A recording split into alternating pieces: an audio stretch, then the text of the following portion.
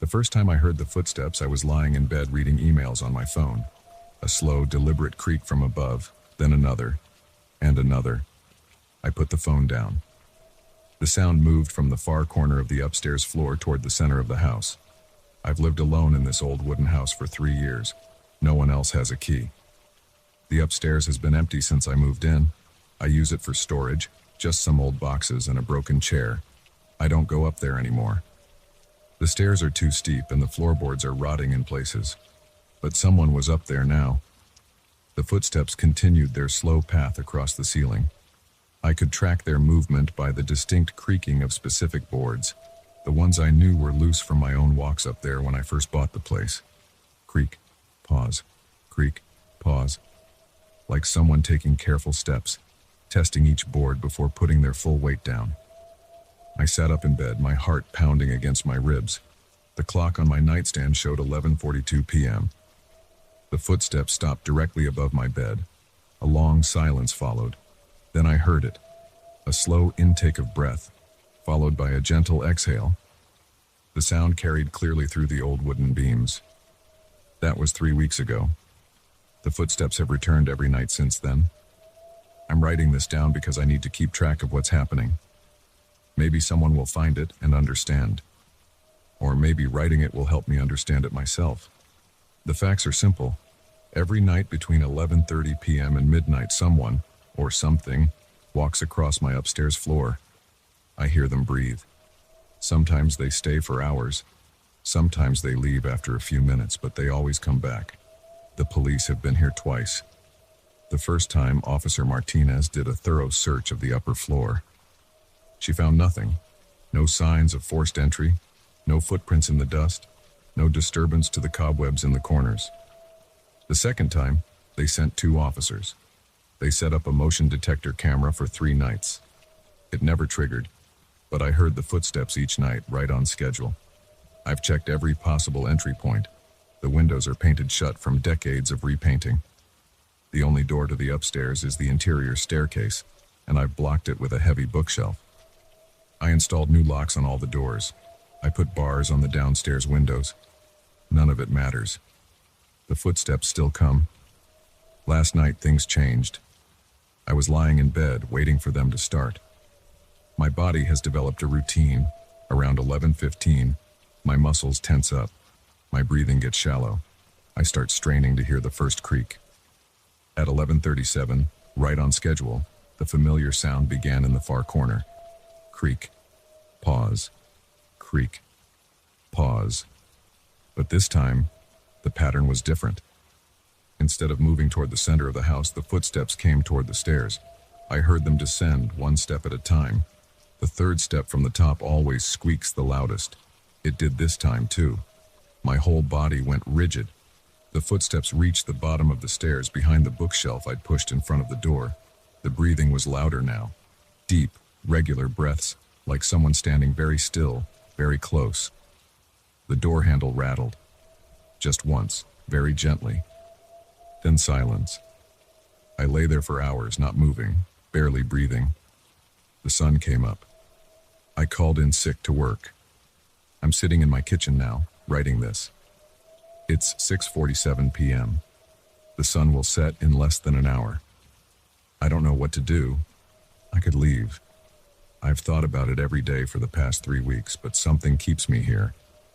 Maybe it's stubbornness. Maybe it's curiosity. Maybe whatever is up there wants me to stay. I don't know anymore. The house creaks all the time now, even during the day. Old houses do that. Wood expanding and contracting with temperature changes. But every creak makes me freeze. Every shadow in my peripheral vision looks like a figure standing just out of sight. The breathing sound follows me. Sometimes I think I hear it behind me while I'm cooking, or sitting at my desk working. When I turn around, nothing's there. I started recording the sounds last week. The footsteps show up clearly on the audio, sharp creaks against the background silence. But the breathing doesn't register. I've played the recordings for friends. They hear the footsteps but say there's no breathing sound. I hear it clearly, both in person and on the recordings. I've started to wonder if the breathing is in my head. Yesterday, I called a structural engineer. He spent 2 hours examining the house, focusing on the upper floor. His report was clear. The floor is solid. The creaking is normal for a house this age, but the boards are all securely fastened. There's no risk of collapse. He didn't say what I wanted him to say, that the sounds I hear could be explained by settling wood or thermal expansion. He just handed me his report and left quickly. I saw him glance over his shoulder as he walked to his truck. I've researched the house's history. County records show it was built in 1923. The original owner, Michael Cranston, lived here until his death in 1956. After that, it changed hands every few years. No deaths reported here. No violent crimes.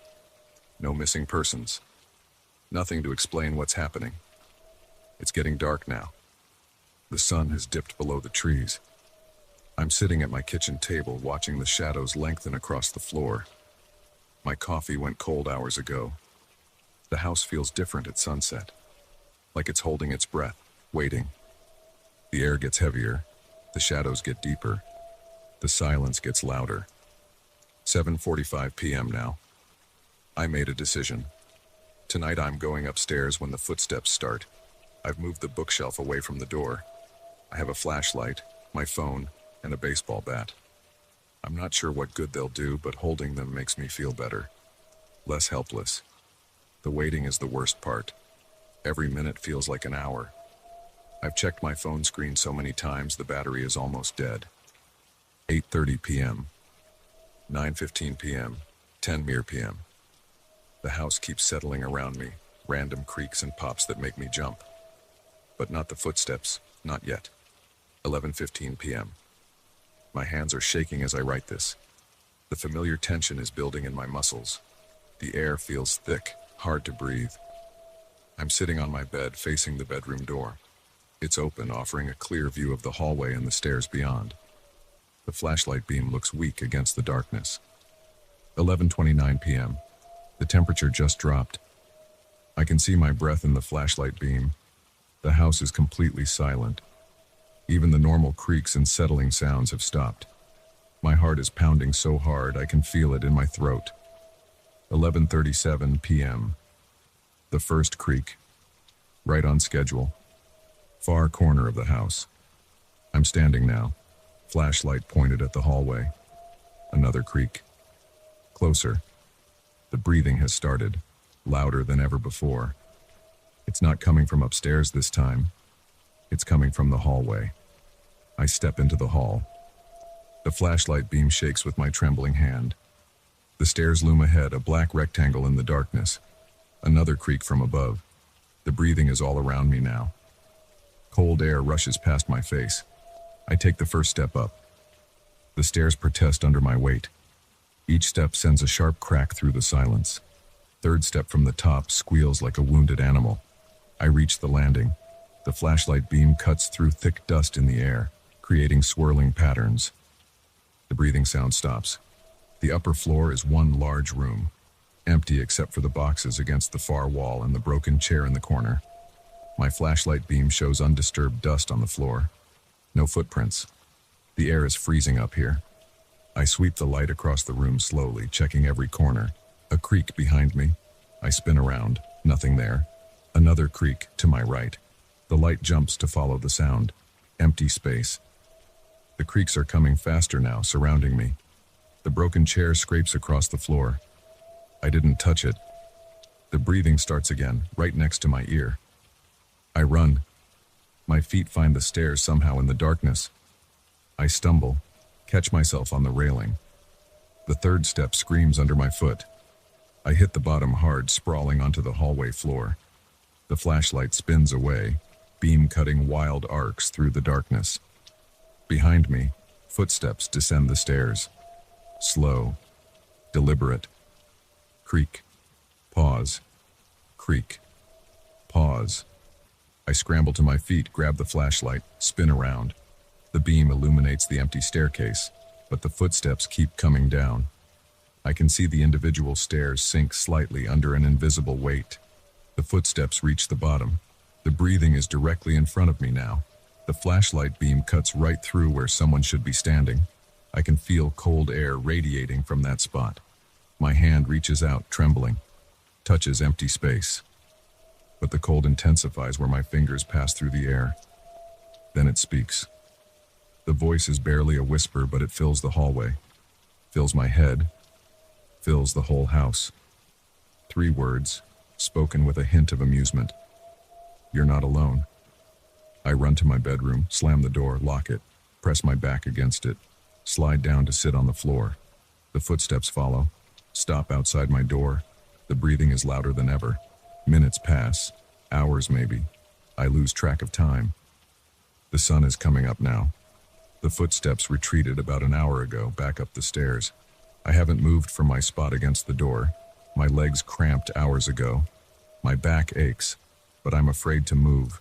I have to leave this house. I know that now. Whatever is here has been waiting for me to understand something. Maybe this was it. The message was clear enough. I'm not alone. I never was. But I don't think it wants me to leave. The cold spot is still there, just outside my door. The breathing hasn't stopped. It's settling in, waiting. I'm writing these last few lines quickly. My phone battery is almost dead. I need to document what happened while it's still fresh in my mind, while I'm still sure it was real. The sun is fully up now. The house is warming up. The cold spot outside my door is fading. The breathing is getting fainter. Soon it will be gone, retreated to whatever dark corner it hides in during the day. But it's not really gone. It's never gone. It just waits. Tonight will come. The footsteps will return. Maybe they'll stay upstairs this time. Maybe they'll come down again. Maybe they'll come through my door. I don't know what it wants. I don't know why it chose this house or why it chose me. But I know one thing with absolute certainty. I'm not alone in this house, and I never will be again.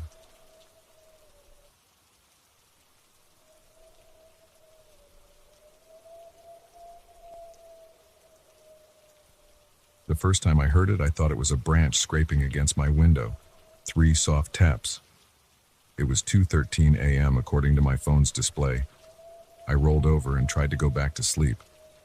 The next night it happened again, and the next, and the next. Always 3 taps. Always around 2 a.m. Always at my second floor window. I live alone in a 2-story house in suburban Connecticut. My bedroom window faces the backyard. There's an old oak tree about 15 feet from the house, but its branches don't reach anywhere near my window. I checked. I've checked everything. The first week I ignored it. Told myself it was the house settling or birds or my imagination. But the taps kept coming. They grew louder, more insistent, like knuckles on glass. Last night I finally looked. I've been awake for 20 hours now. My hands shake when I try to hold my coffee cup. The police think I'm crazy. Maybe I am, but I need to write this down. I need someone to know what's happening to me. It started 3 weeks ago. I had just moved into the house after my divorce. Sarah got the condo in Boston. I got the savings account and this old colonial-style house I bought at a foreclosure auction. The real estate agent said it had been empty for 2 years. The previous owners just disappeared one day, leaving everything behind. Their furniture is still in the basement, covered in sheets. The first few nights were quiet. Too quiet, really. I'd gotten used to the city noise in Boston. Traffic, sirens, drunk college kids stumbling home at 2 a.m. Out here, all I could hear were crickets and the occasional owl. Then the tapping started. That first night I barely registered it. I was half asleep, floating in that hazy space between dreams and reality. Tap, tap, tap, like someone gently knocking on glass. By the time my brain processed the sound, it was over. The second night I was reading in bed when I heard it again. Same time, same pattern. 3 soft taps. I lowered my book and stared at the window. The curtains were drawn. They're thick, dark blue things that came with the house. I couldn't see anything through them. On the third night I waited. I sat up in bed, lights off, watching the window. My phone said 2:12 a.m. when the taps came. This time they were louder, deliberate, like someone wanting to be heard. I got up and walked to the window. My feet felt cold on the hardwood floor. Standing there in my t-shirt and boxers, I reached for the curtain. Then I stopped. Did I really want to see what was out there? I let my hand drop and went back to bed. The fourth night, I installed a security camera in the backyard. It had night vision, motion detection, the works. Cost me $300 at Best Buy. I mounted it under the eaves, pointing it directly at my window. The taps came right on schedule. I checked the camera feed on my phone. Nothing. Just my dark window, the empty yard, the oak tree swaying slightly in the breeze. I started sleeping with the lights on. I bought more cameras, motion sensors, a security system that would alert my phone if anything moved within 20 feet of the house. None of them ever picked up anything. But the tapping continued. By the second week, I was barely sleeping. I'd lie in bed staring at the window, waiting. Sometimes I thought I saw shadows moving behind the curtains. Sometimes I heard scratching, like fingernails on glass. I called a tree service to cut down the oak tree. They came out on a Tuesday morning. The foreman said the tree was healthy, probably 100 years old. Asked me why I wanted it gone. I told him about the tapping. He looked at me like I was crazy. They cut it down anyway. Cost me $2,000. That night the taps were louder than ever. I started recording the sounds on my phone. Played them back for my sister when she visited. She said she couldn't hear anything, just static. But I heard them clear as day. Tap, tap, tap. Last night, everything changed. I was sitting on my bed, back against the headboard, watching the window. The digital clock on my nightstand showed 2:11 a.m. My hands were sweating. I could feel my heart pounding in my chest. The taps came right on time. But this time there was something else. A shadow. A dark shape behind the curtains, visible even through the thick fabric. It looked like a person, but wrong somehow. Too tall. Too thin. My throat went dry. I couldn't move. Couldn't breathe. The shape stayed there perfectly still for what felt like hours. Then it moved. I watched as a hand pressed against the glass. Long fingers. Too many fingers. The shadow shifted, and I saw its reflection in the window. That's when I realized it wasn't casting a shadow on the curtains from outside. It was between the curtains and the glass. I screamed, jumped out of bed, ran to the door, but my legs felt heavy, clumsy. I stumbled, caught myself on the dresser. When I looked back at the window, the shape was gone. I spent the rest of the night in my car, parked in the driveway with all the doors locked. Watched the sun come up over my empty house. This morning I called the police. 2 officers came out, young guys, probably fresh from the academy. They walked around the house, checked the windows, looked for footprints in the dirt below my window. Found nothing. No signs of tampering, one of them said. Windows are all locked from the inside. What about cameras? The other one asked. You got any security footage? I showed them the recordings. The cameras had caught nothing. Just empty air where I'd seen the shape. They wrote up a report, gave me some pamphlets about home security and mental health services, told me to call them if I saw anything concrete. It's afternoon now. I'm sitting in a coffee shop downtown, typing this on my laptop. The sun is bright outside. People are walking their dogs, pushing strollers, living their normal lives. In a few hours, it'll be dark. I don't want to go back to the house, but I have nowhere else to go. Sarah won't take my calls. My sister lives 3 states away. The few friends I have in the area already think I'm losing it. Maybe I am. Maybe the stress of the divorce, the move, the isolation. Maybe it's all finally getting to me. Maybe I'm seeing things that aren't there.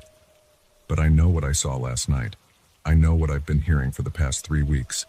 And I know that when I go home tonight, it'll be waiting. The sun is starting to set. My coffee's gone cold. The barista is giving me looks. They're probably closing soon. I should leave. Should find a hotel maybe. Or just start driving and not stop until I'm somewhere far away from here. But I won't. I'm going back to the house.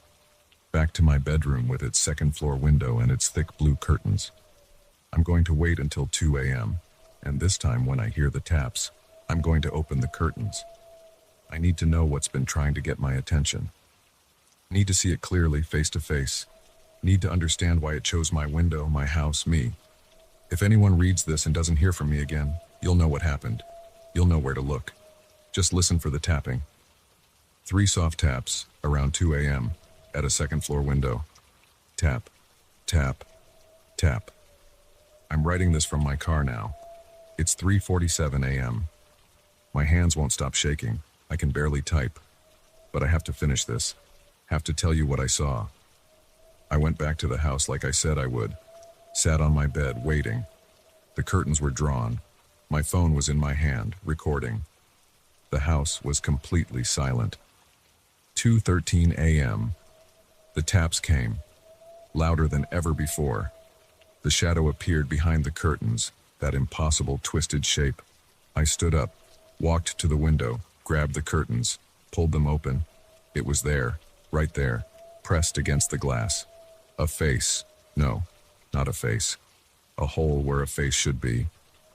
Black empty space surrounded by pale, stretched skin. And eyes. So many eyes. All of them looking at me. Its hand was on the glass. Long fingers. I counted them. 12 on one hand. Each one tipped with something that wasn't quite a nail. The thing's mouth opened. The glass frosted over with its breath. I saw teeth. Row after row of them, going back into that impossible darkness. I ran. Didn't even grab my keys at first. Just ran downstairs, out the front door, into my car. Went back for the keys. The whole time I could feel it watching me from my bedroom window. I'm parked at a rest stop now, 50 miles from the house. Can't stop looking in my rearview mirror. Keep thinking I see movement in the back seat. The sun will be up soon. I don't know what I'm going to do. Can't go back to the house. Can't tell anyone what I saw. They'll think I'm insane. Maybe I am. But I know one thing for certain. It wasn't trying to get in. It was trying to show me something. When I looked into those eyes, all those eyes, I saw reflections. Hundreds of them. Each one showing a different window, different curtains, different people looking out. I wasn't the first. Won't be the last. It's still out there. Still tapping on windows at 2 a.m. Still showing people what it wants them to see. Listen for it. 3 soft taps. Always at a second-floor window. But whatever you do, don't open the curtains. Don't look. I did. And now I can't stop seeing those reflections. Can't stop thinking about all those other windows, all those other people. Can't stop wondering whose window it's tapping on tonight. Tap, tap, tap.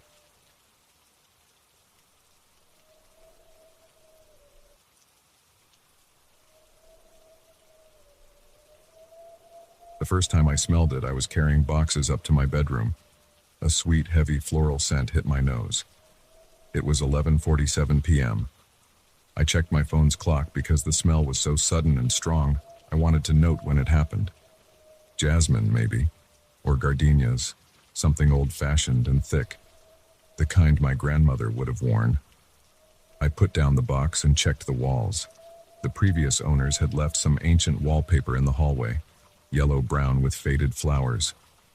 I figured it was probably holding decades of perfume and dust. The house was built in 1901 and it showed. The realtor had called it a historic property with character. That meant creaky floors, drafty windows, and walls that needed work. I'd gotten it cheap because of the repairs it needed. My divorce settlement hadn't left much cash for house hunting. But this place, with its peeling paint and worn stairs, was mine. All mine. No more apartment living. No more sharing walls with neighbors. No more memories of Sarah in every room. The smell faded after a few minutes. I didn't think much of it. Old houses have their quirks. I went back to unpacking. The next night, it happened again. Same time, almost exactly. The scent filled the upstairs hallway as I was heading to the bathroom. Strong enough to make my eyes water.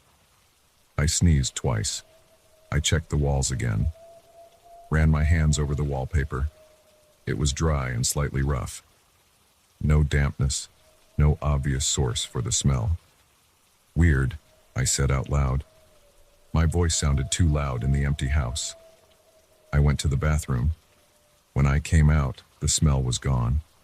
This pattern continued for a week. Every night between 11:45 p.m. and midnight, that same heavy floral scent would appear in the hallway. Sometimes it lasted 5 minutes, sometimes 15, always gone by 12:30 a.m. I started taking notes on my phone. Night 1, 11:47 p.m. Smell appeared while carrying boxes. Duration, 5 minutes night. 2, 11:50 p.m. Smell appeared on way to bathroom. Duration, 10 minutes night. 3, 11:45 p.m. Smell appeared while walking to bedroom. Duration, 15 minutes night. 4, 11:52 p.m. Smell appeared in hallway. Duration, 8 minutes night. 5, 11:48 p.m. Smell appeared near stairs. Duration, 12 minutes night. 6, 11:46 p.m. Smell appeared by bedroom door. Duration, 7 minutes. Night, 7, 11:49 p.m. Smell appeared at top of stairs. Duration, 10 minutes. I'm not a superstitious person. I don't believe in ghosts. There had to be a logical explanation. Maybe something in the ventilation system. Maybe the old wallpaper released stored scents when the temperature dropped at night. Maybe a neighbor was doing something weird with perfume. But on the 8th night, something changed. I was in my bedroom at 11:40 p.m. getting ready for bed. I decided to wait and see if the smell would appear again. I stood in the hallway, phone in hand, timer running. 11:45 p.m. passed, nothing. 11:47 p.m., still nothing. 11:50 p.m. The air stayed clean and normal. I started to feel foolish. Maybe whatever had caused it had finally stopped. Then, at 11:52 p.m., I felt it. Not from the hallway this time. It came from behind me, inside my bedroom. The scent was stronger than ever. My nose burned with it. My eyes watered. I turned around slowly. The bedroom was empty. But the smell followed me as I walked toward the door. It got stronger when I moved toward the stairs. My heart started pounding. Sweat broke out on my forehead. This wasn't right. Smells don't follow people. I walked quickly down the stairs. The scent came with me, staying just as strong. At the bottom of the stairs, I stopped. The smell swirled around me, thick enough to taste. My phone buzzed. A text from my sister. "How's the new house?" I didn't answer. My hands were shaking too much to type. The smell stayed with me until midnight. Then it vanished like someone had flipped a switch. I slept on the couch that night. The next day, I called a home inspector. He came out that afternoon. Ed Wilson, 60-something, beer belly, 30 years of experience. He checked everything. The ventilation system, the walls, the insulation, the plumbing. "House is old," he said, chewing on a toothpick. "But I don't see anything that would cause smells like that. No mold, no gas leaks, no chemical residue. Could it be something in the walls? Old perfume soaked into the wallpaper?" He shook his head. Wouldn't explain why it only happens at night, or why it moves. I didn't like how he said that last part. "You believe me about that? The moving part?" Ed took out his toothpick. "Been doing this job a long time. Seen some strange things in old houses." He paused. "You know anything about who lived here before?" I shook my head. "Might want to look into that." He left me his bill and a business card for someone named Maria Santiago. Psychic medium and historical researcher, was printed under her name. I threw the card away. That night I set up my laptop to record the hallway. I started the recording at 11:30 p.m. and went downstairs to watch TV. At 11:47 p.m., I heard footsteps upstairs. Light, quick steps, like someone wearing high heels. My whole body went cold. I was alone in the house. I should not be hearing footsteps. The smell hit me a second later, stronger than ever. It filled the living room, making me cough. The footsteps moved across the upstairs hallway. Tap, tap, tap. They stopped at the top of the stairs. I stared at the staircase. The smell was overwhelming now. My heart was beating so hard I could feel it in my throat. A creak on the top stair. Another creak, one step down. The smell got stronger with each step. I couldn't move, couldn't breathe. The perfume filled my lungs. The creaking steps reached the middle of the staircase. My phone rang. The sharp sound broke whatever spell had frozen me in place. I ran out the front door. I spent the night in my car. In the morning, I checked the laptop recording. The video showed an empty hallway. But at 11:47 p.m., there was a change. A faint mist appeared, moving across the screen. It looked like smoke, but more solid, more purposeful in its movement. The mist moved toward the stairs, then the video cut out. When it came back on 30 seconds later, the hallway was empty again. I watched it 10 times. Frame by frame, the mist was there. I wasn't crazy. I dug out Maria Santiago's card from the trash. She answered on the first ring. "Mr. Thompson, I've been expecting your call." I didn't ask how she knew my name. She came to the house that afternoon. Short, round, maybe 50. She wore jeans and a t-shirt, not what I expected from a psychic. "The smell," she said as soon as she walked in. "It's gardenias and rose water, old-fashioned perfume, popular in the 1950s. I hadn't told her about the smell yet. She walked upstairs without waiting for me, stopped in the hallway, closed her eyes. "She died here," Maria said. "Top of the stairs. Heart attack. Quick at least. She was getting ready for a date. Put on her favorite perfume. She was excited. First date since her husband died." Maria opened her eyes. Her name was Eleanor Wright. Lived here from 1948 to 1959. She was 43 when she died. "How do you know all this?" I looked up the house's history before I came. Death records, old newspapers. The psychic part just confirms what I research. She touched the wallpaper. She chose this pattern, yellow roses. It was new when she died. Why is she still here? Spirits sometimes get stuck in routines. She's reliving her last moments over and over, getting ready for a date that never happened. What do I do? Maria looked at me for a long moment. "You could move, or you could talk to her." "Talk to her?"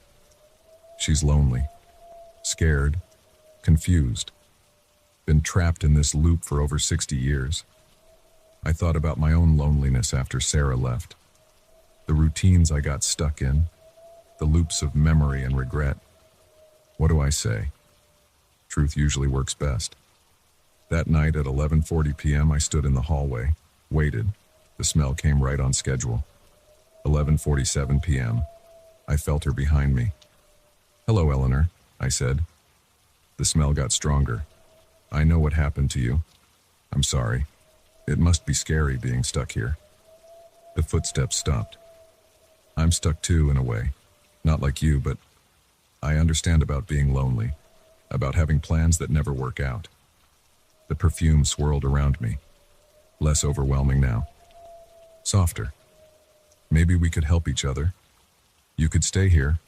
I don't mind. But no more midnight walks. No more reliving that night. It's time to let that go." The air got cold. I could see my breath, then warmth. The smell of gardenias, gentle now. Almost sweet. A touch on my shoulder, light as a breeze. The scent faded slowly. Not like switching off a light this time. More like a goodbye. That was 3 months ago. Eleanor's still here. I smell gardenias sometimes, usually in the morning when I'm having coffee. Sometimes when I come home from a bad day at work, there's a faint floral scent in the living room. Comforting now, not scary. We've worked out an arrangement. She doesn't walk the stairs at midnight anymore. I don't try to change the wallpaper. Last week I had a date over for dinner. First one since Sarah. When we walked in, the house smelled like a garden. My date loved it. Eleanor approved, I guess. Sometimes the things that scare us most just need to be understood. Sometimes ghosts and people just need someone to talk to. I'm sleeping better now. The house feels more like home. Eleanor's perfume is part of that. We're both a little less stuck these days.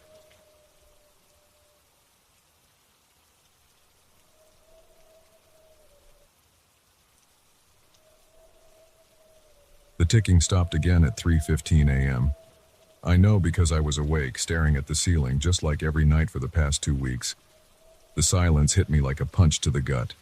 My hands got clammy. My heart rate picked up. The same time. Always the same damn time. But I should back up.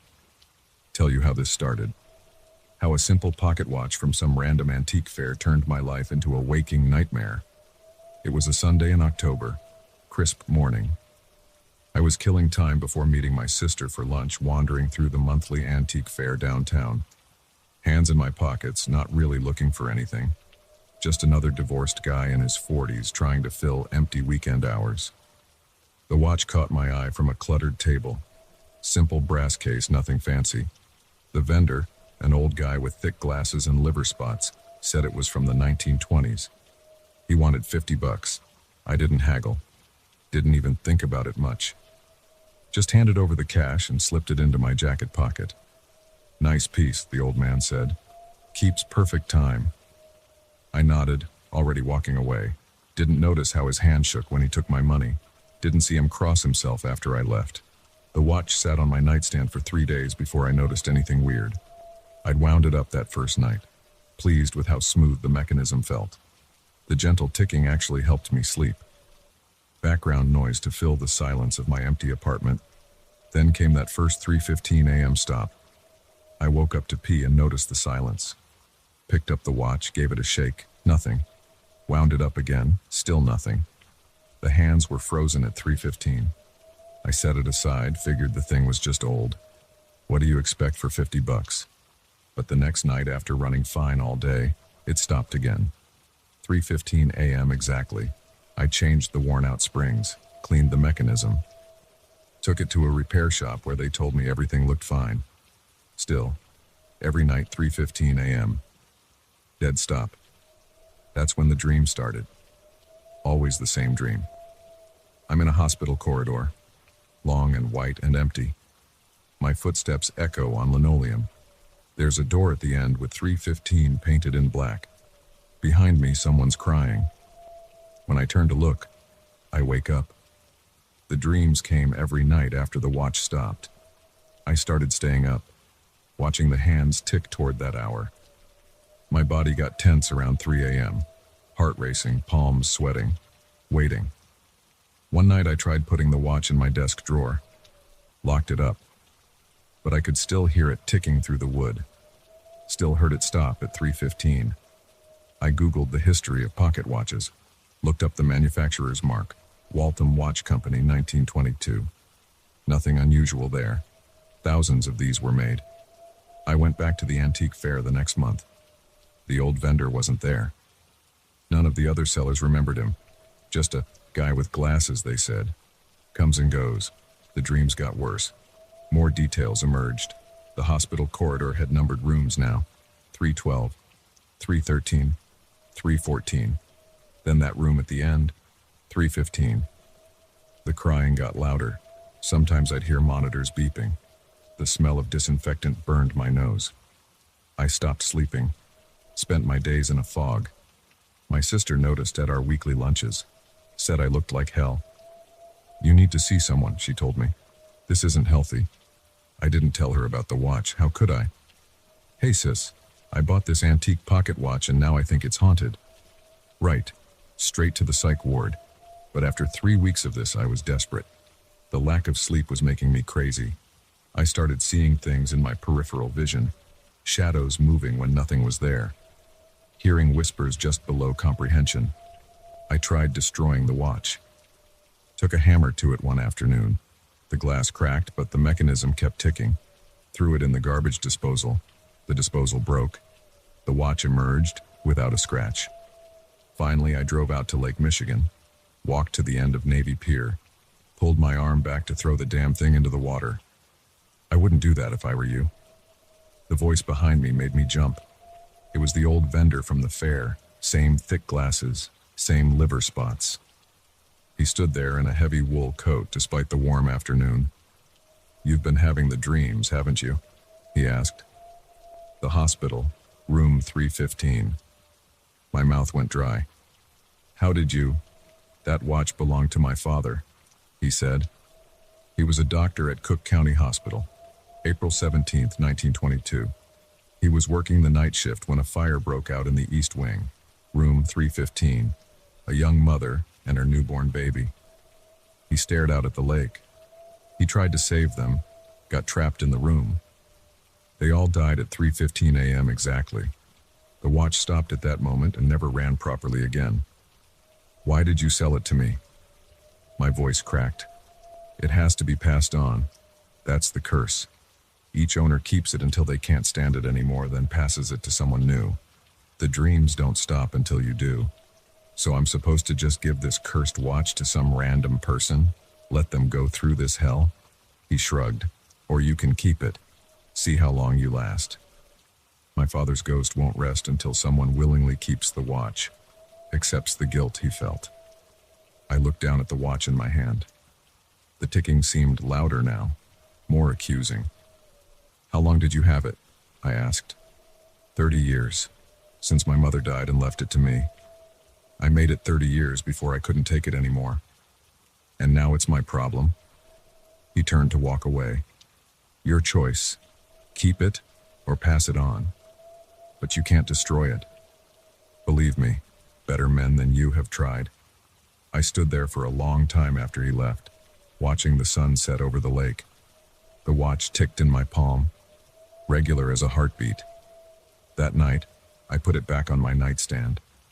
Watched the hands move toward 3:15 a.m., but this time I didn't feel the usual dread, just resignation. The dream came as always, the hospital corridor, the numbered rooms. But this time, I forced myself to open door 315. Inside, smoke filled the air. A woman clutched a bundle to her chest, coughing. A man in a doctor's coat pounded on a window that wouldn't open.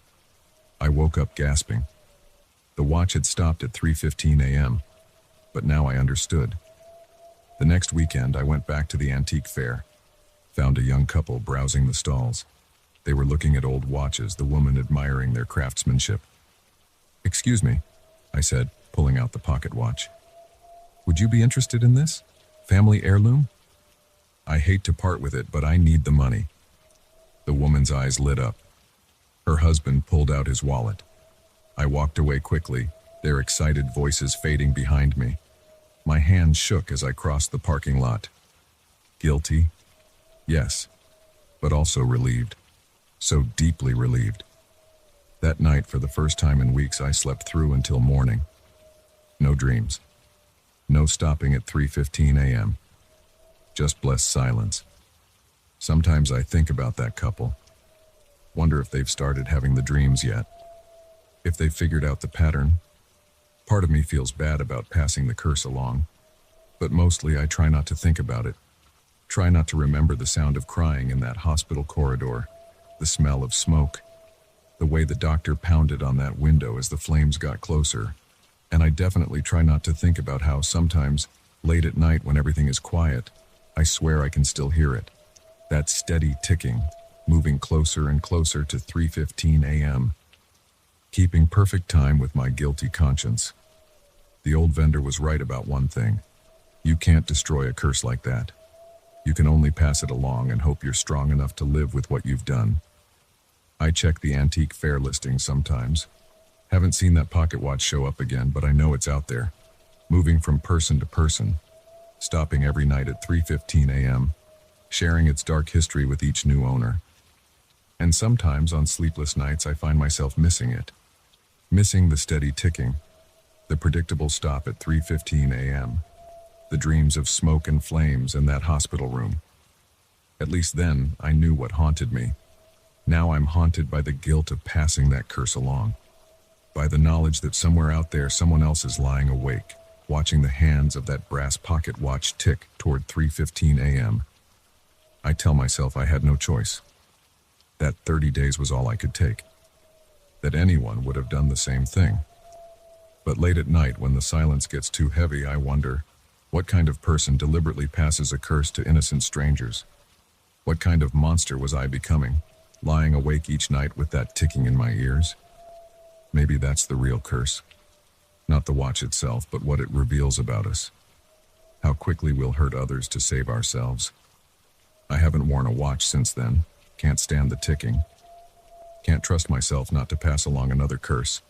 But every night at 3:15 a.m., no matter where I am or what I'm doing, I think about that couple from the antique fair, and I whisper an apology into the darkness. Not that it matters. Not that it changes anything. The watch is still out there, still ticking, still stopping at 3:15 a.m. And somewhere, someone is lying awake, learning to hate the sound of time passing, learning just how far they'll go to make the ticking stop. I just hope they're stronger than I was. Hope they can bear the weight of that curse better than I did. But I know better. Sooner or later, they'll pass it along too. The curse will keep moving, keep spreading, all because I couldn't resist a $50 pocket watch at an antique fair. All because I had to fill those empty weekend hours with something, anything. Be careful what you buy at antique fairs. Some prices are higher than they appear. Some costs keep adding up long after the money changes hands. And if you ever see a brass pocket watch circa 1922, Waltham Watch Company, just walk away. Let someone else learn about 3:15 a.m. the hard way.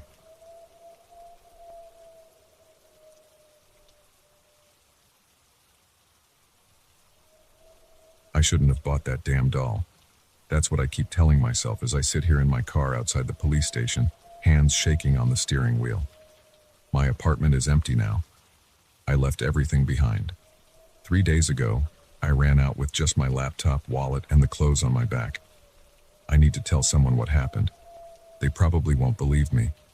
I barely believe it myself, but I have to try. It started 6 weeks ago. I was walking past Second Chance Thrift on my way home from work. I never go in there. But that day something made me stop. In the window display, among the usual junk, old lamps, worn books, chipped coffee mugs, sat this porcelain doll. It wasn't like those creepy antique dolls with dead eyes and cracked faces. This one looked almost new. Long brown hair, green glass eyes, wearing a blue dress with white lace trim. The price tag said $15. I went inside. The store smelled like old clothes and furniture polish. The elderly woman at the counter barely looked up from her crossword puzzle when I walked in. I picked up the doll from the window display. It was heavier than I expected, solid porcelain. The face had delicate painted features, slight smile, rosy cheeks, thin arched eyebrows. The hair felt real. Beautiful piece, isn't she? The old woman had finally looked up. Just came in yesterday. Do you know where it came from? She shrugged. Estate sale, I think. Previous owner passed away. I don't collect dolls. I'm a 34-year-old software developer who lives alone. My apartment is all modern furniture and tech gadgets. But something about this doll felt right. 15 minutes later, I walked out with it wrapped in brown paper. I put it on my living room bookshelf between my coding manuals and sci-fi paperbacks. It looked out of place, but in a good way. Added some character to my sterile apartment. I snapped a photo and posted it on Instagram. New roommate. Ian thrift store find. The first week was normal. The doll sat on the shelf. I went to work, came home, ordered takeout, coded on my laptop. Sometimes I forgot it was even there. Then things started happening. Small things at first. I'd come home and notice the doll's head had turned slightly to the left or right. I assumed it was vibrations from the street. I live on a busy road, trucks pass by all the time. Or maybe I'd bumped the shelf without realizing. One morning I found it facing the wall. I definitely hadn't left it that way. I turned it back around, took a photo, and drew small marks on the shelf with a pencil to mark its position. When I got home that evening, it had rotated 45 degrees to the right. I'm not a superstitious person. I deal with logic and data for a living. There had to be a rational explanation. Maybe the shelf wasn't level. Maybe the building's settling was causing subtle movements. I bought a level from Home Depot and checked. The shelf was perfectly horizontal. I started documenting everything, taking photos morning and night, making notes of the doll's position changes. After 2 weeks, I had enough data to see a pattern. The movements were getting bigger. It wasn't just rotating anymore. Sometimes I'd find it pushed to the edge of the shelf. Once it was lying face down. I should have gotten rid of it then, but I needed to understand what was happening. I set up my laptop to record time-lapse video of the shelf while I was at work. 9 hours of footage showed nothing. The doll didn't move. But when I watched it back, I noticed something strange. There were moments when the video seemed to glitch.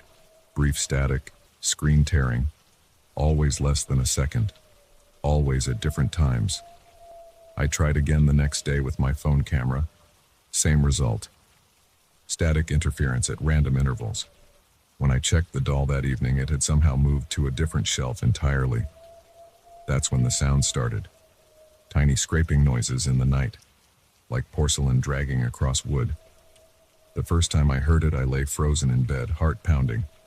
By the time I worked up the courage to check, the doll was in its usual spot, but the pencil marks showed it had moved and returned. I stopped sleeping properly. Installed a motion-activated security camera. Bought better locks for my doors and windows. My coworkers noticed something was wrong. I looked tired, jumpy. I made stupid mistakes in my code. My manager suggested taking some time off. Then came the night everything changed.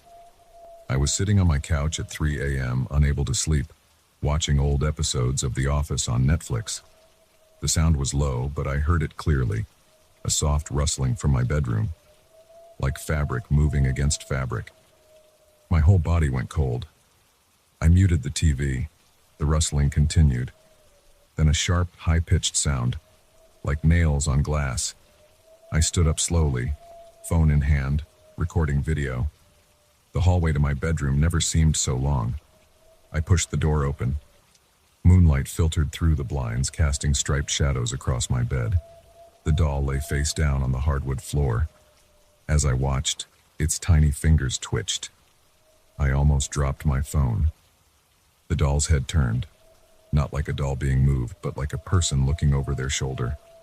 Those green glass eyes fixed on me. The delicate painted mouth stretched into a wider smile than I remembered. I ran, slammed the bedroom door, leaned against it, breathing hard. From inside, I heard the scraping sound again. Closer now. Something light bumped against the other side of the door. No, no, no, no. I pressed my back harder against the door. My phone was still recording. The bumping continued, moving higher up the door, like something climbing. Then silence. I counted to 60 in my head. Nothing. Sweat ran down my face. My legs shook. I had to look. Had to know. I stepped away from the door, turned the handle, pushed it open an inch. The hallway light showed a strip of empty floor. I opened it wider. The doll stood upright in the doorway. Not propped or leaning, standing on its own 2 tiny porcelain feet. Its head tilted up to look at me. The eyes were different now. Deeper, darker. The pupils had expanded to fill the entire iris. I screamed, stumbled backward, fell hard on my ass. The doll took a step forward. Its movements were jerky, mechanical, but deliberate. Another step. The painted smile had grown so wide it stretched past where its cheeks should end. I scrambled up, ran for the front door. Behind me, the rapid tap-tap-tap of porcelain feet on hardwood. I didn't look back, grabbed my keys from the hook, fumbled with the locks. Something grabbed my pant leg. Sharp points dug into my calf through the fabric. I kicked out blindly, heard a crack. When I looked down, the doll lay on its side. One of its arms had broken off at the elbow, but it was still moving, dragging itself toward me with its remaining arm. Dark liquid seeped from the broken joint, not blood, something black and thick like oil. I finally got the door open, ran into the hallway, slammed it behind me. Took the stairs instead of waiting for the elevator. Didn't stop running until I reached my car. I spent that night in a 24-hour diner, drinking coffee with shaking hands, watching the video I'd recorded over and over. Most of it was too dark or blurry to see clearly, but there was one frame just before I dropped the phone that showed the doll's face in perfect detail. Those eyes, that impossible smile, the way its head had turned too far, beyond what its neck joint should allow. I called in sick to work, spent the morning researching the history of second chance thrift. The store had been there for decades. The old woman who sold me the doll had owned it for the past 30 years. I found her obituary from 2 weeks ago. Heart attack, they said. Found dead in the store. I drove past the shop. It was closed, brown paper covering the windows. A for lease sign hung in the door. Through a gap in the paper, I could see the empty interior. All the merchandise was gone. That afternoon, I went to the public library, spent hours searching newspaper archives, found a story from 1987 about a fire in an apartment building downtown. The victim was a woman named Eleanor Marsh, 42. She'd been a doll maker who worked from home. The fire started in her workshop. The article mentioned her unique process for creating porcelain dolls, using traditional materials and methods passed down through generations. There was a photo, blurry black and white, but I recognized her work. The same delicate features, the same style. In the background of her workshop, dozens of dolls lined the shelves, all with the same slight smile. The fire investigation found strange residues in the workshop, unidentifiable chemicals, traces of organic material mixed with the porcelain. The case was never fully solved. I couldn't go back to my apartment. Sent an email to my landlord terminating my lease early. Paid the penalty. Asked a moving company to pack and store everything. Gave them specific instructions. Leave the doll behind. Don't touch it. Don't look at it. Now I'm sitting here in my car, trying to work up the courage to walk into the police station. My phone contains video evidence of something impossible. My leg still has the bruises where it grabbed me. But who would believe me? The sun is setting. Through my car window, I can see the reflection of the back seat and the side mirror. Something moves. A flash of blue and white lace. A glint of green glass. I reach for the door handle. My hand freezes. In the mirror, I watch as a small porcelain hand reaches forward. Its fingers are stained black. Behind it, I see that wide, stretching smile. This time I don't run. I can't. The tapping sound is closer now, right behind my head. I feel cold pressure on my shoulder, delicate points pressing through my shirt, like tiny fingers made of porcelain. End of statement. Police report addendum. Vehicle found abandoned in station parking lot. Driver's side door open. Cell phone on passenger seat containing corrupted video files. Investigation ongoing.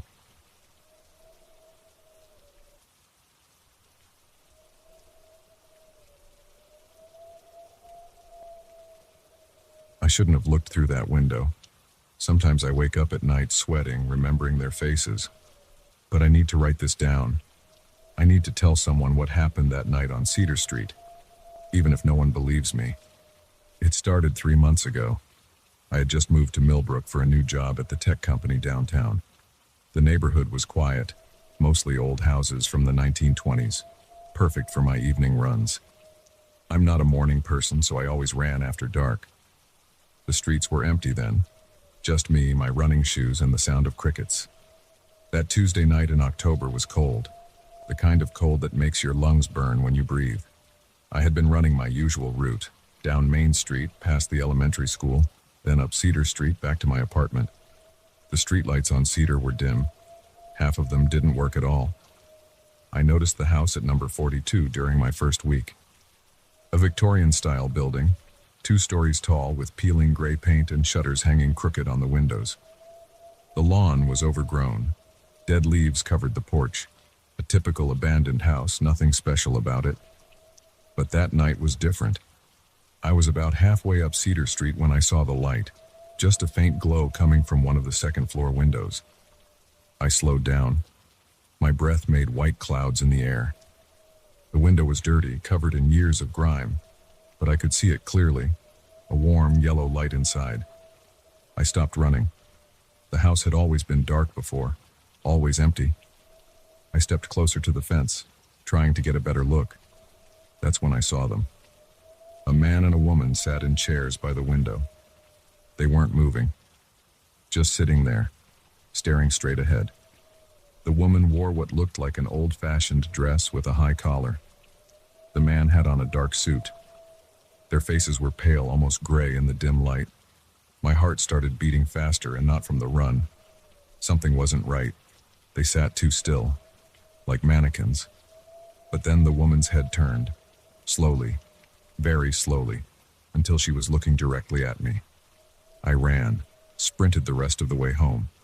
My legs burned and my lungs felt like they were on fire. But I didn't stop until I was inside my apartment with the door locked. The next morning I convinced myself I had imagined it.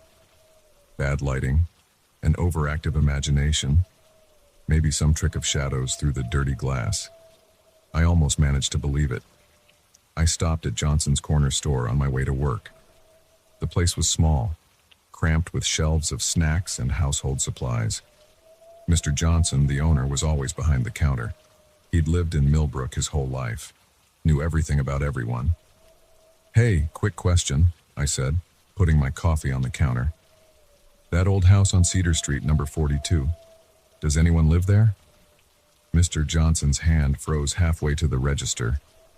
He looked at me for a long moment. "Nobody's lived in that house for 30 years, he said. "Not since the fire." "Fire?" "Back in '93. Killed the couple who lived there. The Petersons. Electrical problem, they said. Started in the middle of the night while they were sleeping." He shook his head. "House has been empty ever since. City can't sell it. Every time someone tries to renovate, something goes wrong. Equipment breaks down, workers quit. Some say they see things in there." My coffee suddenly felt cold in my hand. "What kind of things?" "Just stories," he said, but he wouldn't meet my eyes. "Kids making up ghost stories, you know how it is." I should have left it alone. Should have changed my running route, avoided Cedar Street altogether. But that night, I went back. The house looked the same as always. Dark, empty, no light in the window. I stood there for 10 minutes feeling like an idiot. Of course there was no light. Of course I hadn't seen anyone. The house was abandoned. I turned to leave. That's when I heard it.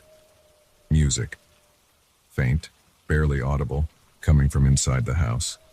Old music, like from a record player, a slow waltz. My hands started shaking.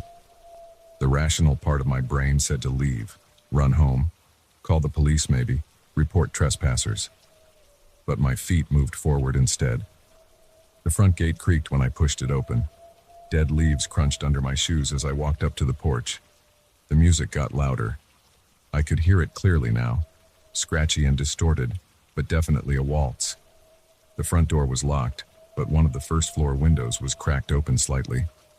I pulled out my phone, turned on the flashlight and shined it inside. The beam cut through years of dust floating in the air. The room was empty except for some broken furniture.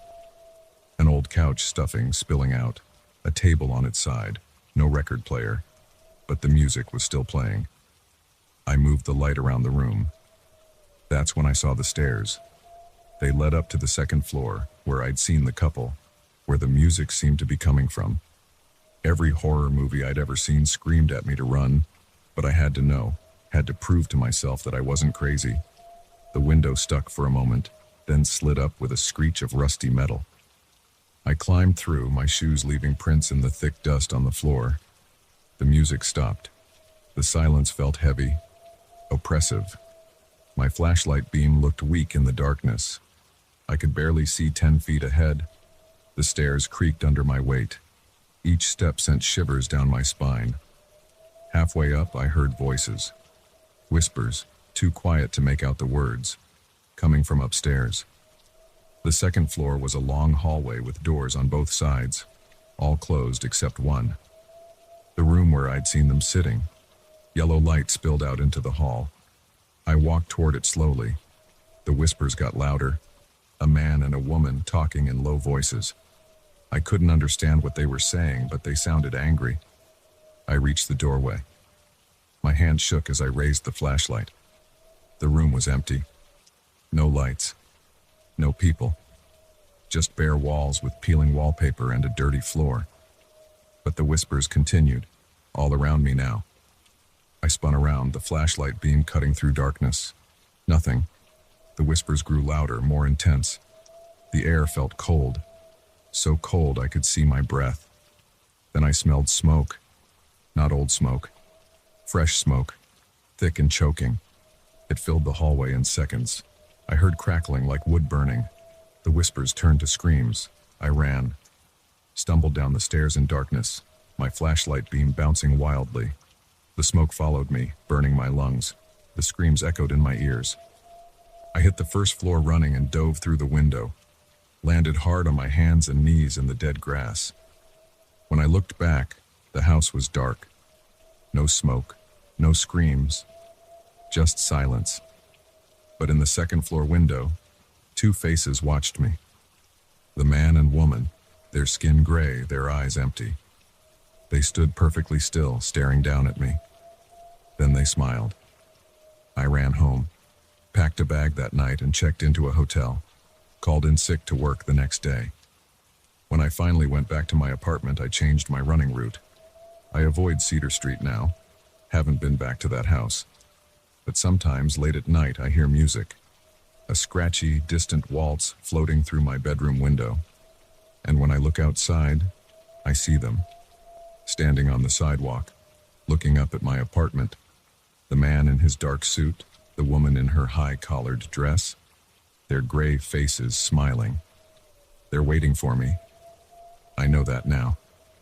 Waiting for me to come back to their house, to join their endless dance in the dark. I'm moving next week, found a new job in another state, far away from Millbrook, from Cedar Street, from that house. But I still wake up some nights, heart pounding, remembering their faces, remembering their smiles. And I wonder if distance will be enough, if any place is far enough to escape what I found in that abandoned house. Because sometimes when I close my eyes, I can still hear the music playing.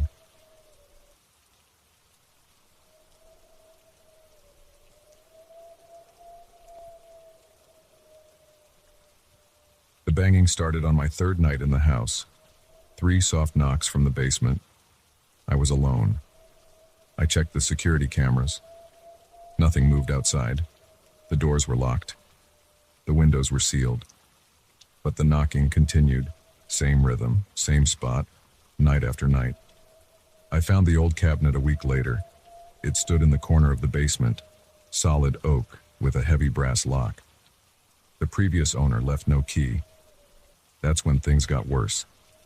The realtor never mentioned a basement cabinet when she showed me the house. Great deal for the location, she kept saying. Previous owner motivated to sell quickly. I should have asked more questions.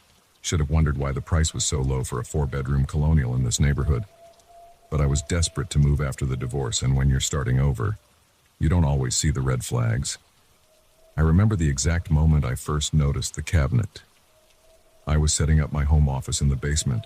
Better cell reception down there, ironically. The cabinet blended with the wood paneling at first.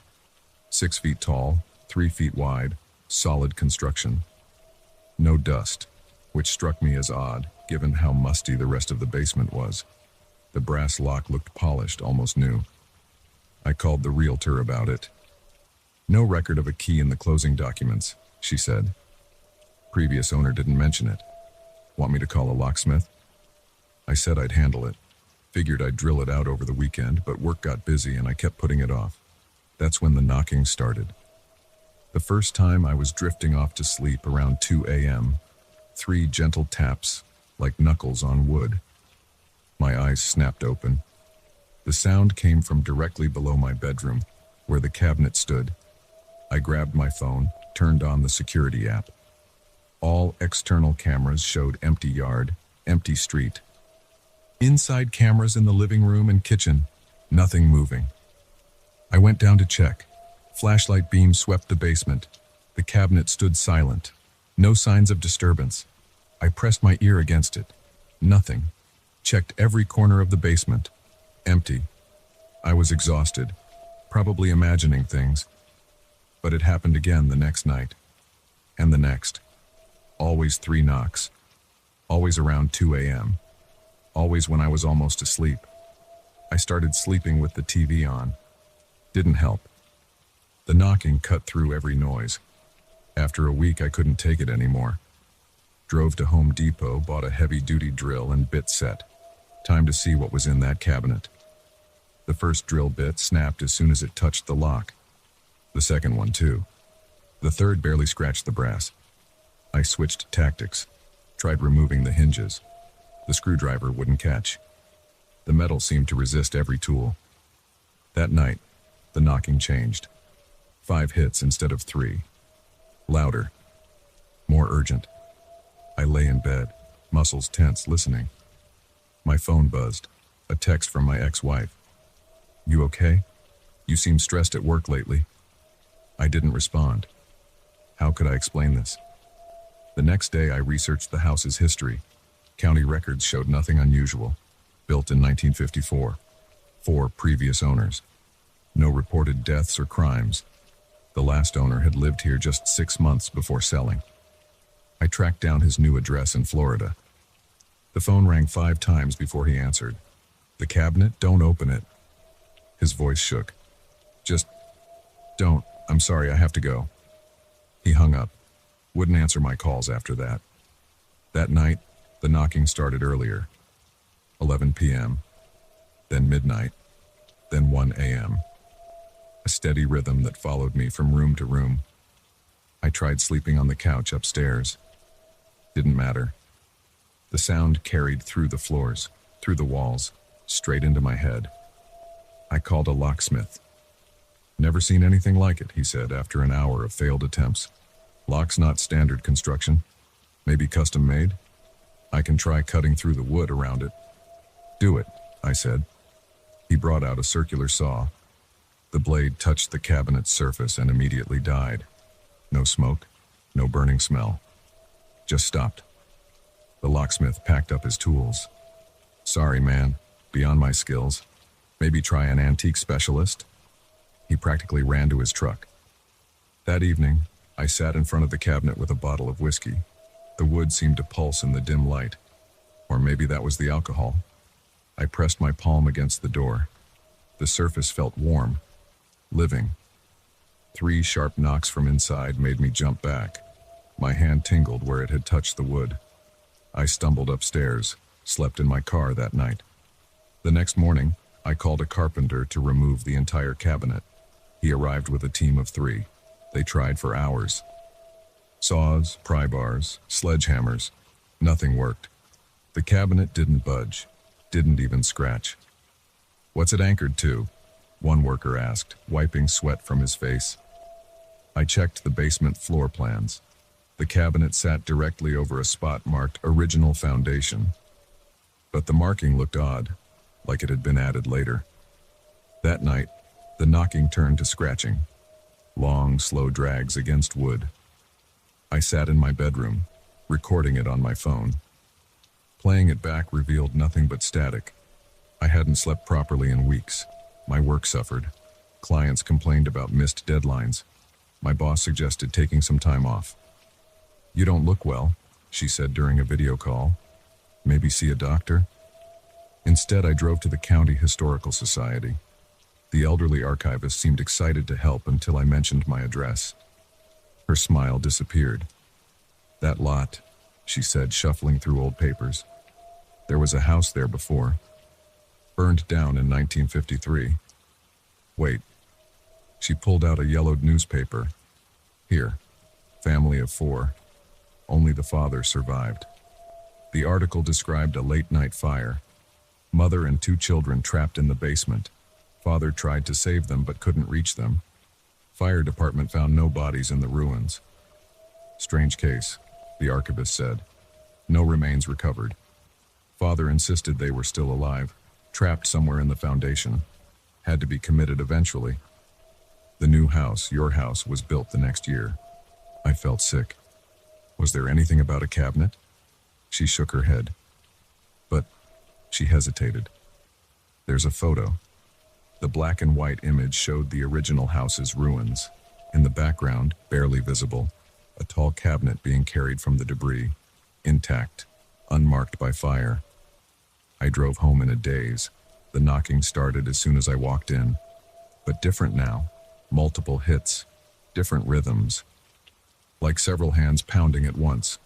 I ran to the basement. The cabinet vibrated with each knock. The brass lock glowed dully in the fluorescent light. And there, seeping from under the door, water. Dark, stagnant water that smelled of old smoke. My phone rang. Unknown number. I answered. "Don't open it." A man's voice, ancient and cracking. "They want out, but they're not. They're not them anymore. Not after all this time." "Who is this?" I tried to save them. The fire. I thought I could reach them, but it was too late. The cabinet. It took them. Changed them. I hear them every night. Calling. Scratching. But they're not my family. Not anymore. The line went dead. The knocking stopped. Complete silence filled the basement. Then, a click. The lock turned slowly, on its own. The cabinet door began to open. I ran, grabbed my keys, my wallet, nothing else. As I backed out of the driveway, I saw movement in the basement window. A hand pressed against the glass, small, child-sized, dripping with dark water. I drove to a hotel, called a real estate agent the next morning, listed the house, full disclosure about the cabinet. No takers yet. The knocking probably continues every night, but I'll never know. I'm not going back. Sometimes my phone rings at 2 a.m., unknown number. I don't answer. But I know what I'd hear if I did. 3 soft knocks, followed by the sound of rushing water and children crying in the dark. The house remains empty. The cabinet stands in the basement, door slightly ajar now, waiting, always waiting. And sometimes, on quiet nights, people driving past report seeing lights in the basement. And if they listen carefully, they might hear knocking. 3 soft taps, like knuckles on wood, calling out to anyone willing to open the door. But here's the thing about doors. Once they're opened, they never close quite the same way again. Some things are meant to stay locked away. Some cabinets should remain unopened. Some knocks should go unanswered. I still dream about what might have happened if I'd stayed, if I'd seen what emerged from that cabinet. But then I wake up, usually around 2 a.m., and check my phone. No missed calls, no unknown numbers. Just the quiet of my new apartment, far from any basements, far from any cabinets. And if sometimes, in the deepest part of night, I think I hear 3 soft knocks, well, I've learned to turn up the TV, close my eyes, and tell myself that some mysteries are better left unsolved. Some doors are better left locked. Some stories are better left unfinished. But I know they're still there, waiting in that cabinet, knocking, always knocking. And sometimes when I'm almost asleep, I wonder, are they trying to get out, or are they trying to invite someone in?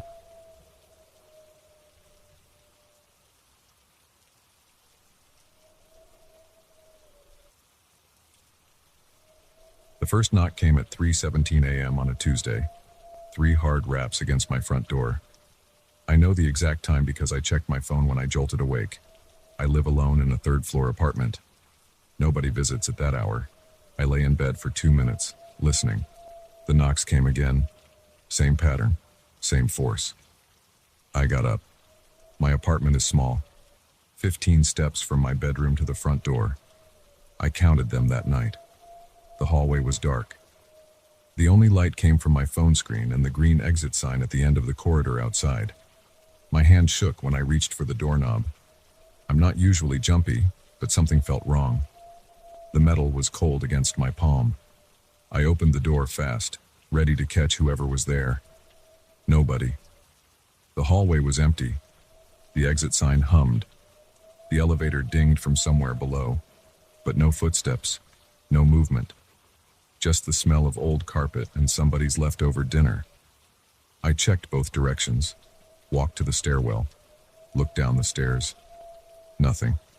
Back in my apartment, I double-checked the locks, then triple-checked them. I didn't sleep much that night. The next day at work, I couldn't focus. I manage a hardware store in downtown Seattle. Easy job, usually. But that day I kept dropping things, kept looking at the clock, kept thinking about those knocks. My coworker Janet asked if I was okay. I said yes. Didn't tell her about the knocks. It sounded stupid in my head. Grown man scared of someone knocking on his door. That night, I went to bed at 11. Put in earplugs. Took a sleeping pill. Waste of time. The knocks came at 3:17 again. Louder this time. Like someone using their fist instead of their knuckles. I didn't get up right away. My heart pounded in my throat. Sweat made my t-shirt stick to my back. The knocks came again. And again. When I finally opened the door, same thing. Empty hallway. No sounds except the building settling. This time I walked the entire floor. Checked every corner. Even knocked on my neighbor's door. Mrs. Chen answered in her robe, annoyed. Said she hadn't heard anything. I called the building manager in the morning. Asked about security cameras. We don't have any, he said. Budget cuts. Asked about other complaints. None, he said. Asked about previous tenants in my unit. Nothing unusual. The third night, I set up my phone to record the hallway. Propped it on a chair facing the door. The knocks came right on schedule. 3:17 a.m. The recording showed nothing, just an empty hallway. But the knocks were there on the audio, clear as day, 3 hard raps. I didn't sleep at all after that. Spent the next day on energy drinks and coffee. Almost cut my finger off while restocking box cutters at work. Janet forced me to tell her what was wrong. I showed her the video. She said it was probably kids playing pranks, but her voice shook when she said it. Night 4. The knocks were loud enough to rattle the door in its frame. I sat on my couch all night watching the door, my baseball bat across my lap. The knocks came. The door shook. The bat felt useless in my hands. When I opened the door this time, the hallway was colder. Much colder. Like standing in front of an open freezer. My breath came out in clouds. I called the police the next day. The officer who took my report looked bored. Said they'd send someone to patrol the area. Asked if I had enemies. If I was involved in drugs. If I had mental health issues. I stopped telling people after that. Night 5. The knocks were like thunder. They echoed through my whole apartment. Pictures fell off the walls. Dishes rattled in the cabinets. I didn't open the door. Sat in my bedroom closet instead. Hands over my ears. The knocks kept coming. For an hour straight. My neighbors complained to management. Said I was making too much noise at night. The building manager called me. Said he'd evict me if it continued. I tried staying at a hotel the next night. The Holiday Inn downtown. 15th floor. The knocks found me there too. 3:17 a.m. The same pattern, the same force. The hotel guests complained. The manager asked me to leave. I stopped going to work. Stopped answering my phone. Spent my days researching similar cases online. Found nothing concrete. Just ghost stories and urban legends. Janet came by to check on me. Said I looked terrible. I hadn't shaved in a week. Hadn't really slept in longer. She stayed with me that night. Said she wanted to witness it herself. We sat on my couch watching bad movies, drinking coffee. 3:17 a.m. The knocks came. Janet's face went white. She saw the door shaking, felt the cold, heard the sound that was too loud to be just knocks anymore. She left. Didn't say goodbye. Didn't look back. I don't blame her. Night 10. The knocks were like explosions. The door bulged inward with each hit. The walls cracked. The floor shook. I sat in my bathtub, fully clothed. The porcelain vibrated against my back. Water dripped from the faucet in rhythm with the knocks. My phone rang. Janet. She'd been researching too. Found something in an old newspaper article. A death in my building. 20 years ago. 3rd floor. My apartment. Previous tenant, Thomas Walker, age 47. Found dead in the hallway. Heart attack. 3:17 a.m. The article mentioned he'd called the building manager multiple times. Complained about knocks on his door at night. Nobody believed him. I looked him up. Found his grave in Lakeview Cemetery. Took a taxi there the next day. Simple headstone. No flowers. No signs anyone had visited in years. The groundskeeper saw me standing there. Old man with thick glasses. Asked if I knew Thomas. I told him everything. The knocks. The cold. The timing. He wasn't surprised. Said Thomas wasn't the first. Said the knocks had been happening in that apartment since the building went up in 1963. Different tenants, different decades. Same story. Always starts with knocks, gets louder each night, ends the same way. I asked how it ends. He wouldn't tell me. That night I didn't go home. Stayed at the cemetery. Sat by Thomas's grave until sunset. The groundskeeper brought me coffee. Told me more. The building, built on old hospital grounds, demolished in 1962. The hospital had a morgue, right where my apartment building now stands. He said the knocks were a warning. Said I should leave, move far away, never look back. I asked what happens if I stay. He just shook his head. I went home anyway. Had nowhere else to go. Night 15. The knocks weren't knocks anymore. The sound was deeper. Like something massive hitting the door. Like something trying to break through. The cold was intense now. Ice formed on my windows. My breath froze in front of my face. The walls didn't just crack anymore. They split open. Black liquid seeped through. Thick and dark. Smelled like old blood and formaldehyde. I should have left. Should have run. But I was tired. So tired. 3:17 a.m. Night 16. The door exploded inward. I saw what had been knocking. It wasn't human. Never had been. Tall. Too tall for the hallway. Had to bend down. Skin like old hospital sheets. Face wrong in ways I can't describe. Hands big enough to crush my skull. Fingers long and twisted. Nails black and sharp. It smiled. Teeth like scalpel blades. I didn't run. Couldn't run. My legs wouldn't move. It reached for me. Cold radiated from its fingers. The kind of cold that stops hearts. I understood then why Thomas died in the hallway. Why they all died in the hallway. The thing grabbed my arm. Its touch burned like liquid nitrogen. My skin cracked and split. I tried to scream. No sound came out. My throat was frozen. It pulled me toward the door, toward the hallway, where the others died. But something was different this time. The groundskeeper had given me something. Small cloth bag, old, smelled like herbs and grave dirt. Said to hold it tight when the time came. Said it was my only chance. I grabbed it now, squeezed it in my free hand. The thing hissed. Smoke rose from its fingers where they touched me. It let go, backed away. Its smile turned to something else. The hallway filled with shadows, moving shadows, faces in the darkness, previous tenants, previous victims. Thomas was there. I recognized him from his obituary photo. He nodded at me. The thing shrieked. The sound shattered my windows. Glass rained down on the street below. Then silence. The shadows faded. The cold lifted.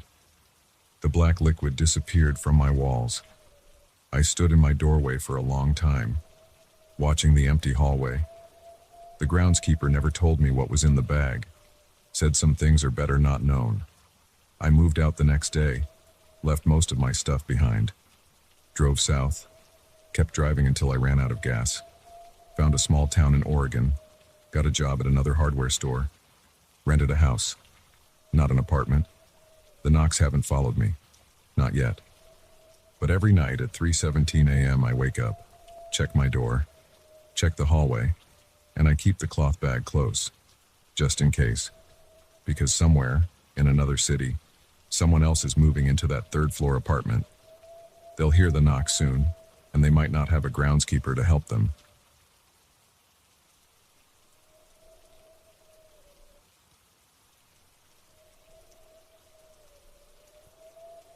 The first night I noticed the temperature difference was October 12th. I remember the date because I had just finished unpacking the last of my boxes. The digital thermometer in the hallway read 76 degrees Celsius. Inside that room, my phone showed 52 degrees Celsius. No drafts, no open windows, just cold. I'd moved into 147 Maple Street 3 days earlier. The rent was cheap for suburban Connecticut, $800 for a bedroom in a well-maintained colonial. The owners, Tom and Barbara Wheeler, lived downstairs. They were in their 70s, quiet, and kept to themselves. Perfect landlords for someone like me who worked from home and needed peace. The house had 4 bedrooms upstairs. Mine was at the end of the hall. Next to it was the cold room. The Wheelers used it for storage, they said. The door stayed closed. I never saw them go in there. That first week, I stuck to my routine. Wake up at 7 a.m., work at my desk until 6 p.m., microwave dinner, watch Netflix, sleep. Normal life in a normal house. Except for that room. During the day, I could ignore it. But at night, lying in bed, I felt the cold seeping through the shared wall. My room stayed warm. The heating worked fine. But I knew that just inches away, through that wall, the temperature dropped 20 degrees for no reason. Then the watching started. I first felt it on night 10. 3:27 a.m. I woke up suddenly, heart racing. Someone was looking at me. I knew it with absolute certainty. The feeling came from the direction of that wall. I lay there frozen, staring at the cream-colored paint. Nothing moved, no sound, just that sensation of eyes on me. I got up and checked the hallway. Empty. The cold room's door was closed, like always. I tried the handle. Locked. Back in bed, I pulled the covers up and faced the opposite wall until sunrise. The next morning over coffee, I asked Barbara about the room's history. "Oh, just storage, dear," she said, stirring her tea. "Old furniture, Christmas decorations, nothing interesting." But her hand shook slightly, spilling drops of tea onto the kitchen counter. She wiped them quickly with her sleeve. That night, I brought a flashlight to bed. 3:27 a.m. again. The watching feeling returned, stronger. I switched on the light and aimed it at the wall. The beam showed only smooth paint. But the cold, it had intensified. My phone read 48 degrees now. I started researching the house's history. Town records showed the Wheelers had owned it for 40 years. No deaths reported at the address. No criminal activity. A normal suburban home with a single abnormal room. 2 weeks after moving in, I noticed the scratching. Faint at first, could have been mice in the walls, but it grew louder, always from the same spot. Always at 3:27 a.m. Slow, deliberate scratches like fingernails on wood. I knocked on the Wheelers' door one morning.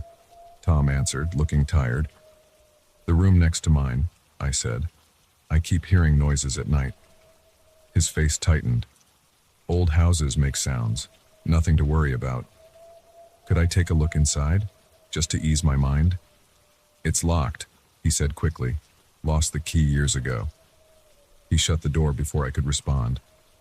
That night I sat up waiting. 3:27 a.m. The scratching started.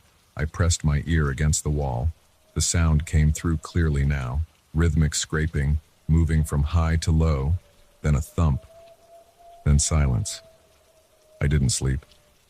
The next day I called a locksmith. "Sorry, sir, can't help without the owner's permission," he said. I tried the local library next. Newspaper archives might show something the town records missed. The librarian helped me scroll through decades of microfiche. November 12, 1981. Local couple purchases home on Maple Street. The Wheelers, smiling in front of the house. They looked exactly the same as now, just minus the gray hair. February 3, 1982. Missing persons case goes cold. A young couple, last seen visiting a house for rent on Maple Street. The article didn't specify the address. I printed the pages and brought them home. That night, the scratching started earlier, 3:15 a.m. The temperature dropped to 45 degrees. I heard something new, whispering. Too faint to make out words, but definitely human voices. I pressed my ear to the wall again. The whispers grew clearer. "Help!" I jumped back. My heart pounded. The voice had been clear. A woman's voice, young, desperate. I grabbed my phone and recorded. 30 seconds of silence. Then, "Please, help us." A man's voice this time. Both voices sounded muffled. like they came from deep inside the wall. The next morning, I waited until the Wheelers left for grocery shopping. I took my hammer from the toolbox and stood in front of the cold room door. The lock broke easily. The door swung open. Empty. Just a normal bedroom. White walls, hardwood floor, one window. No furniture, no boxes, nothing to explain the cold or the voices. But the temperature. My phone showed 40 degree off now. The cold hit me like a wall. My breath came out in clouds. I walked to the center of the room. The floorboards creaked under my feet. Normal creaks until one board sounded different. Hollow. I knelt down and knocked. The sound echoed. I wedged the hammer's claw into the edge and pulled. The board came up easily. Below it was a space about 2 feet deep. And in that space, a lockbox. Old, rusted, but solid. Next to it lay a stack of Polaroids, yellow with age. My hands shook as I picked up the first photo. The Wheelers, standing in this room. The image was dated February 1st, 1982. They looked exactly as they did in the newspaper photo. The next picture showed the young couple from the missing persons article. They sat on a bed in this room, smiling nervously. The third photo made me drop the stack. The same couple, no longer smiling. They lay on the floor, eyes open, not breathing. Tom Wheeler stood over them, holding a knife. Barbara Wheeler held a camera. The rest of the photos documented everything. The floorboards coming up, the bodies going down, the lockbox being placed. I heard a car door slam outside. The Wheelers were back, footsteps on the stairs. I grabbed the photos and the lockbox and ran to my room. Seconds later, I heard their shouts. I locked my door and called the police. When I turned around, the Wheelers stood there. They hadn't aged a day since 1982. Tom held a knife. Barbara held a camera. "We've been waiting for someone to find them," Barbara said. "It gets so lonely, being the only ones who know." "The cold preserves us," Tom added. "Keeps us young. As long as there's fresh blood in the floor." They moved toward me. I backed against the wall. The wall connecting to the cold room felt like ice now. Then I heard new voices, not from the wall this time, but from below. Police sirens, car doors, shouts of, "Clear!" The Wheelers looked at each other. Their forms seemed to waver, like heat ripples on summer pavement. "Time to go," Barbara sighed. "But we'll be back. We always come back." They dissolved into nothing as the police burst through my door. The investigation lasted weeks.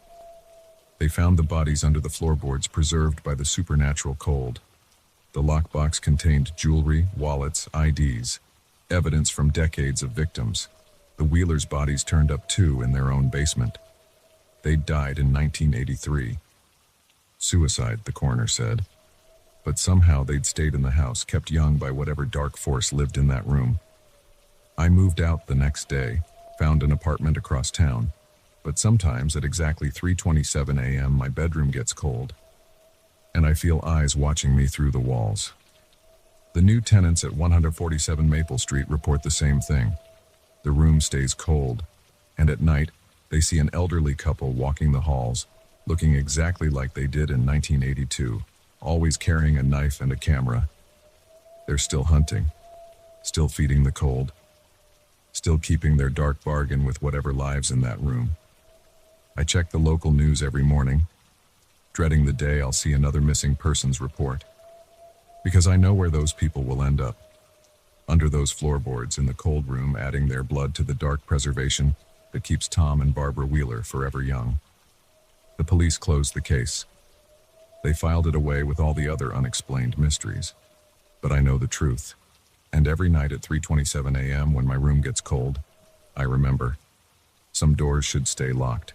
Some rooms should stay empty, and some houses should be left to their ghosts. I have the photos to prove it happened. They're locked away in my closet now. Sometimes I take them out just to convince myself I didn't imagine it all. The smiling couple, the bloody knife, the eternal youth of Tom and Barbara Wheeler. But I never look at them after sunset. And I never ever look at them at 3:27 a.m. because that's when the cold comes. That's when they hunt. And that's when the photos show something different, Something that makes me understand why the Wheelers made their bargain with whatever lived in that room.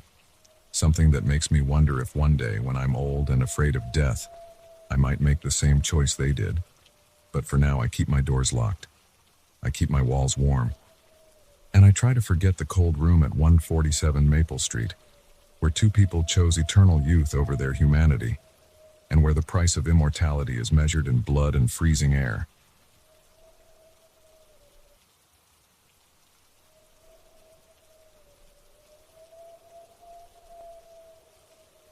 I first saw the face while brushing my teeth on a Tuesday morning. Just a glimpse in my peripheral vision. Dark hair, pale skin, gone in an instant. I spat into the sink and looked up. Only my own reflection stared back. Disheveled brown hair, 3-day stubble, bloodshot eyes from another late night at work. I blamed it on sleep deprivation. 60-hour weeks at the accounting firm will do that to you. I'd been living alone in this one-bedroom apartment for 8 months since Sarah left, and the silence was starting to get to me. Just my own footsteps echoing off bare walls, the hum of the refrigerator, occasional car horns from the street below. The face appeared again 3 days later. This time I caught it clearly, a woman with long black hair and hollow cheeks. She stood behind my reflection, mouth slightly open, skin waxy under the fluorescent lights. I whirled around. Empty bathroom.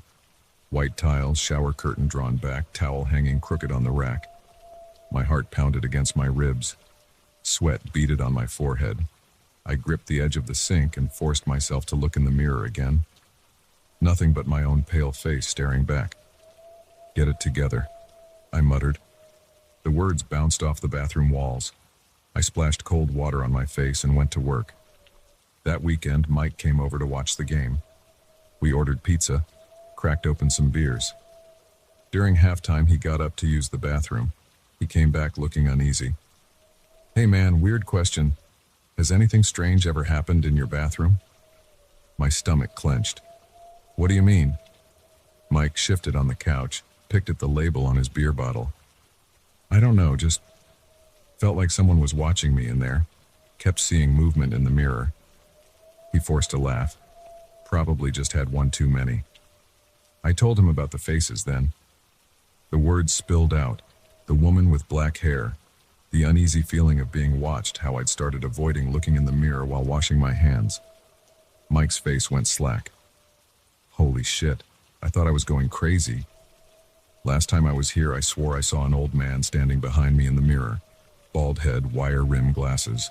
Gone when I turned around. We sat in silence, the TV droning in the background. Finally, Mike spoke. "You should ask the building manager about this."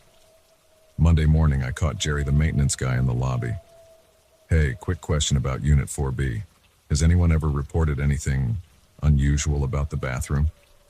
Jerry's expression shifted. He glanced around the empty lobby, then lowered his voice.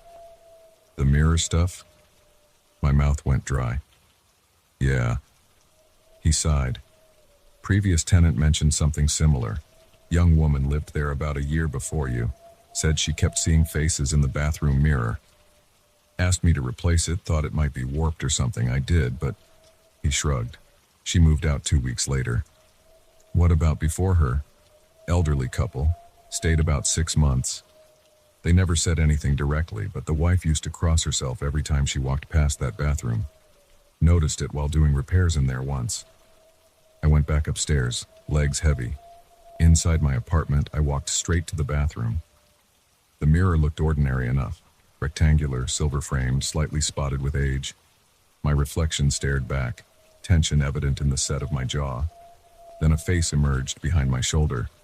A teenage boy this time, acne-scarred, eyes dark and hollow. I watched, frozen, as his mouth opened in a silent scream. I stumbled backward, slammed the door shut, called in sick to work. Spent the day researching on my laptop, hands shaking as I typed. Faces in mirrors, haunted mirrors, mirror ghosts. Hours of scrolling through paranormal forums and amateur ghost hunting sites yielded nothing concrete. Just speculation and secondhand stories. I found myself on real estate websites looking at other apartments in the city. That night, I couldn't sleep. The bathroom door remained firmly shut, but I could feel it. A presence seeping under the crack, filling my bedroom with cold, stale air. At 3 a.m., I got up to get water. Had to use the bathroom too, but held it. No way I was going in there. The next morning, sleep-deprived and jittery, I called Mike. "Can I crash at your place for a few days? The mirror thing getting worse?" "Yeah." He hesitated. "Listen, man, I've been thinking. My cousin Elena dabbles in this stuff. Paranormal research, cleansings, that kind of thing. Want me to give her a call?" I'd always scoffed at that sort of thing. But desperation has a way of changing your mind. Elena came over that evening. Short, plump, with bright purple hair and multiple crystal pendants around her neck. She walked straight to the bathroom, ignoring my awkward attempts at small talk. "Oh yeah," she said, standing in the doorway. "This is active, all right. The mirror's a portal." "A portal to what?" She shook her head. "Not what. When. Some mirrors develop thin spots between times, like worn fabric. People from different periods peek through, usually without realizing it. They're seeing their own bathroom, their own time. But the barrier's so thin they catch glimpses of us too." I thought about the faces I'd seen, the woman with black hair, the old man, the teenage boy. Different people from different times, all using the same bathroom, all seeing strange faces in their mirrors. "Can you fix it?" Elena pulled various items from her bag. White candles, bundles of herbs, a small brass bell. "I can try to strengthen the barrier. Might help, might not. These things are tricky." She worked for an hour, burning sage, chanting in what sounded like Latin, hanging crystals in the window. The smoke detector went off twice. Finally, she stepped back, wiping sweat from her forehead. "That should do it. The barrier feels stronger now." I thanked her, wrote her a check. That night I forced myself to use the bathroom before bed. My reflection looked normal. No extra faces appeared. For 3 days everything seemed fine. I started to relax, to feel foolish about the whole thing. Then, while shaving on Saturday morning, I saw them. Not one face this time, dozens. Crowding behind my reflection, pressing against some invisible barrier. Men, women, children, all with the same hollow-eyed look, the same open mouths. Some wore clothes from what looked like the 1800s, others in modern dress, all trying to push through. I dropped my razor. It clattered in the sink, spattering shaving cream on the mirror. The faces pressed closer, features distorting. A woman in a high-necked Victorian dress reached out, her hand seeming to emerge from the glass. I ran, grabbed my phone, wallet, keys, didn't even change out of my pajamas. Called Mike from the street. "I need help moving, today." "That bad?" "Worse." He helped me find a new apartment within the week. Small studio, higher rent, longer commute, but the bathroom mirror shows only my own reflection. I never went back to the old apartment. Left my security deposit, told the landlord to keep it, let them deal with the mirror, with whatever lived behind it. Sometimes I wonder about the next tenant, whether they'll see the faces too, whether they'll figure out what's happening before it's too late. The building manager called last month, asked if I wanted to pick up some mail that was delivered after I moved out. I told him to throw it away. "By the way," he said, "Unit 4B is empty again. Third tenant this year to break their lease." Funny thing is, they all complained about the same thing. Something about the bathroom mirror. I hung up without responding, blocked the number. Some doors are better left closed, some reflections better left unseen. At my new place, I've started using an electric razor. Take quick showers, eyes down. And every morning I say a silent thank you when my reflection shows up alone in the mirror. But sometimes late at night I catch movement in the corner of my eye. A shift in the glass. A face starting to form. And I wonder if the barrier between times is really as solid as we think. If somewhere in another time, another version of me is standing in that bathroom, staring into the mirror, seeing strange faces stare back. I try not to think about it too much. Try to focus on work, on rebuilding my life, on moving forward. But every mirror I pass holds a threat now. Every reflection might hide something behind it. And sometimes when I'm alone in public bathrooms, I hear other people talking to themselves, reassuring themselves that what they're seeing can't be real. I want to tell them they're not crazy, that what they're seeing is real. But I stay quiet, keep my eyes down, walk away. Because the truth is worse than thinking you're losing your mind.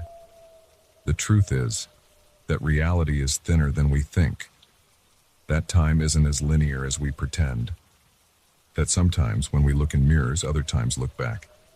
And not all of them are content just to watch.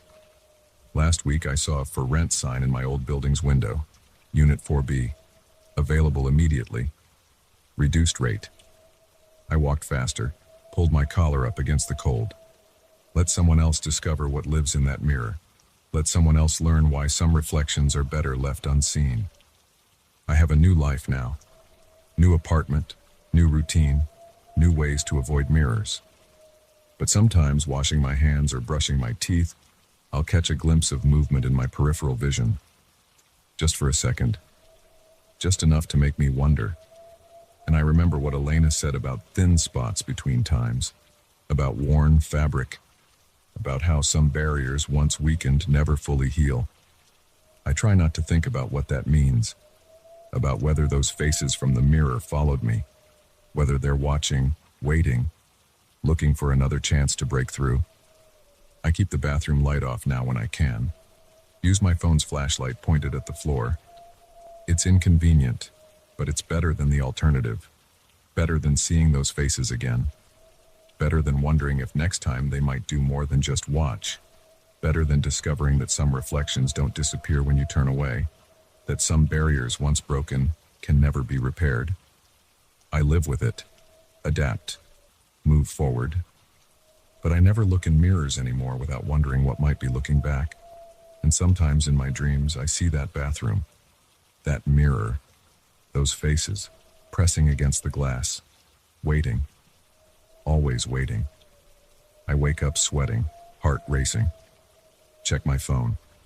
3 a.m. The witching hour, they call it. When barriers are thinnest. I don't get up for water anymore, no matter how thirsty I am. Don't use the bathroom until morning. Some risks aren't worth taking. Some reflections are better left unseen, and some stories like this one are better left untold. But here it is anyway. A warning, maybe, or a confession. Either way, it's yours now. Do with it what you will. Just be careful around mirrors, especially at night, especially when you're alone, because you never know who or what might be looking back.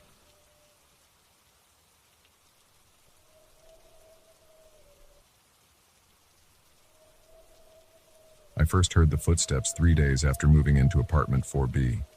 The sound was clear and distinct, heel toe, coming down the hallway at exactly 3:17 a.m. I know the time because I checked my phone the moment I heard them. My building is old, built in the 1920s, the kind with creaky wooden floors and walls that are too thin. But these footsteps were different from the usual building noises. They had purpose. They moved at a steady pace, getting louder as they approached my door. I lay in bed, perfectly still. The footsteps stopped right outside. No shuffling, no key sounds, just a complete stop. I waited for a knock. Nothing came.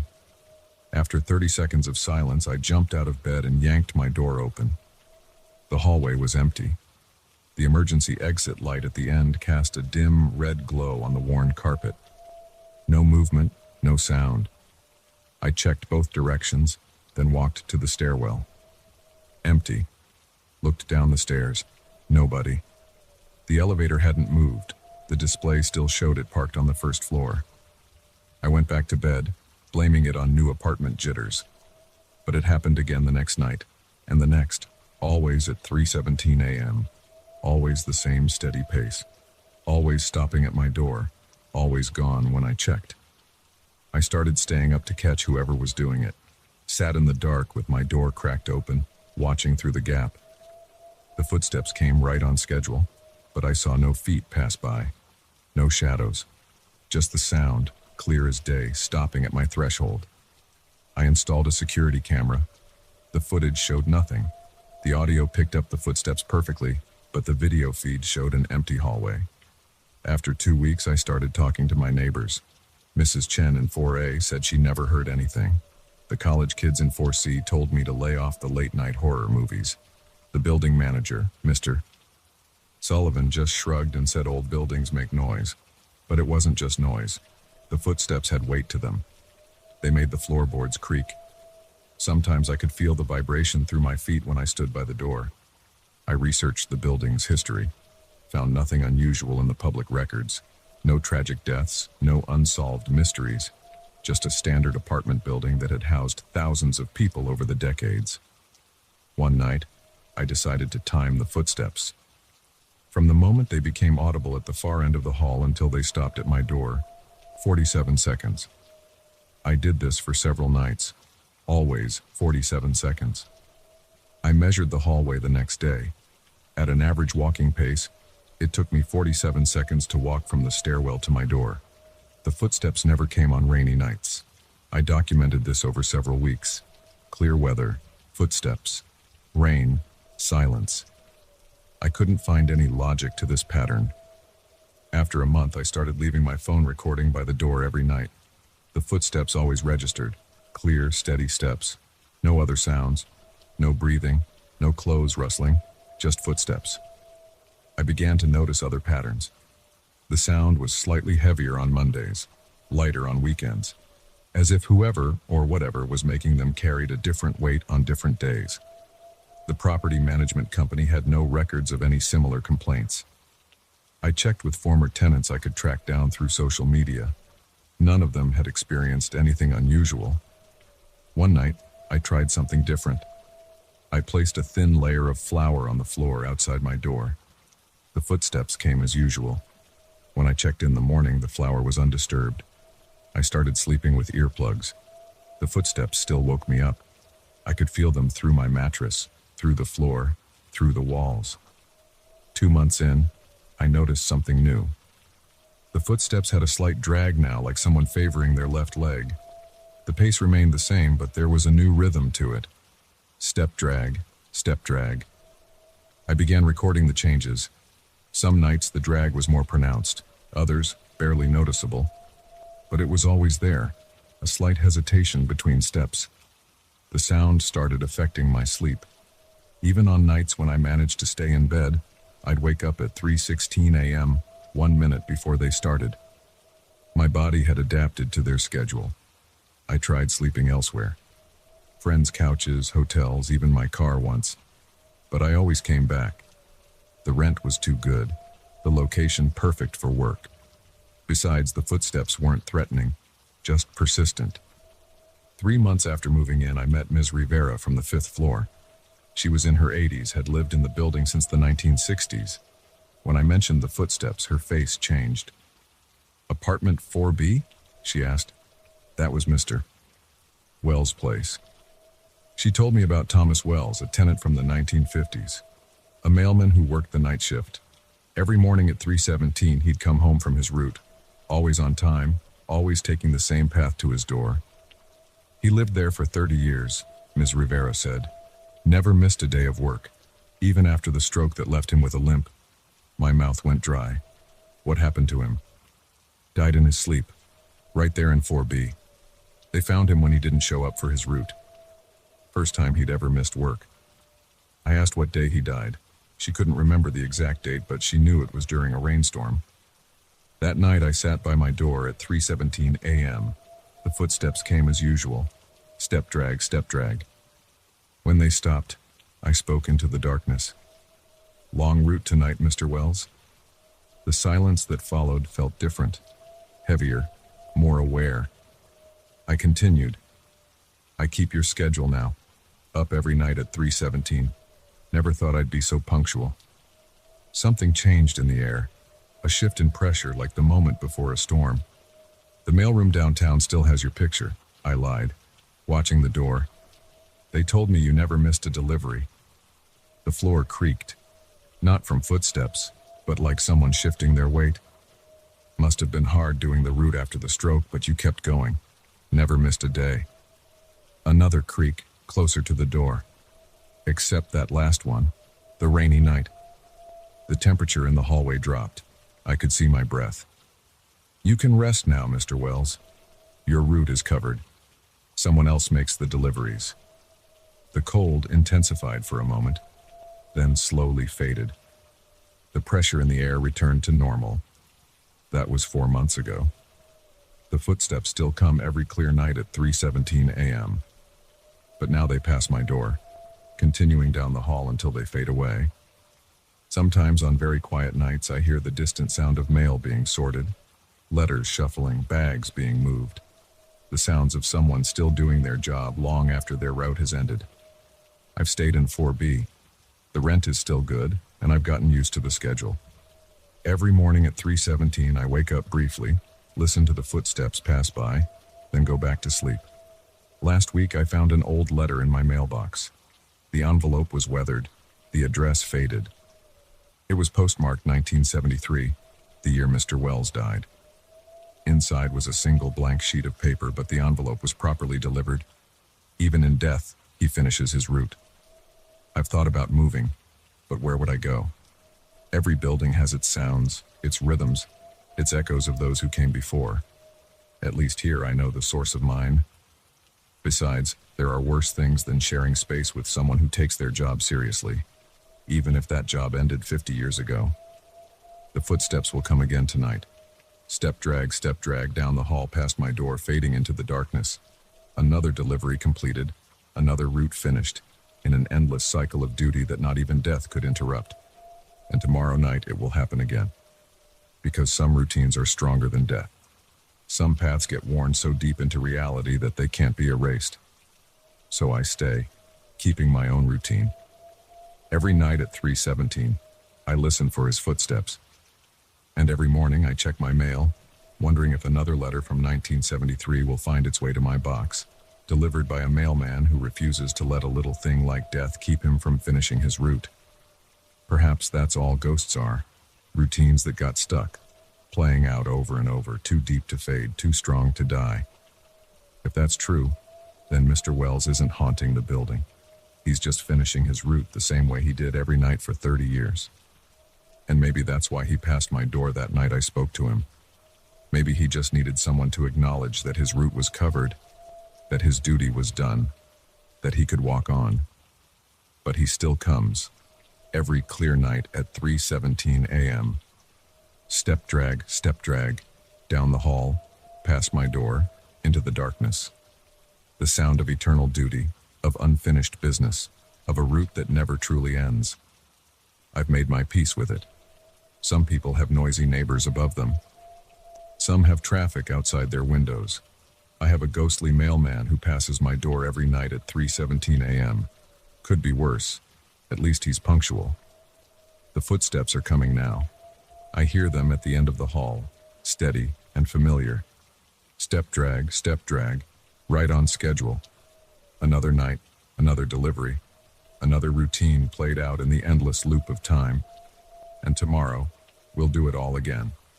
Because some routines never end. Some duties last beyond death. And some footsteps will always echo in the hallways of old buildings, marking time in their eternal rhythm, step by step, night after night, until the end of time, or at least until the rent goes up.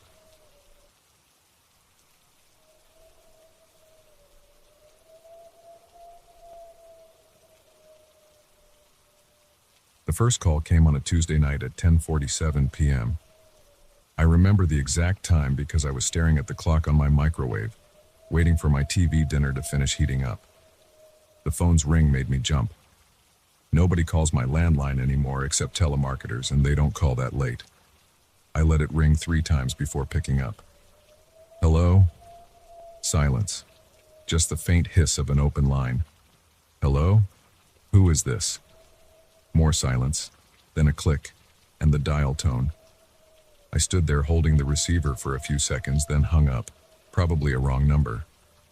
My microwave beeped. I ate my mediocre Salisbury steak while watching late-night TV and forgot about it. Until the next night. 10:47 p.m. again.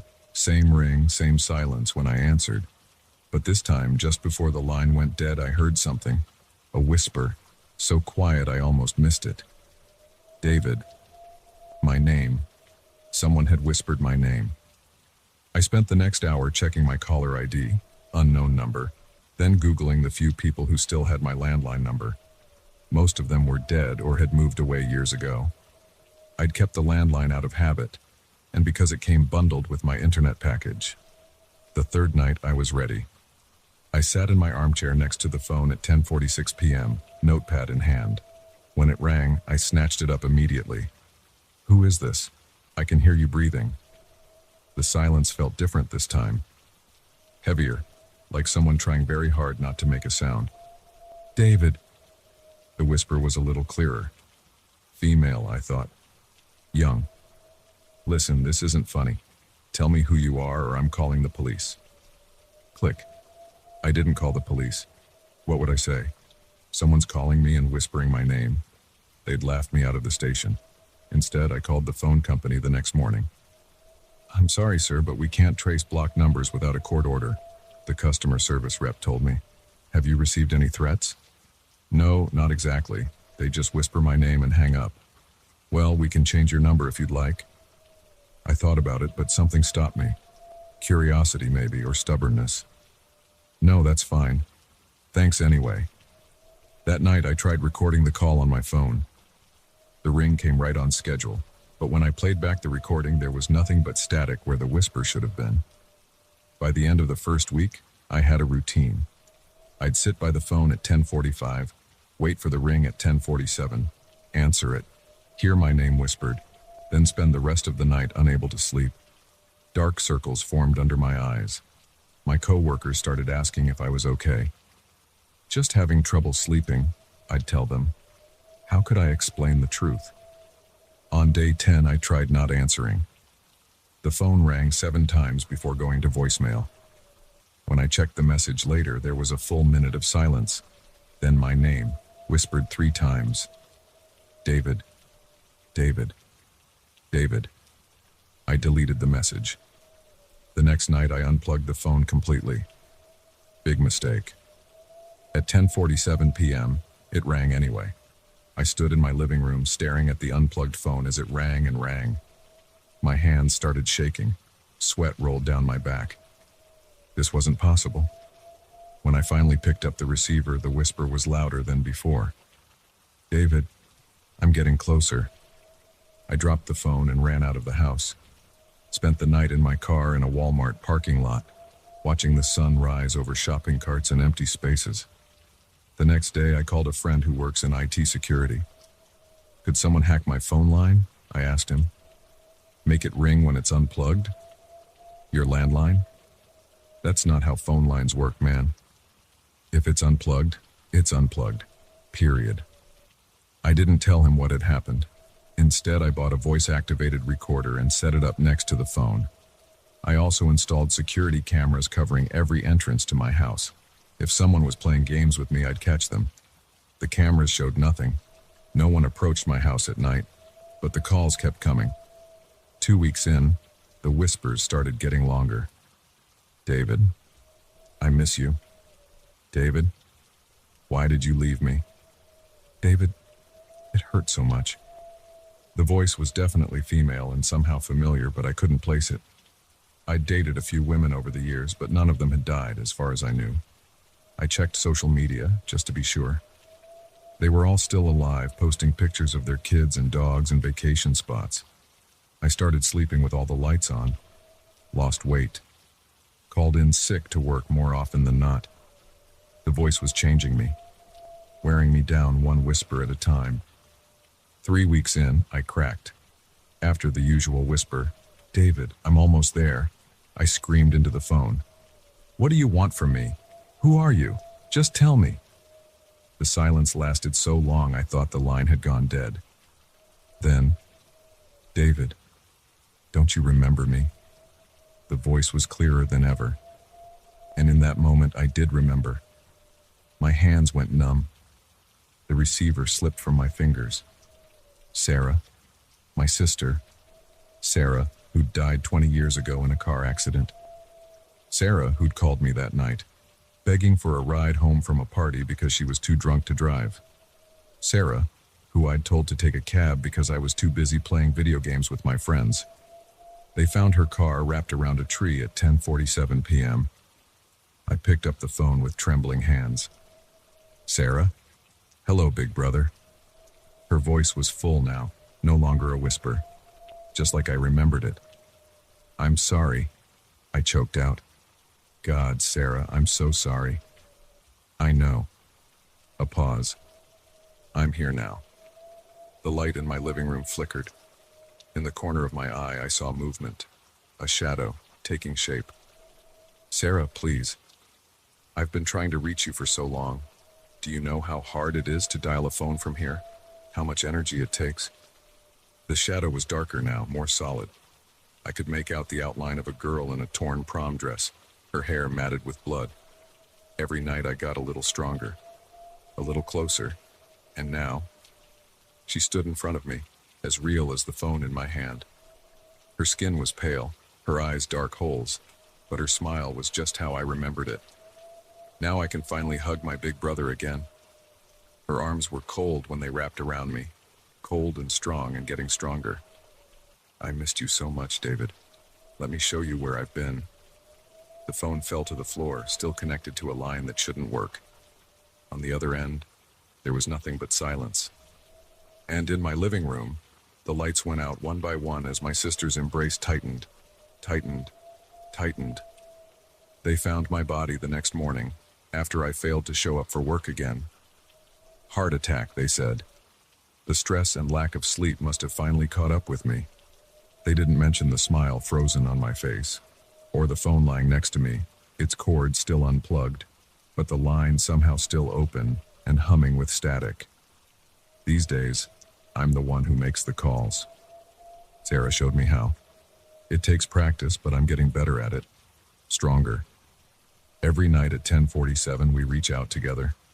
Sometimes to old friends. Sometimes to the people who ignored our calls when we needed them most. And when they answer, we whisper their names.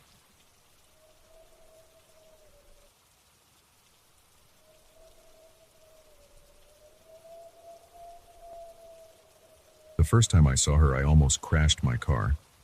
It was 11:42 p.m. on Route 23, about 15 miles outside of Chester. My headlights cut through the darkness, and I checked the rearview mirror like I always do. That's when I saw her. A dark figure sitting in my back seat, head slightly tilted. I jerked the wheel hard. The tires squealed. My heart slammed against my ribs. When I looked again, the back seat was empty. That was 3 weeks ago. Now I see her every night on that same stretch of road. I drive a delivery route for McKnight Pharmaceuticals.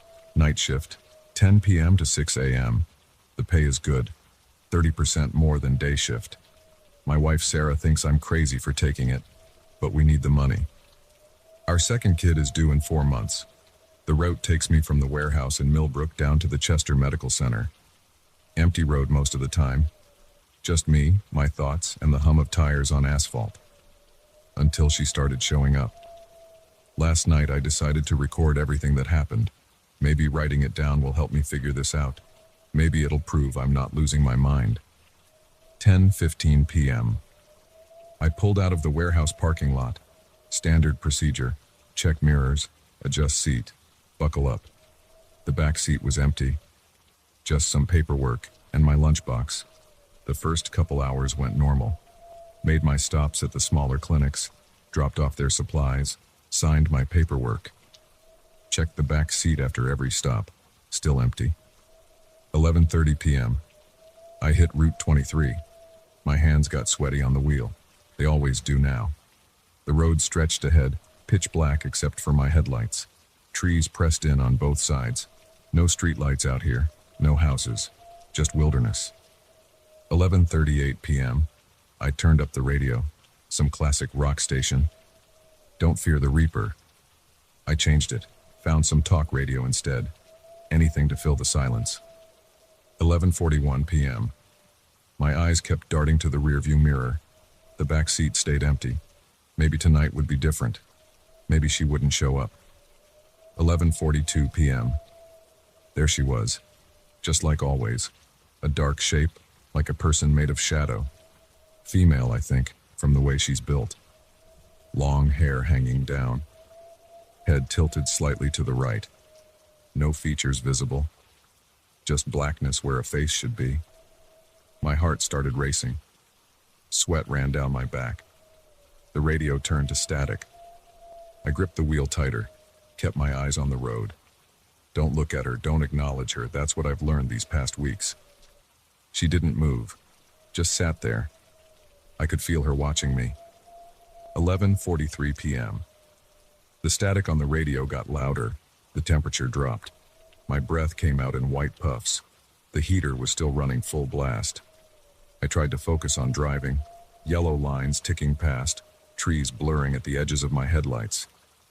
Anything but the presence behind me. 11:44 p.m. The static changed pitch, became a high-pitched whine. My teeth hurt from the sound. She moved, just a little. Her head tilted further to the right, almost touching her shoulder now. I saw it in the mirror, couldn't help looking. My hands shook on the wheel. Sweat froze on my skin. The car felt smaller, tighter, like the air was being squeezed out. 11:45 p.m. The whine from the radio turned into words, not English, something older. The syllables hurt my ears. I pressed the gas pedal harder. 70 miles per hour, 75, 80. The engine whined. Trees whipped past faster. She was still there, head tilted, watching. 11:46 p.m. The words from the radio got louder. My nose started bleeding. Hot drops splashed on my hands, the steering wheel. The shadow moved again. Her arm raised, pointed at me in the mirror. My chest got tight. Couldn't breathe right. Black spots danced at the edges of my vision. 11:47 p.m. I passed the Chester city limit sign. The radio went silent. The temperature shot back up. When I looked in the mirror again, the back seat was empty, just like every other night. I pulled over at the first gas station I saw. My hands wouldn't stop shaking. I got out, checked the back seat physically. Nothing there. No trace anyone had been there at all. The rest of my shift went normal. Made my delivery to Chester Medical Center. Did my paperwork. Drove back to the warehouse, took a different route home, I always do now. That was last night. Tonight I have to do it all again. I've tried different things over the past weeks. Took different routes to Chester. But if I drive Route 23, she appears. Every time. Same spot. Same sequence. I've looked up the history of that stretch of road. Found a few accidents, some fatal. But nothing that explains her. No mysterious deaths of women.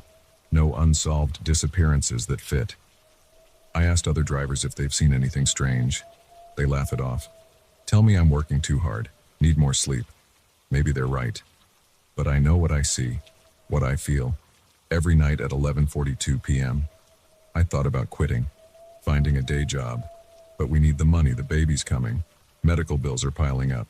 Sarah's had complications, needs extra care. So I keep driving, keep seeing her, keep wondering what she wants. Tonight feels different though. The air feels charged, like before a storm. My skin prickles when I think about driving that route again. Sarah noticed something was wrong this morning. Asked why I was so quiet. Why I kept checking the rearview mirror in our driveway. I didn't tell her. How could I? She'd think I was crazy. Maybe I am crazy. Maybe stress and lack of sleep are making me hallucinate. That would be better than the alternative, because the alternative is that she's real. That something is reaching out from wherever she came from, getting closer each night, testing the boundaries between her world and mine. Last night, she pointed at me for the first time, changed her pattern. What happens tonight? What happens when she does more than point? It's 9:45 p.m. now. Time to head to work. The keys feel heavy in my hand. My stomach churns thinking about that lonely stretch of Route 23. But I'll drive it. I have to. For Sarah, for the baby, for our future. Maybe tonight will be different. Maybe she won't appear. Maybe tonight I'll finally learn what she wants. 10:05 p.m. I'm in the car now. Everything looks normal, feels normal, but my hands are already sweating on the wheel. The back seat is empty, just my lunchbox and paperwork. I've checked 3 times. 10:30 p.m. First delivery done. Small clinic on Oak Street, nothing unusual. Back seat still empty. 11:15 p.m. 2 more stops completed. Getting closer to Route 23. My chest feels tight, hard to breathe normally. 11:35 p.m. Turning onto Route 23 now. The road stretches ahead, black and empty. Trees crowd the edges of my headlights. The radio plays softly, some late-night talk show about conspiracy theories. 11:40 p.m., 2 minutes away from her usual spot. My heart pounds against my ribs. Sweat runs down my back. The radio signal starts to break up. 11:41 p.m. Almost there.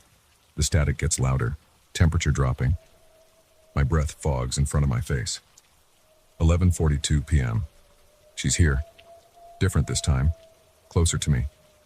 I can see her more clearly in the mirror. The shadow has depth now. Texture.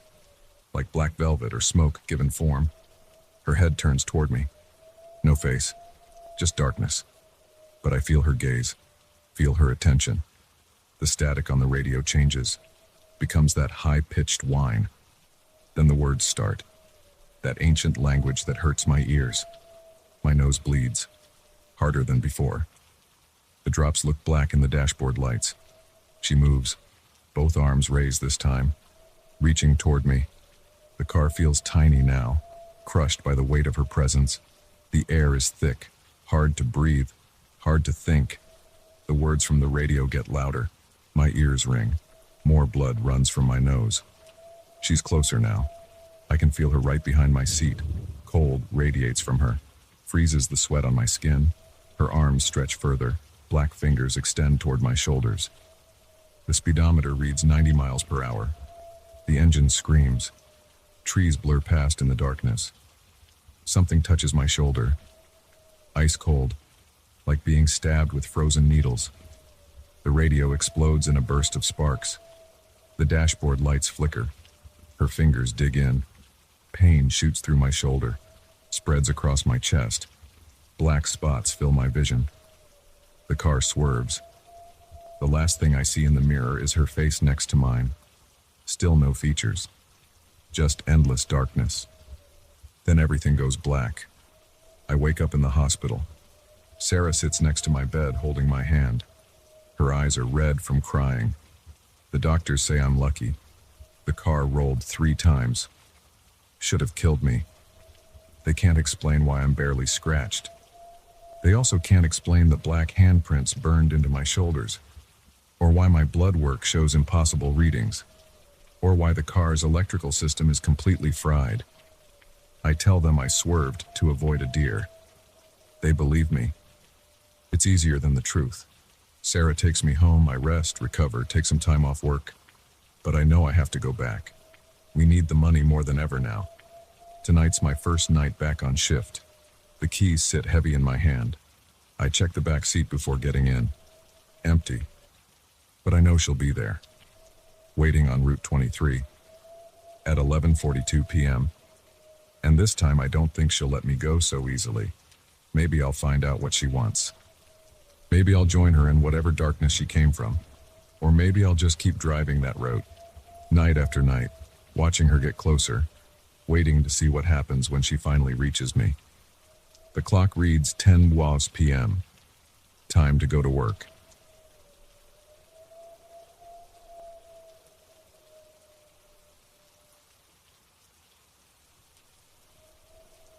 I should have thrown that painting away the first time I noticed something wrong with it, but I didn't.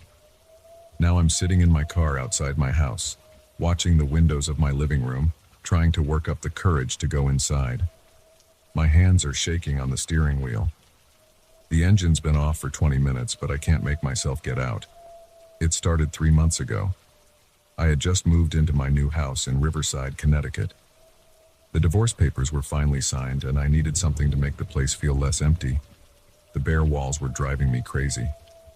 I found the painting at Morris Antiques, a dusty little shop downtown. It was tucked away in a corner behind some old furniture. Nothing special, Just a landscape painting showing a dirt road winding through autumn trees toward a small farmhouse in the distance. The colors were muted, lots of browns and deep reds. The price tag said $75. "Good eye," the owner said when I brought it to the counter. "That one's been here forever, can't even remember where I got it." He wrapped it in brown paper. His hands left smudges on the glass. I hung it that evening in my living room, above the fireplace. Used a level to make sure it was perfectly straight. Stepped back to look at it. The room felt better already. The next morning I noticed it was slightly crooked, just a few degrees off. I figured I hadn't secured the wire properly, so I straightened it again. Checked the level twice this time. When I came home from work that evening, it was tilted again, more than before, maybe 5 degrees to the left. I took it down and examined the wire and hooks. Everything looked fine. I rehung it, made sure it was level, and went to bed. This pattern continued for a week. Every morning and evening, the tilt would be worse. 10 degrees, 15 degrees. I replaced the wire, the hooks, even the picture hanger in the wall. Nothing helped. I started taking photos with my phone to document the changes. The first photo showed a 2-degree tilt. The next day, 5 degrees. By the end of the second week, it was regularly tilting 20 degrees or more between adjustments. I began checking it obsessively. Every time I passed through the living room, I'd look at it. Sometimes I'd catch movement in my peripheral vision, or thought I did.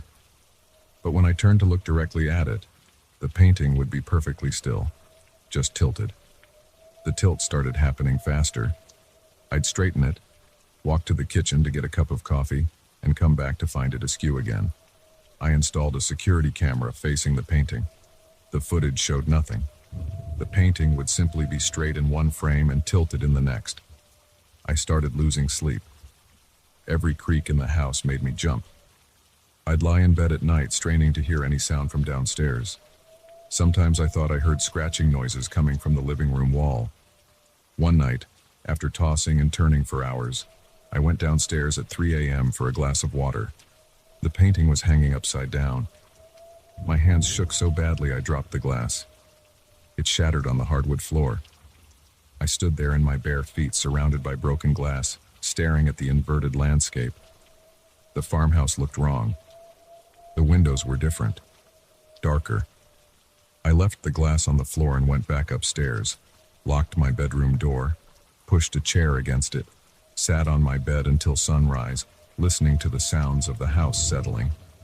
In the morning light, I convinced myself I had imagined it. Stress from the divorce, from the move, from starting over at 43. I went downstairs ready to clean up the broken glass. The painting was straight again. The glass was swept into a neat pile in the corner. I called in sick to work. Spent the morning researching the painting. Called Morris Antiques, but the owner couldn't tell me anything about its history. Said his records didn't go back that far. I took photos of the signature in the corner, faded, barely legible. R.M. Harrison, 1947. Google searches turned up nothing. The local library's art reference books had no mention of the artist. That night, I decided to film it. Set up my laptop on the coffee table, webcam pointed at the painting. Started a video recording. Sat down on the couch to watch. For 2 hours, nothing happened. The painting hung there, perfectly level. My eyes started to get heavy. I was just about to give up when I saw it. The frame didn't move, but inside it, the dirt road began to shift. The trees swayed, though there was no wind in my living room. The farmhouse in the distance grew larger, as if the viewer was walking toward it. I sat perfectly still, afraid to move. On my laptop screen, the scene continued to change. The autumn colors darkened to winter browns. Snow appeared on the ground. The farmhouse windows glowed with a sickly yellow light. A figure appeared in one of the windows. Just a shadow at first, but it grew clearer. A face pressed against the glass, looking out, looking at me. I slammed the laptop shut, grabbed my keys and phone, ran out to my car. That was 6 hours ago. The sun set about an hour ago. I'm still sitting here watching my dark house. My phone is almost dead. The security camera app shows the painting is now hanging sideways, the road appearing to run straight up the wall. Sometimes I see lights moving behind my living room windows, shadows passing back and forth. I need to go in. I need to take that painting down.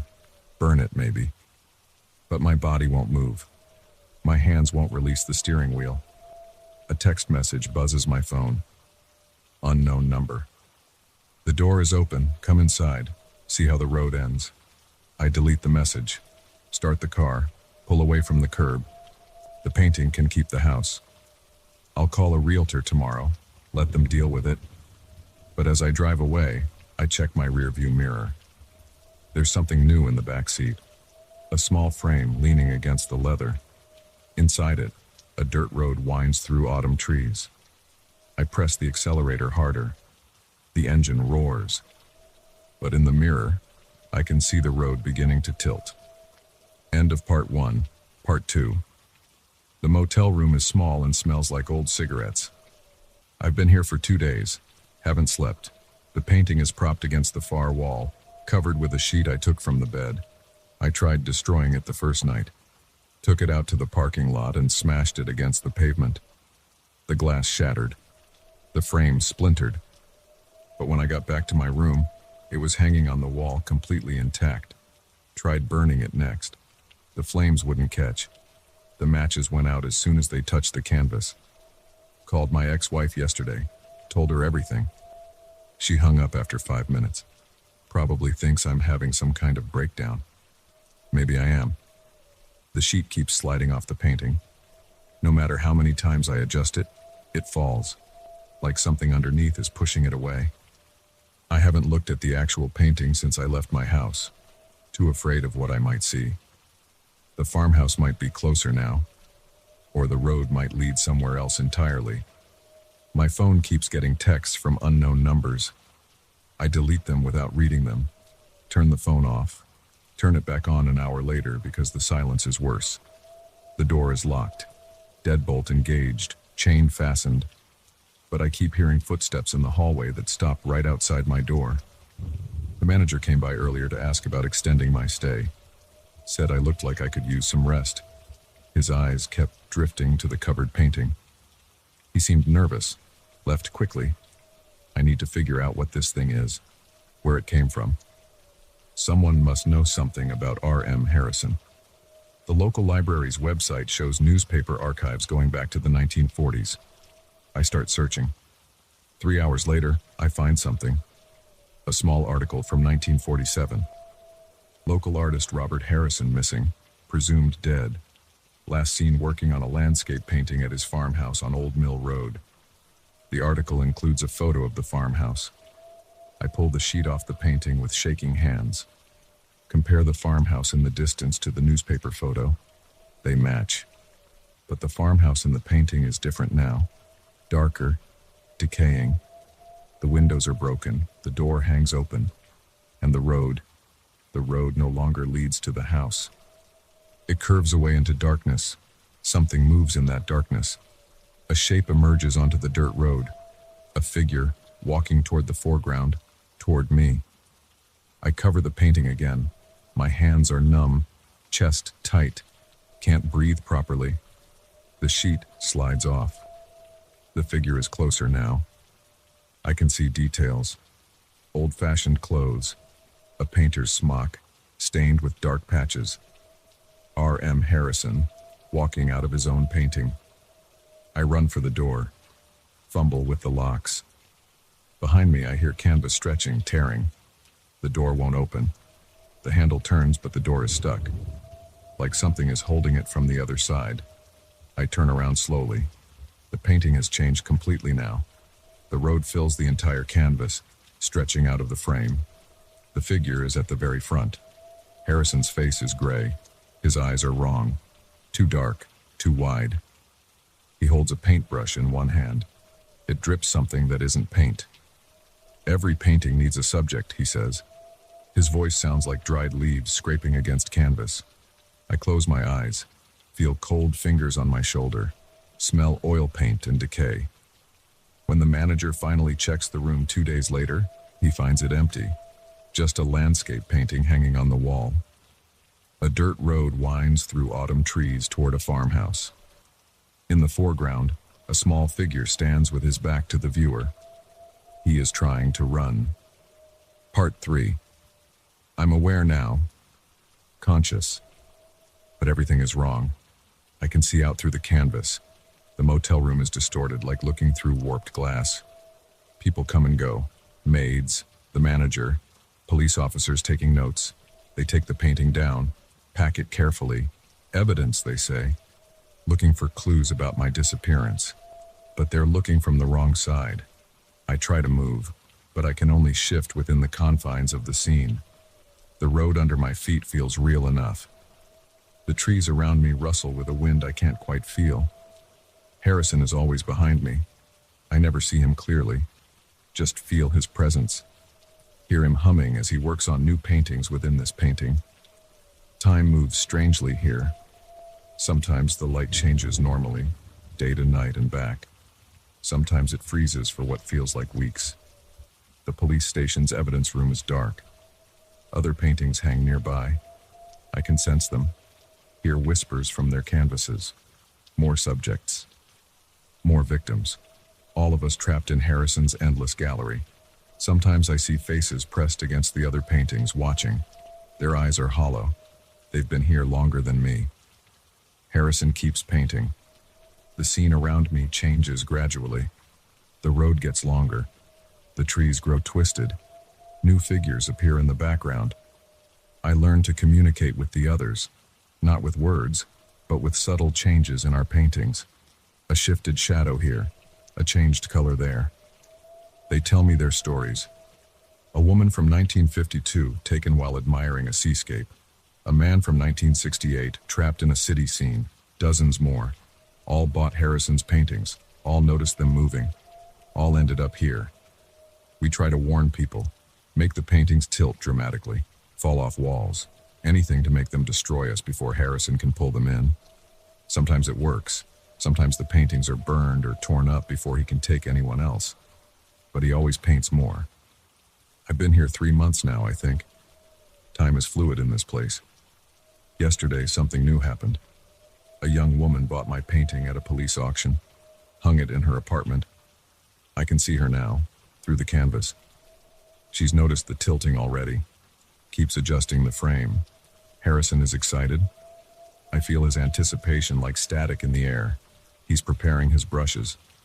But I've learned things in here, watched him work, studied how he uses the canvas.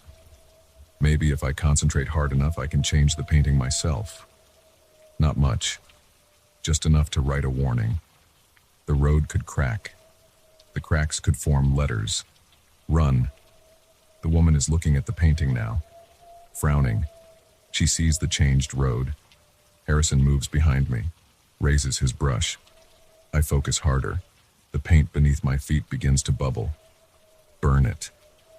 She steps closer to the canvas, reading. Harrison's brush touches the surface. Dark paint spreads like spilled ink. The woman runs from the room, comes back with matches. Harrison screams. The sound rips through every painting in his collection. I feel the heat of the flames. The canvas blackens, curls. Everything is burning. I'm burning too. But that's okay. Better to burn than to stay here. Better to end it. The fire reaches Harrison. He tries to paint it away, but it's too late. The canvas crumbles. The painted world dissolves. I feel myself dissolving with it. The last thing I see is Harrison's face finally clear in the firelight. He's not gray anymore. He's burning gold. Then everything goes white. I wake up on my living room floor, my real body, solid, whole. The wall above the fireplace is empty except for a scorch mark. My phone shows the date. Only 5 minutes have passed since I first saw Harrison stepping out of the painting. Outside, I hear sirens. The neighbor must have seen the smoke. I don't try to explain it to the firefighters, or the police, or the insurance company. I tell them I fell asleep with a cigarette. Let them believe I'm careless rather than crazy. The scorch mark won't clean off the wall. I hang a mirror over it. Sometimes, Late at night, I think I see movement in that mirror. A dirt road, trees in autumn colors. But I don't look too closely, and I never buy paintings anymore. Just photographs. They're safer, they don't move. Usually.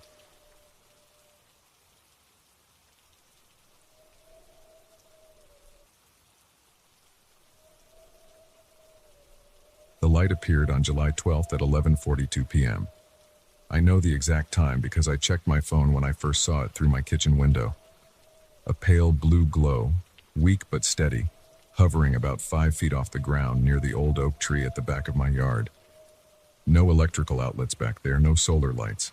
Nothing that could explain it. I live alone in my grandfather's old house on Maple Street. It's a simple 2-story place with peeling white paint and a big backyard that stretches about 60 feet to a wooden fence. The yard is mostly grass, with that oak tree being the only real feature. The nearest streetlight is 2 houses down, and my neighbors keep their yards dark at night. That first night I watched the light for exactly 8 minutes.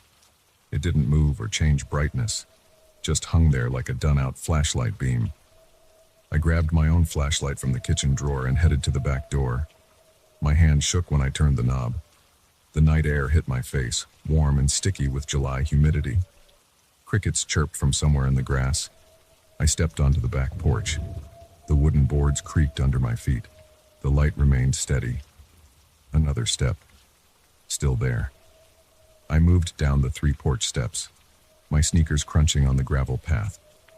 The light dimmed slightly. I took 2 more steps onto the grass. The light flickered once and vanished.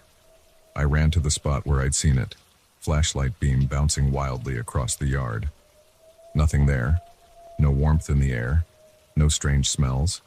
Just normal grass, slightly damp with dew, and the rough bark of the oak tree. I circled the tree 3 times, checking every inch of ground.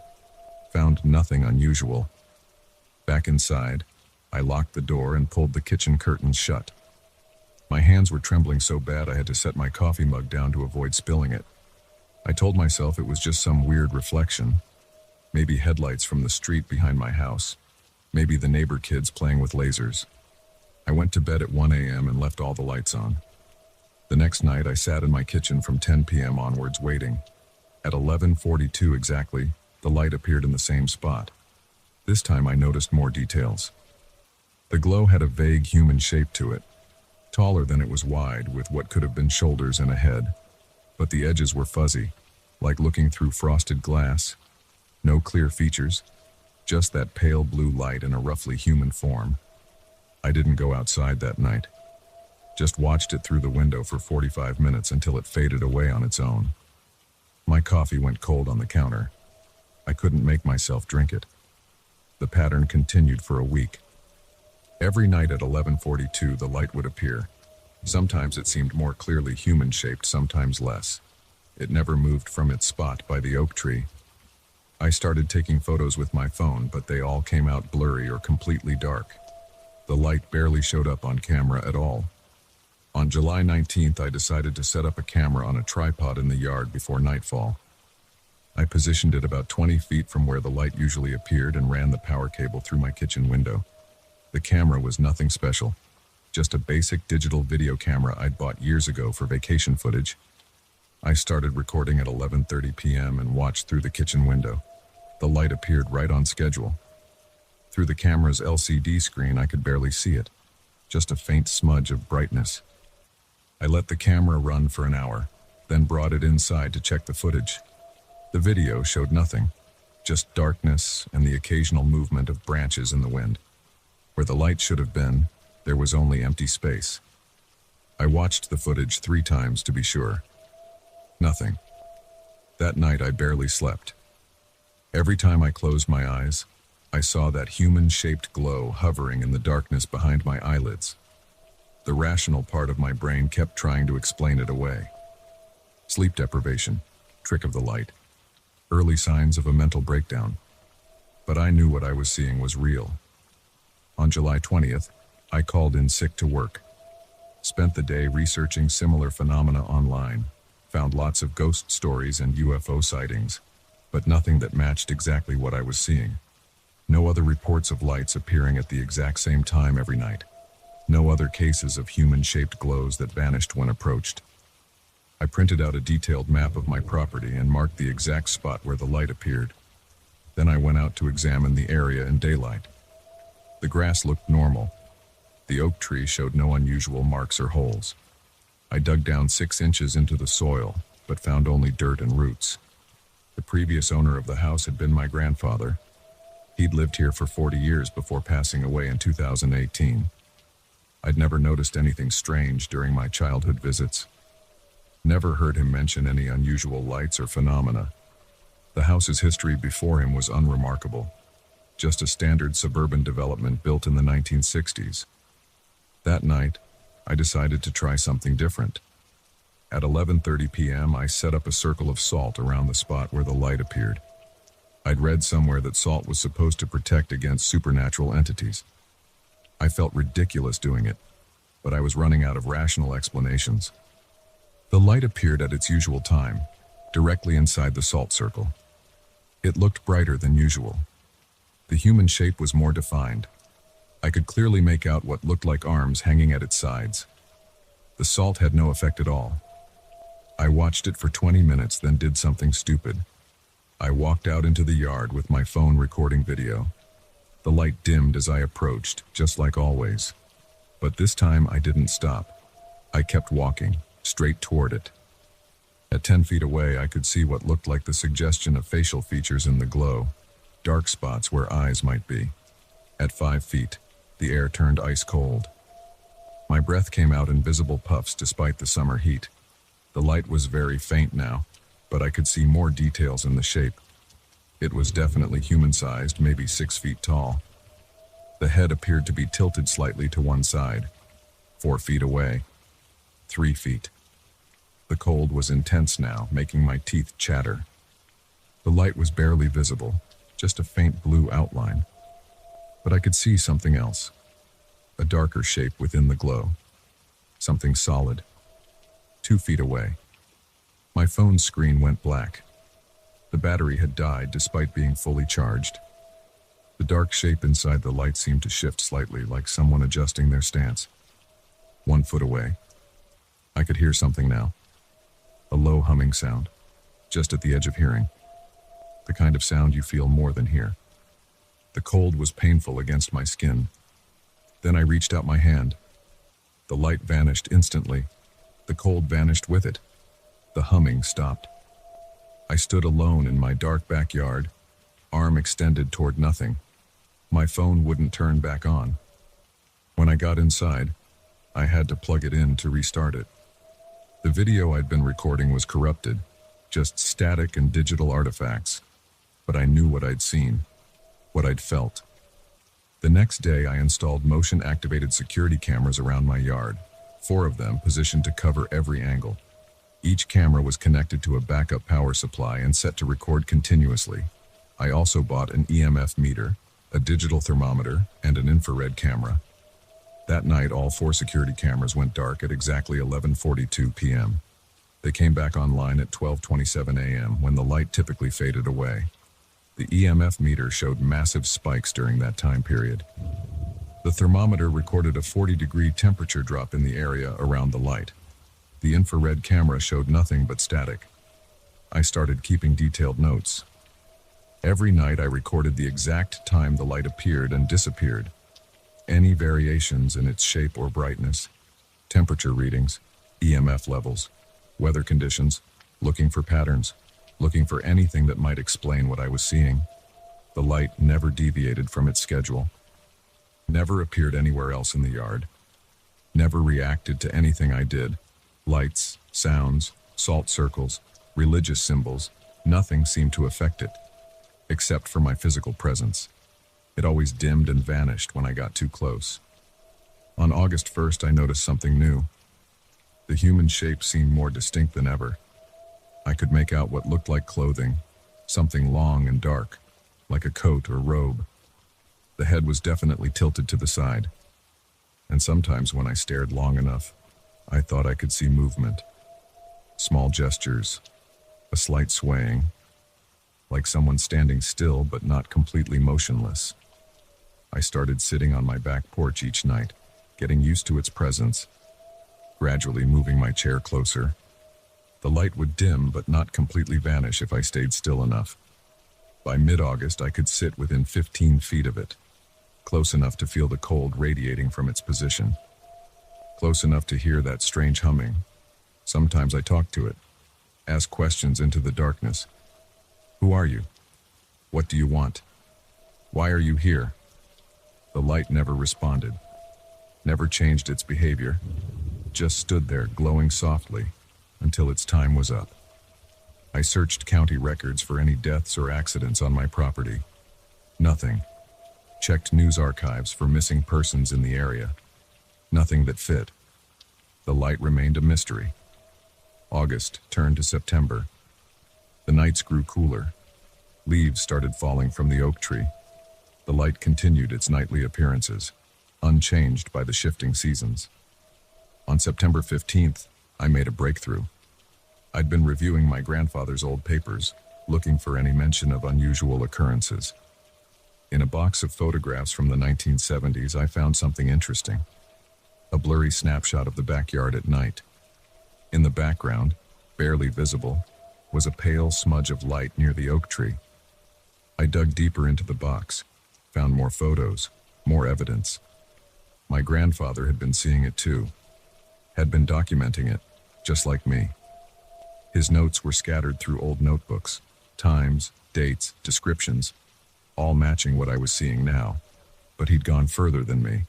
He'd tracked down the original owners of the property before the house was built, found newspaper articles from the 1940s, a story about a man who'd gone missing in this area, never found. The article included a photo. The missing man was wearing a long dark coat. His head was tilted slightly to one side, an old injury from the war according to the article. He'd last been seen walking in this direction on a summer night. The time of his disappearance was listed as approximately 11:45 p.m. Tonight, I'm going to try something different. I've moved all my recording equipment inside, turned off all the lights. The yard is completely dark except for that familiar blue glow by the oak tree. I'm writing this now at 11:40 p.m. In 2 minutes, the light will appear. This time, I won't stop at 1 foot away. This time, I'm going to step forward into the light itself. I need to know what's on the other side. Need to know why it's been waiting here all these years. My grandfather's final notes suggested he'd tried the same thing. His last entry stops mid-sentence. The rest of the notebook is blank. The time is 11:42 p.m. I can see the light forming now. The human shape is clearer than ever. The coat, the tilted head, those dark spots where the eyes should be. I'm walking outside now. The grass is wet with dew under my feet. The air is getting colder with each step. The humming is starting, vibrating in my chest. 10 feet away. The light dims but doesn't vanish. I keep walking. 5 feet. I can see the solid shape inside the glow. It's turning toward me slightly. 2 feet. The cold is intense. The humming fills my head. 1 foot. I can see the face now, really see it. I'm reaching out my hand again. This time, I won't stop. End of document. No further entries found.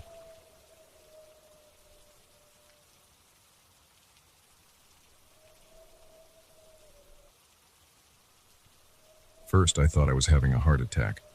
The pressure hit at exactly midnight, just like all the nights that followed. It felt like someone sat on my chest while I lay in bed. Heavy, deliberate, real. That was 3 weeks ago. Now I know better. Something is in my apartment. Something that doesn't want me here. I remember the first night clearly. I was scrolling through my phone, half asleep, when the weight pressed down. My chest tightened.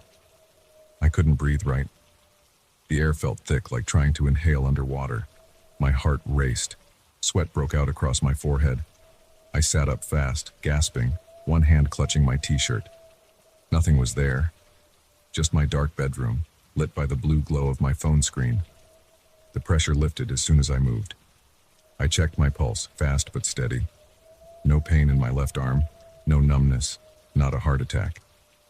I got up, Walked to the bathroom, splashed cold water on my face. The mirror showed what I expected. A tired 34-year-old man with 2 days of stubble and dark circles under his eyes. I dried my face with a towel and went back to bed. Probably stress from the new job, I thought. The deadlines were killing me. The next night it happened again. Exactly at midnight. Same crushing weight, same struggle to breathe. This time I noticed something else. The temperature dropped just before it started. My phone showed 68 degrees at 11:59 p.m. At midnight it read 62. I sat up again. The pressure vanished. But when I looked toward the corner of my room, something moved. Just at the edge of my vision, a darker patch of darkness. When I turned my head to look directly at it, nothing was there. By the third night, I started taking notes. The pattern was always the same. 11:55 p.m. Temperature drops 6 to 8 degrees. 11:59 p.m. Air gets heavy, harder to breathe. 12 a.m. Pressure on chest begins. Duration 30-45 seconds if I stay still. Pressure stops immediately if I move. Shadow figure visible only in peripheral vision. I tried sleeping at my girlfriend Sarah's place. Nothing happened there. The pressure only came in my apartment. When she stayed over at my place, I still felt it, but lighter. Like whatever it was held back a little when I wasn't alone. Maybe it's sleep paralysis, Sarah said over coffee the next morning. My cousin had that. She said it felt like someone was sitting on her chest. I shook my head. Sleep paralysis happens when you're falling asleep or waking up. This is different. I'm wide awake when it starts, and I can move just fine. She frowned. You should see a doctor anyway. Could be anxiety attacks. I made an appointment. Dr. Chen found nothing wrong with my heart or lungs. Blood pressure normal, no sign of anxiety disorder. He prescribed sleeping pills anyway. They didn't help. The shadow in the corner grew bolder. It started moving closer each night. First, it stayed by my closet. Then it moved to the foot of my bed. I never saw it directly. It always dissolved when I turned to look.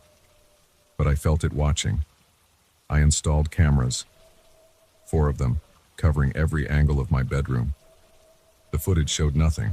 The temperature drops registered on my smart thermostat, but the cameras caught no movement, no shadows, no explanation for the weight on my chest. Sarah stopped staying over. I can't sleep there anymore, she said. It feels wrong, like something's watching us. I couldn't argue. I felt it too. The apartment had changed.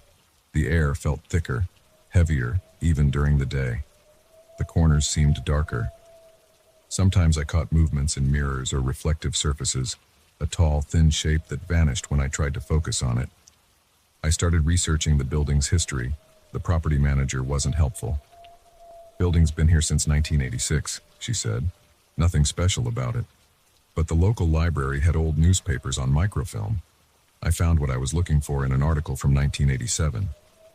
Young man dies in apartment fire. James Martinez, 29, was found dead in his apartment at 1242 Pine Street early Wednesday morning.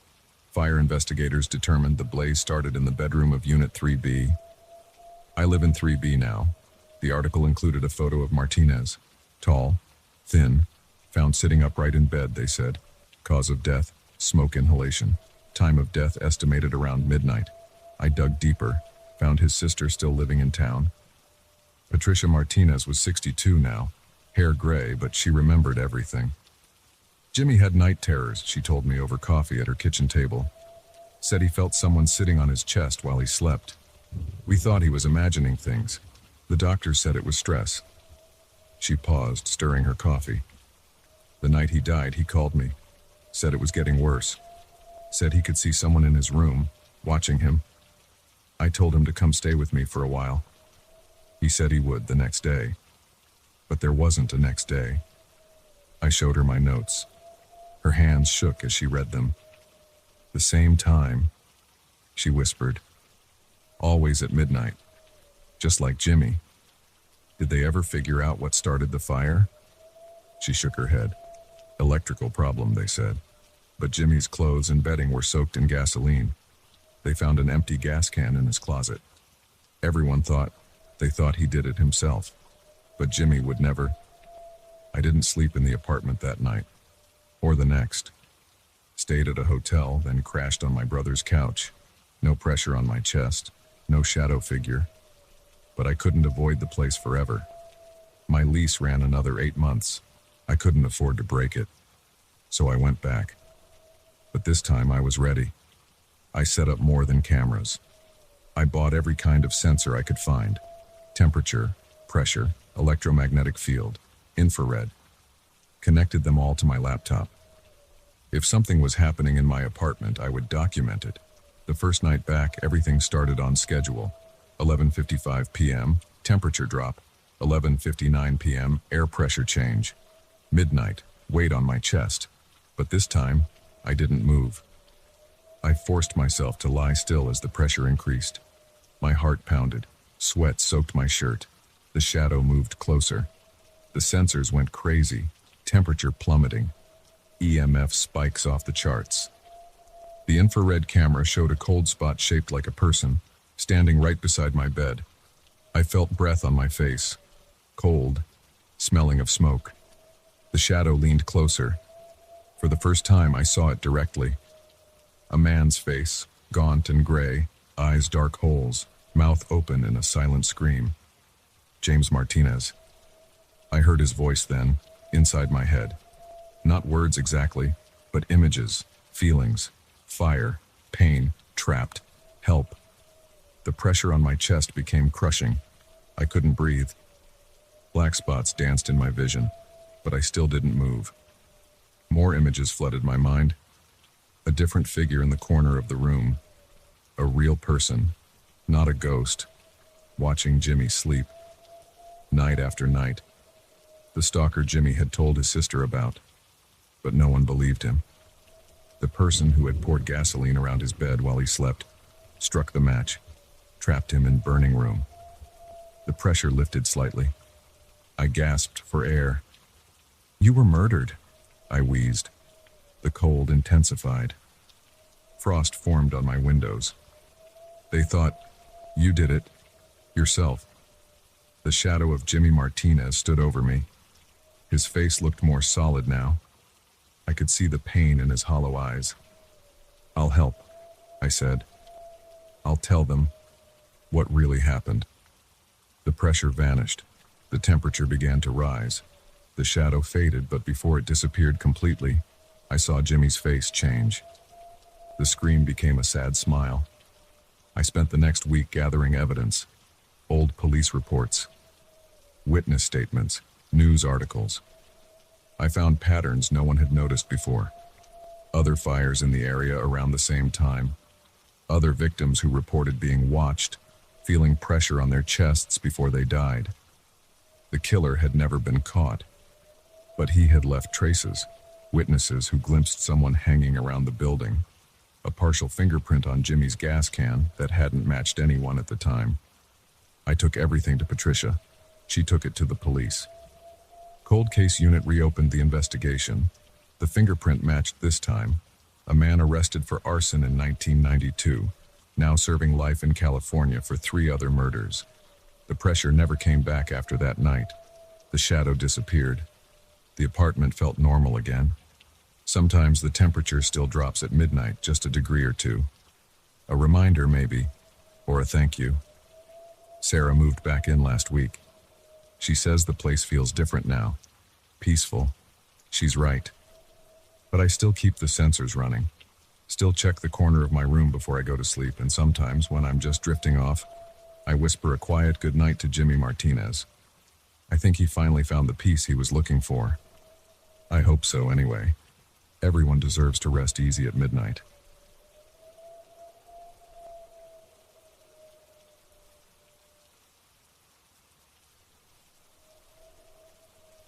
My hand shook as I reached for my office door handle at 11:47 p.m. The brass felt ice cold against my palm. Behind me, the whispers started again. "Daniel." I spun around. The hallway stretched empty in both directions, flickering fluorescent lights casting harsh shadows across the worn carpet.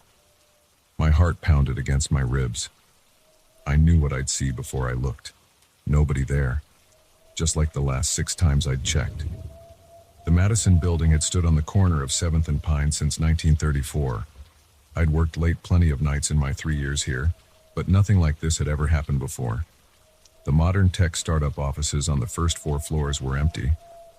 My small accounting firm occupied a corner of the 5th floor. The rest of the building sat vacant, waiting for renovations that never seemed to start. My computer screen still showed the spreadsheets I'd been working on since 8 a.m. Year-end tax reports for our biggest client. Missing the deadline wasn't an option, which was why I was here alone at nearly midnight. The first whispers started around 10:30, just at the edge of hearing, so faint I thought it was the heating system kicking in. But they grew clearer over the next hour, multiple voices speaking too low to make out the words, until they started saying my name. I grabbed my phone and keys from my desk, deciding to take a break. Maybe grab some coffee from the 24-hour diner down the block. Clear my head. The elevator lobby was dark. I jabbed the down button 3 times. Nothing happened. The display panel stayed blank. Out of service, I muttered. Perfect. That meant taking the stairs, past the bathroom where the whispers seemed loudest. My footsteps echoed on the marble floor as I walked down the main hallway. The motion sensor lights flickered on one by one ahead of me. Behind me, they clicked off, leaving darkness in my wake. The whispers started again. Closer now. Daniel, come here. A chill ran down my spine. The voices seemed to come from everywhere and nowhere at once. I quickened my pace. The bathroom door stood half open, darkness spilling out into the hallway.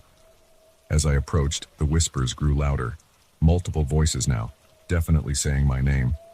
Some sounded like men, others like women. All speaking in that same harsh, urgent whisper. My legs wanted to run, but something made me stop. I had to know. Had to prove to myself I was just being paranoid. I pushed the bathroom door open. The motion sensor light buzzed to life, revealing empty stalls and grimy mirrors. The whispers stopped instantly. My reflection looked pale and drawn. Dark circles under my eyes from too many late nights. I splashed cold water on my face, trying to shake off the creeping dread. The light went out. I froze, water dripping down my chin. The motion sensor should have kept it on for at least a minute. I waved my arms. Nothing happened. In the darkness, the whispers started again. Right behind me. Daniel, turn around. I gripped the edge of the sink. My whole body trembled. In the mirror, I could barely make out my own reflection in the dim light filtering in from the hallway. Then I saw it. A face appearing in the darkness behind my shoulder. Pale white skin, black holes where the eyes should be, mouth opening impossibly wide. I ran, slammed through the bathroom door and sprinted down the hallway. The whispers erupted into screams, following close behind. Multiple voices shrieking my name.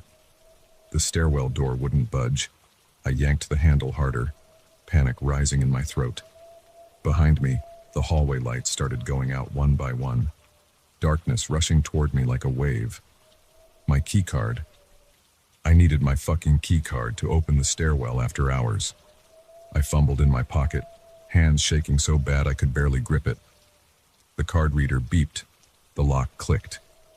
I wrenched the door open and practically fell through it as the last hallway light went dark. I took the stairs 3 at a time, nearly twisting my ankle twice. The screaming voices followed, echoing in the concrete stairwell. Getting closer. 4th floor, 3rd, 2nd. My lungs burned. Legs trembled. But I didn't slow down. I burst out of the stairwell into the lobby. The night security guard looked up from his crossword puzzle, startled. "You okay, sir?" I doubled over, gasping for air. The screaming had stopped. When I looked back at the stairwell, it was dark and silent. "Fine," I managed to say between breaths. "Just getting some air." He gave me a strange look but went back to his puzzle. I stumbled outside into the cold night air. My hands shook as I lit a cigarette. I'd quit smoking 6 months ago but kept an emergency pack in my car. If any situation qualified as an emergency, this was it. I could see my office window from here. 5th floor, 3rd from the left. The light was still on. My laptop still open on the desk. No way in hell was I going back up there tonight. I called my boss from the car. "Hey John, it's Daniel. Listen, I'm not going to finish those reports tonight. Something came up. I'll explain tomorrow." He wasn't happy, but I didn't care. I'd rather deal with an angry client than spend another minute in that building. I drove home in a daze, jumping at every shadow. Sleep seemed impossible, but exhaustion eventually won out around 4 a.m. My alarm went off at 7. For a few blessed seconds, it all felt like a bad dream. Then reality crashed back. I had to go back. The reports were due today, and all the files were on my office computer. But I wasn't going alone. John was already at his desk when I got there at 8:15. I told him everything. He listened without interrupting, face unreadable. "So let me get this straight," he said when I finished. "You're saying our building is haunted?" Put that way, it sounded ridiculous. I almost backed down, made up some excuse about food poisoning or anxiety attack.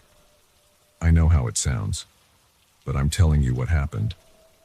He studied me for a long moment. "Okay, let's go check it out." We took the elevator this time. It worked perfectly. The hallway looked normal in the morning light streaming through the windows. No flickering lights, no whispers.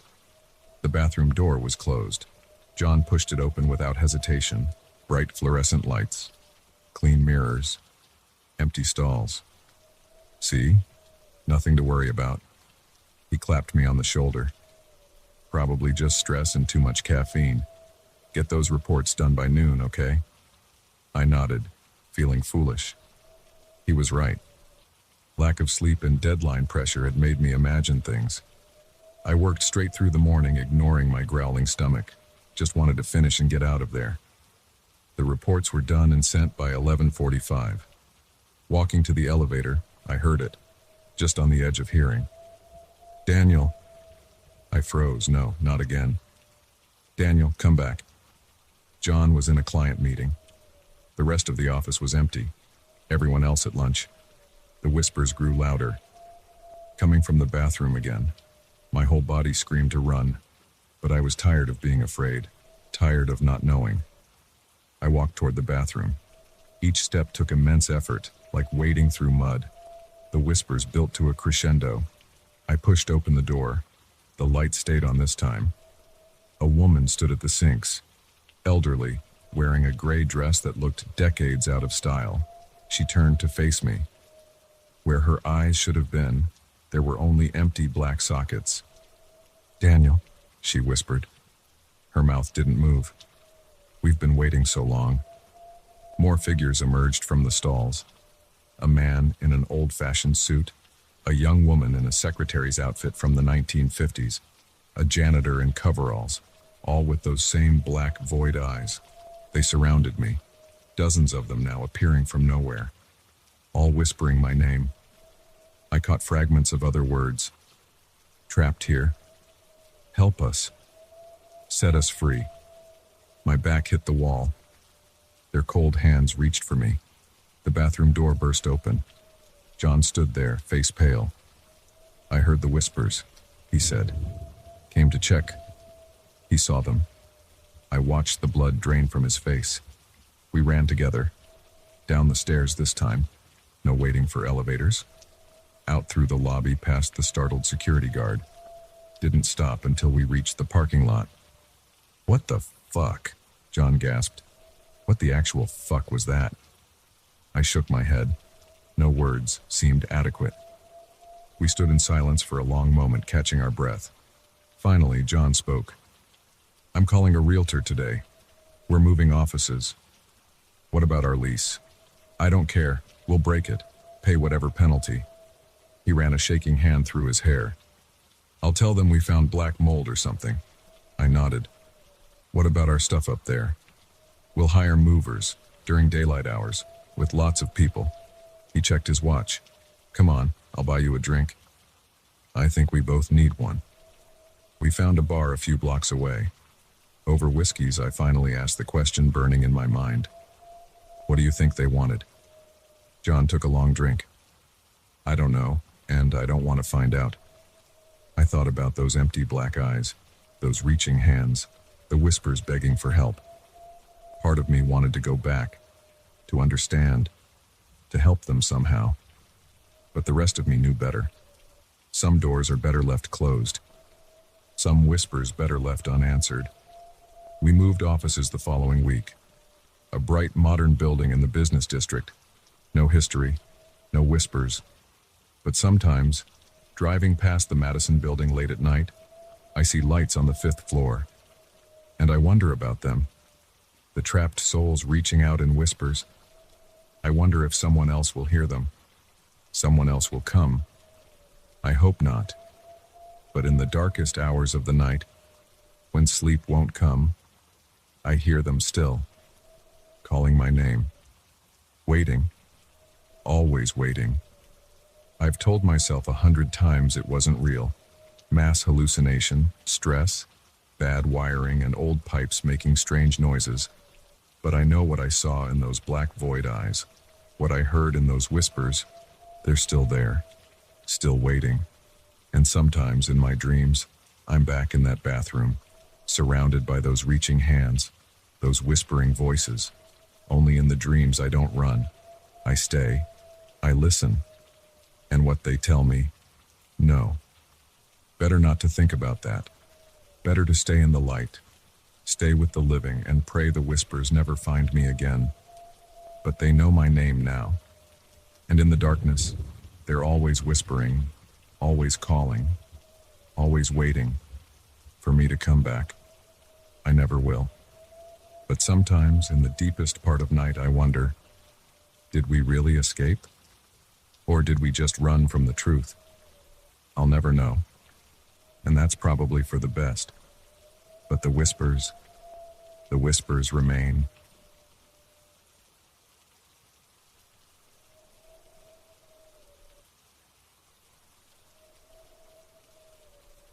I found those scratches again this morning. 3 long marks dragged across my bedroom wall right above the baseboard. They weren't there when I went to sleep. I know because I check every night now. Every single night since the dreams started. It's been 6 weeks since I moved into this house on Cedar Street. The rent was too good to pass up. Should have known better.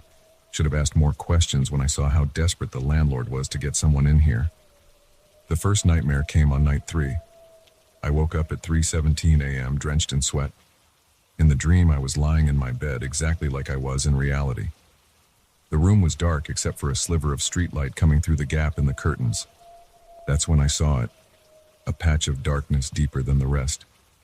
It moved, arms stretched out from it, impossibly long and thin. They reached toward my bed. I tried to move but couldn't. The arms kept extending, getting closer and closer. I woke up just as they were about to touch me. I wrote it off as stress from the move. New place, unfamiliar sounds, normal stuff. But the dream came back the next night. And the next. Always the same time, 3:17 a.m. Always the same darkness with those arms. After the first week, I noticed the first scratches. They were on the living room wall next to the couch, 3 parallel lines, about 8 inches long. I figured I must have scraped something against the wall while moving furniture. I patched and painted over them. 2 days later, more scratches appeared in the kitchen, higher up this time, almost at eye level. I couldn't explain those away so easily. That's when I decided to talk to the neighbors. Mrs. Peterson next door was watering her garden when I approached her. I asked about the previous tenant, trying to sound casual. "Oh, you mean David?" She set down her watering can. Such a shame what happened with him. He was such a nice young man at first. At first? Well, she glanced at my house. He changed after a few months. Stopped taking care of himself. Said he couldn't sleep. Started talking about things in the walls, he said. Then one day, about 4 months ago, he just left. Middle of the night. Left most of his stuff behind, too. My stomach dropped. Did he say why? He was ranting about arms coming out of the darkness. Poor thing had a breakdown, if you ask me. Lack of sleep will do that to you. I went back inside and did a thorough check of every room. No scratches besides the ones I already knew about. But as I stood in the hallway, I noticed something. The air felt different near the hall closet. Colder. I opened the door slowly. Empty hangers clinked against each other. The darkness at the back of the closet seemed to shift, just slightly. I slammed the door shut. That night I left every light on in the house. Didn't matter. The dream came anyway. This time the arms reached further than ever before. I felt cold fingers brush against my ankle. I jerked awake, heart pounding. 3:17 a.m. New scratches appeared every few days after that. Always in threes. Always in places I hadn't noticed them before. I started taking pictures to document them, to prove to myself I wasn't imagining things. The photos showed them clearly enough. I tried sleeping pills. They just trapped me in the dreams longer. I tried energy drinks to stay awake. Made it 3 days before I crashed.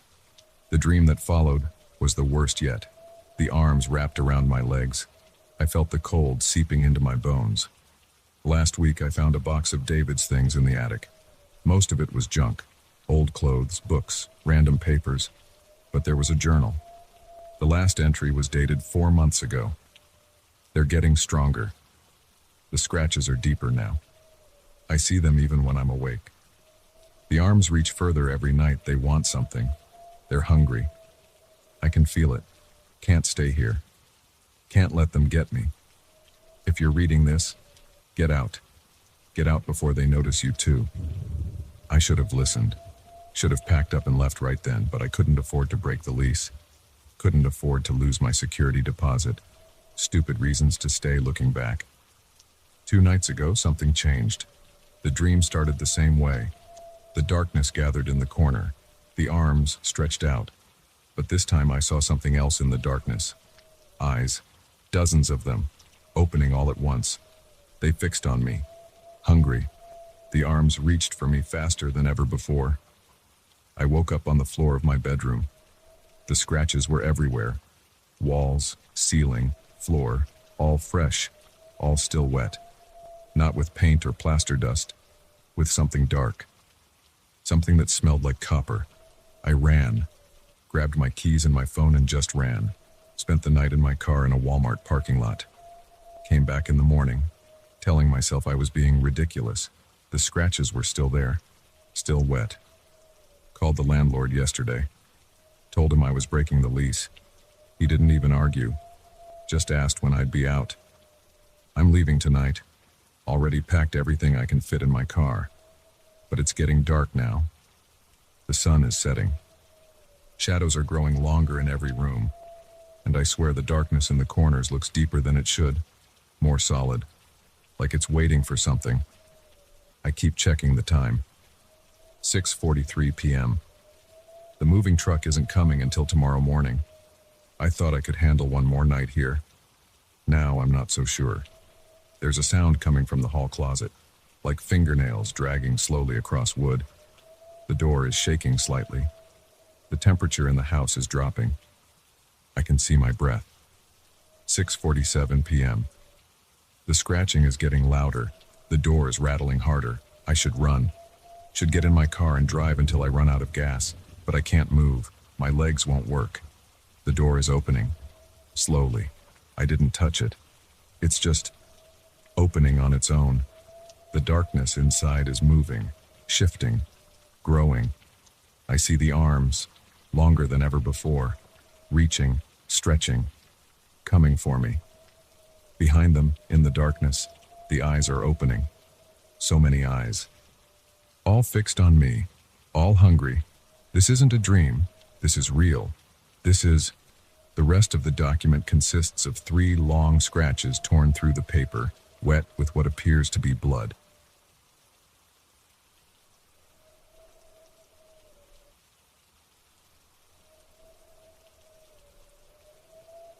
I haven't slept properly in 47 days. Every night around 3 a.m. she appears next to my bed. An old woman in a faded gray dress. She just stands there, staring at me with empty black eyes. I've tried medication, therapy, even sleeping at friends' houses. But it doesn't matter. She always finds me.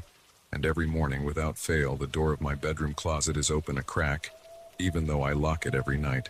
The first time I saw her, I thought I was dreaming. I lived alone in my small one-bedroom apartment on the third floor of an old building in downtown Seattle.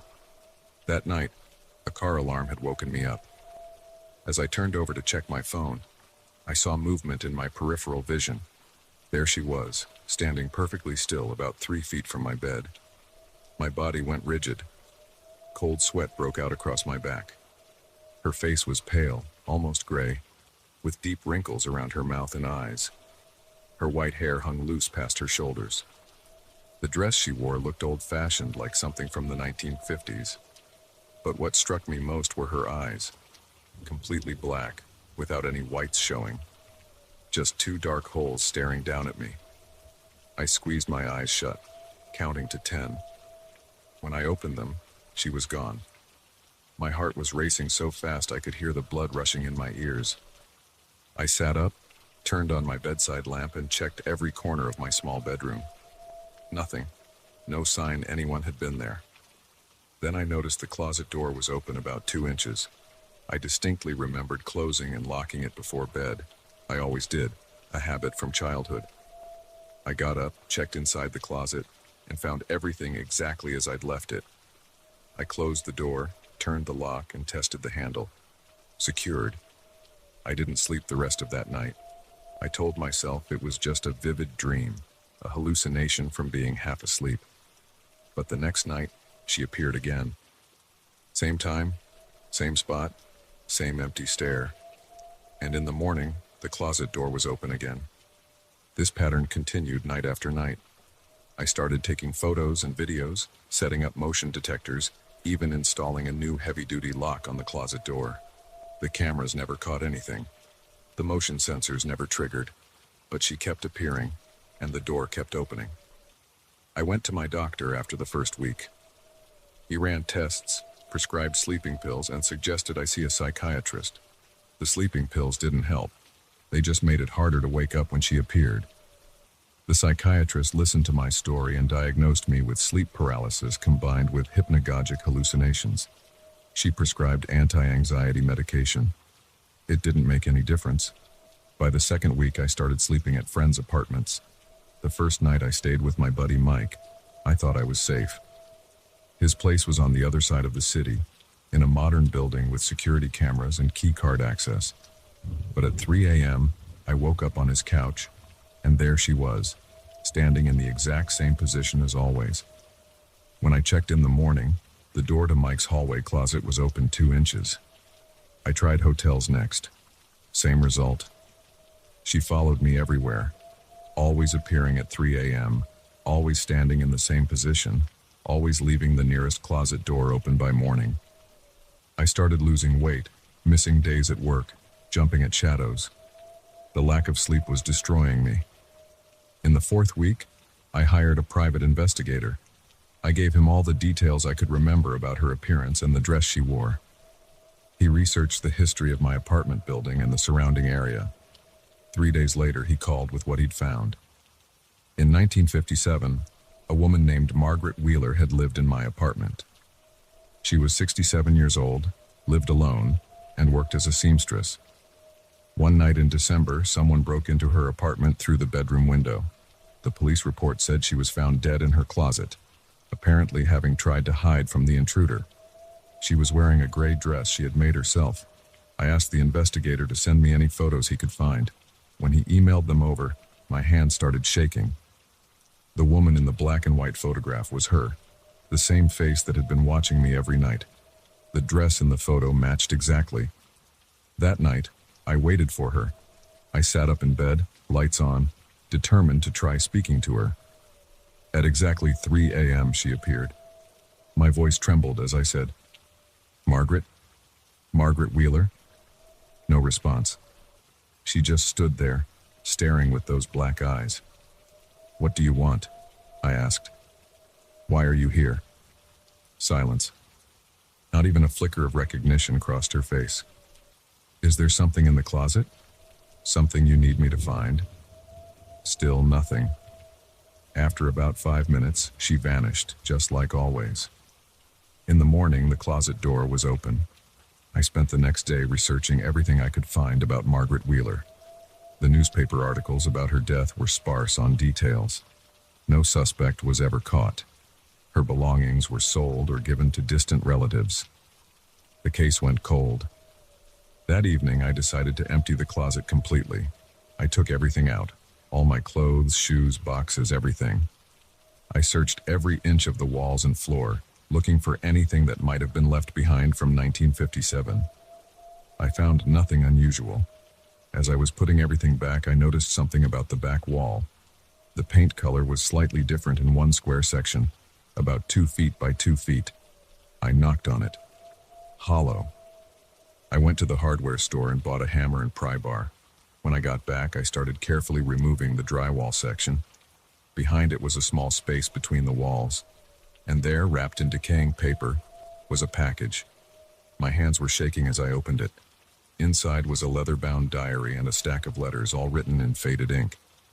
They were from Margaret Wheeler's sister, Sarah. The last letter was dated 3 days before Margaret's death. I started reading the diary from the final entry. Sarah is right. I have to tell the police I can't keep protecting him, not after what I saw him do to that poor girl. He's my son, but he's become a monster. Tomorrow morning I'll go to the station and tell them everything. May God forgive me for not doing it sooner. The next several hours I spent reading through the diary and letters. The terrible story emerged piece by piece. Margaret's son, Robert, had been responsible for a series of brutal murders in the Seattle area. Margaret had discovered evidence of his crimes, but couldn't bring herself to turn him in. Finally, her sister convinced her to go to the police. But Robert must have figured out his mother's plans. The police report suddenly made more sense. Margaret hadn't been hiding from a random intruder that night. She had been hiding from her own son. I called the investigator and told him what I'd found. He contacted the Seattle Police Department's cold case unit. They came and collected the diary and letters. 2 days later, they matched fingerprints from the diary to evidence from 5 unsolved murders from 1956 and 1957. I thought finding the diary would end the visits. It didn't. She kept appearing every night, still silent, still staring. But something had changed. Now she would slowly turn her head to look at the closet door, then back at me. After a week of this, I realized what she wanted. I went back to the hollow space in the wall and searched it more thoroughly. Far in the back corner, I found a small key taped to the wood beam. The next day, I took the key to a locksmith who specialized in antique locks. He examined it and said it was for a safety deposit box, probably from the 1950s. He could even make out a faint number and bank name stamped on it. The bank still existed, though it had gone through several mergers over the decades. I went there and explained the situation. After verifying the key and checking their records, they found the box. It was still registered to Margaret Wheeler. Inside was another diary, this one containing detailed records of Robert's crimes, dates, locations, victims' names, everything. There were also photographs proving his guilt. Margaret hadn't just been planning to tell the police. She had been methodically gathering evidence against her son. I turned everything over to the cold case unit. Within weeks, they located Robert Wheeler, living under an assumed name in Florida. He was 91 years old, but DNA evidence confirmed his identity and tied him to the murders. They arrested him at his nursing home. That night, I saw Margaret for the last time. She stood in her usual spot, but something was different. The black emptiness was gone from her eyes. They were normal now, pale blue and tired-looking. She gave me a small nod, turned and walked toward the closet. She faded away before reaching it. I still live in the same apartment. The closet door stays shut now when I lock it at night. I sleep through until morning, but sometimes around 3 a.m., I wake up for no reason. I keep my eyes closed, not wanting to look, just in case. The police found 8 more victims after Robert's arrest, cases that had gone unsolved for over 60 years. He died in prison 3 months later, but not before confessing to everything. The families finally got closure. And somewhere, I hope, Margaret Wheeler found peace. I keep her photograph on my dresser now. Not the crime scene photo, one I found from happier days, showing her smiling in front of a Christmas tree. Sometimes I look at it and wonder if she knows she finally succeeded. Her evidence put him away, even if it took 67 years and a very persistent ghost. The investigator stops by sometimes to update me on the cases. He doesn't believe my story about Margaret's appearances, of course. He thinks I somehow discovered the diary through normal means. That's fine. I know what I saw. Last week, they found another diary hidden in Robert's Florida home. It contained a confession written the day before his death. On the last page, he wrote about the night he killed his mother.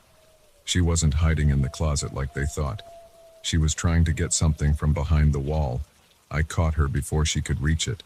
Her last words were, "Someone will find it." I didn't know what she meant until now. She was right. Someone did find it. And now everyone knows what I did. Mother finally won. I had the walls repaired properly after that. No more hollow spaces, no more hidden compartments. But I left the old closet door with its antique lock that still works perfectly. Every night before bed, I turn the key and check that it's secure. And every morning when I wake up, I look at Margaret's photo and whisper a quiet, "Thank you."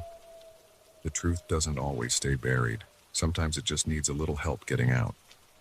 Even if that help comes from a silent visitor in the middle of the night, standing beside your bed with empty black eyes, waiting for you to understand what needs to be done. I sleep better these days, but I still keep that closet door locked, just in case.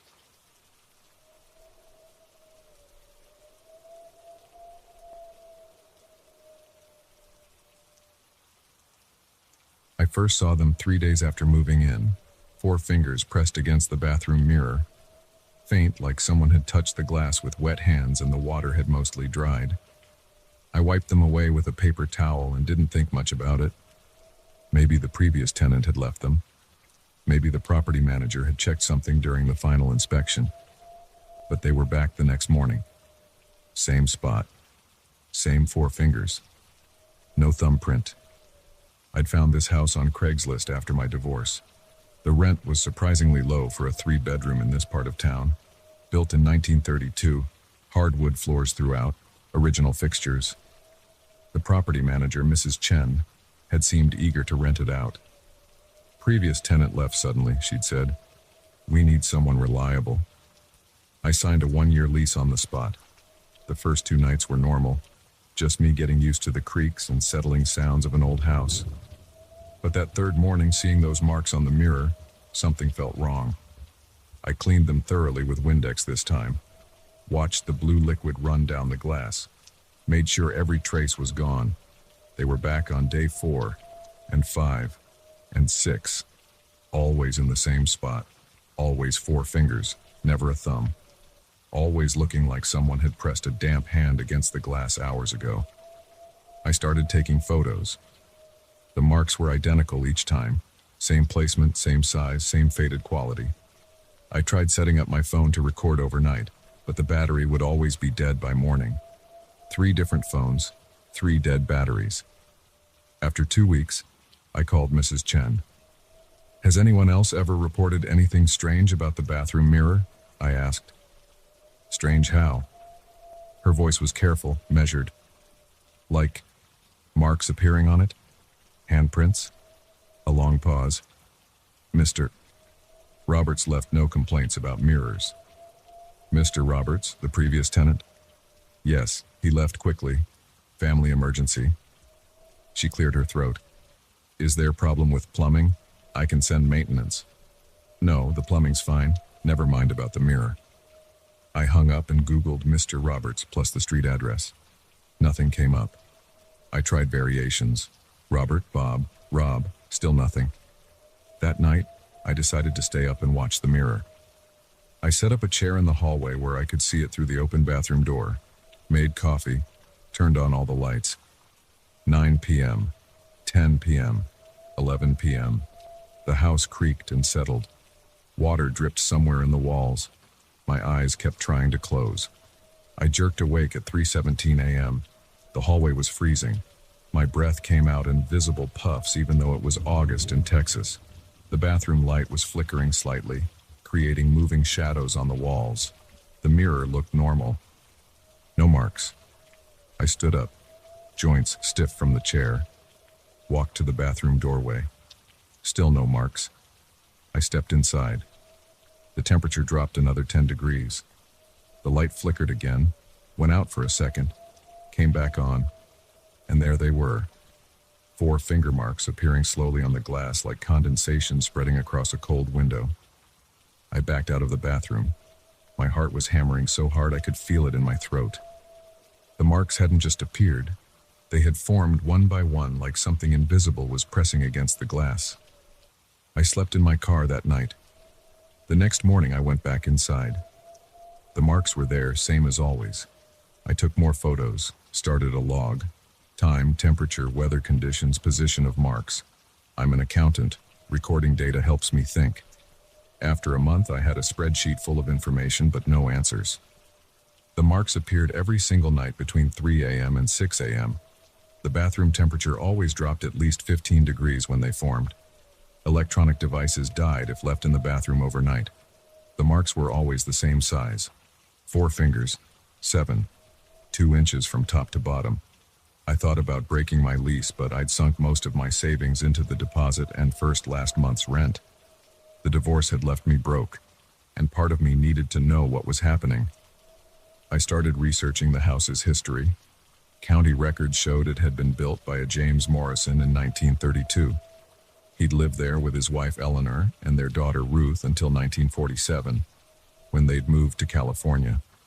After that, a string of owners and renters. Nothing unusual stood out. I dug deeper.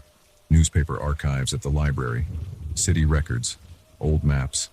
The house had been built on what used to be farmland. Before that, it had been undeveloped prairie. No recorded deaths on the property. No tragic accidents. No missing persons cases. The marks kept appearing. Every morning, 4 fingers. Never a thumb. Always looking like they'd been left by a wet hand that had mostly dried. I started talking to the neighbors. Most were newer to the area, but Mrs. Grayson at the end of the block had lived there since 1975. I brought her a coffee cake one Sunday afternoon. "Oh, the old Morrison place," she said when I mentioned my address. Such a shame about that family. The Morrisons, they moved to California in '47. She frowned. "No, dear, they didn't." She took a sip of tea. Eleanor Morrison killed herself in that house in 1946. James took Ruth and moved away the next year. Horrible business. They found Eleanor in the bathtub. I felt cold despite the warm afternoon. "Do you know any details?" I was just a girl then, but my mother used to talk about it. Eleanor had been acting strange for months, saying someone was following her, seeing things in mirrors. James had her committed for a while, but she seemed better when she came home. Mrs. Grayson shook her head. Then one morning, James found her in the tub. She'd cut off her thumb and bled out. I nearly dropped my teacup. Her thumb? Yes, they never found it. James told the police she'd been obsessed with her reflection, said it wasn't really her in the mirrors anymore. Poor woman must have had a breakdown. I went home and vomited. When I could stand again, I went to the bathroom. The mirror looked normal in the afternoon light. I touched it with my right hand.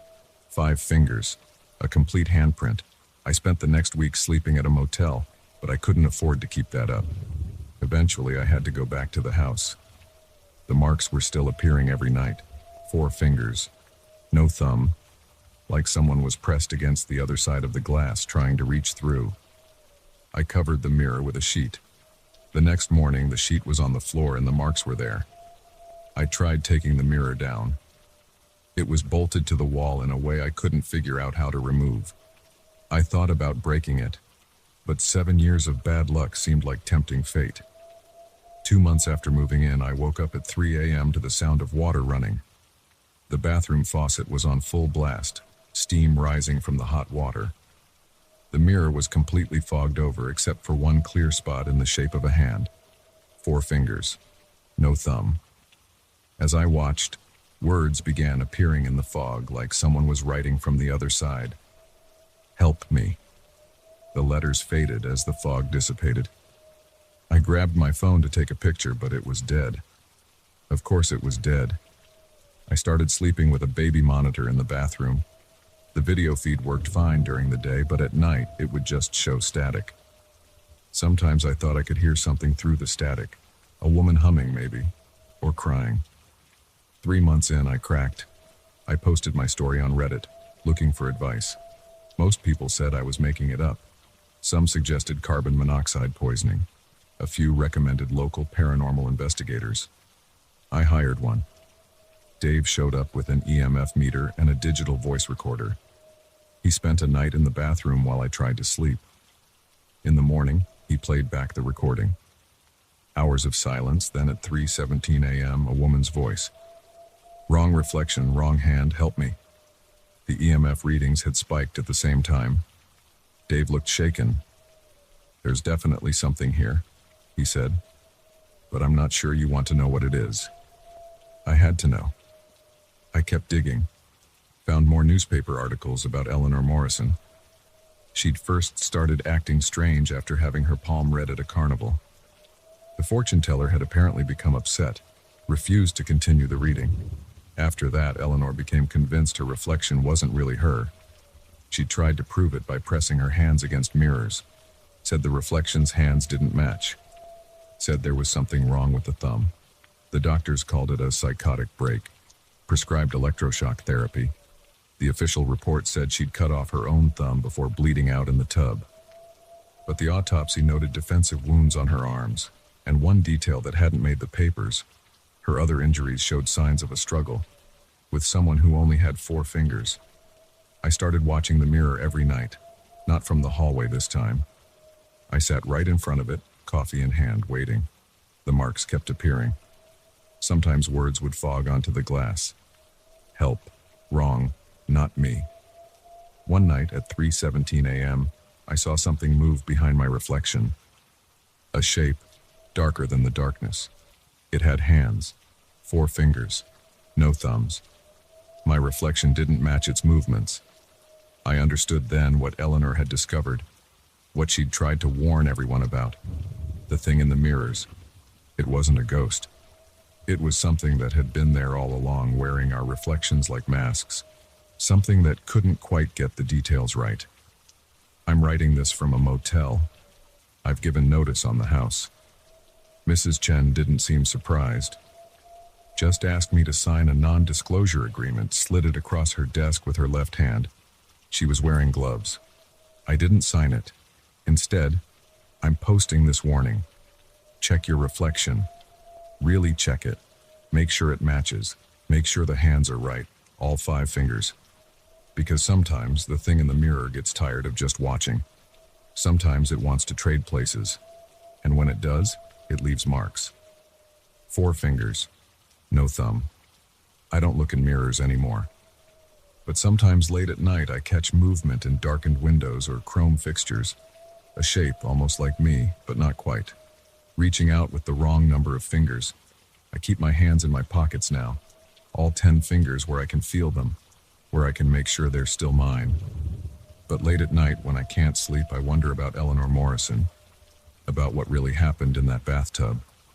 About her missing thumb. And I wonder if somewhere on the other side of every mirror there's a version of Eleanor with the wrong number of fingers, still trying to warn us. The reflection you see isn't always yours. Count your fingers. Count them carefully. And whatever you do, don't let it touch you through the glass.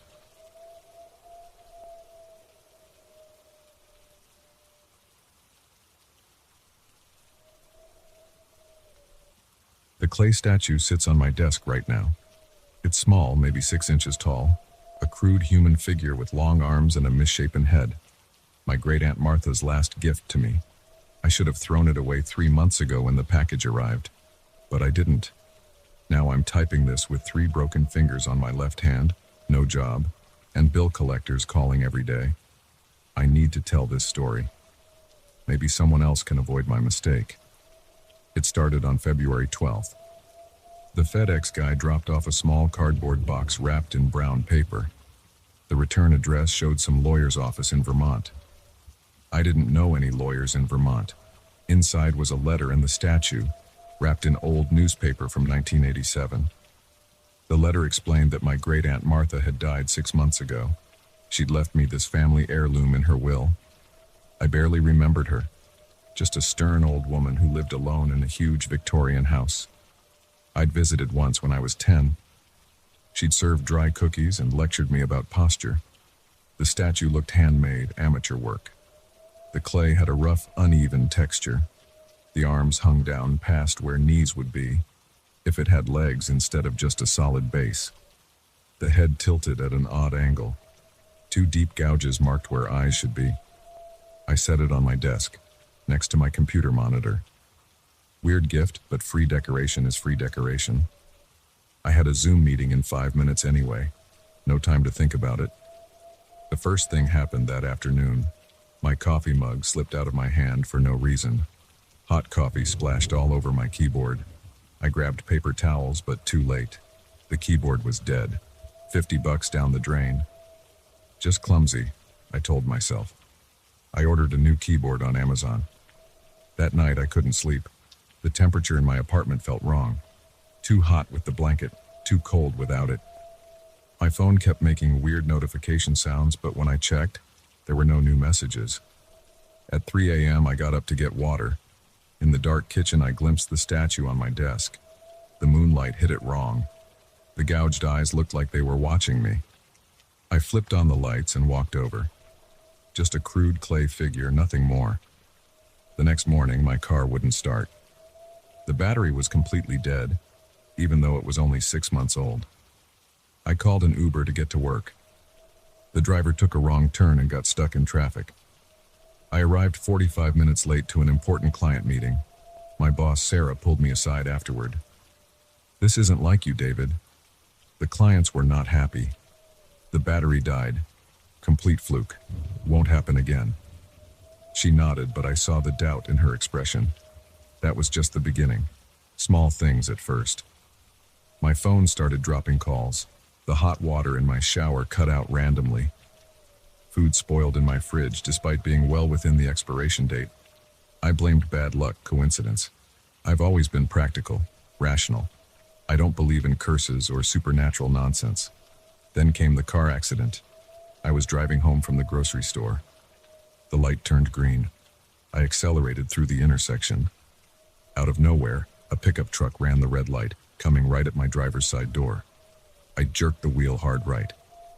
The truck clipped my back bumper instead of T-boning me.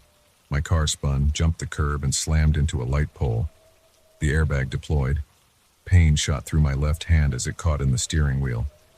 3 broken fingers, the doctor told me later. Plus whiplash, bruised ribs, and a concussion. The truck driver was drunk. His insurance would cover the damages eventually, but I needed a rental car now, and the medical bills started arriving. My insurance deductible was $2,500.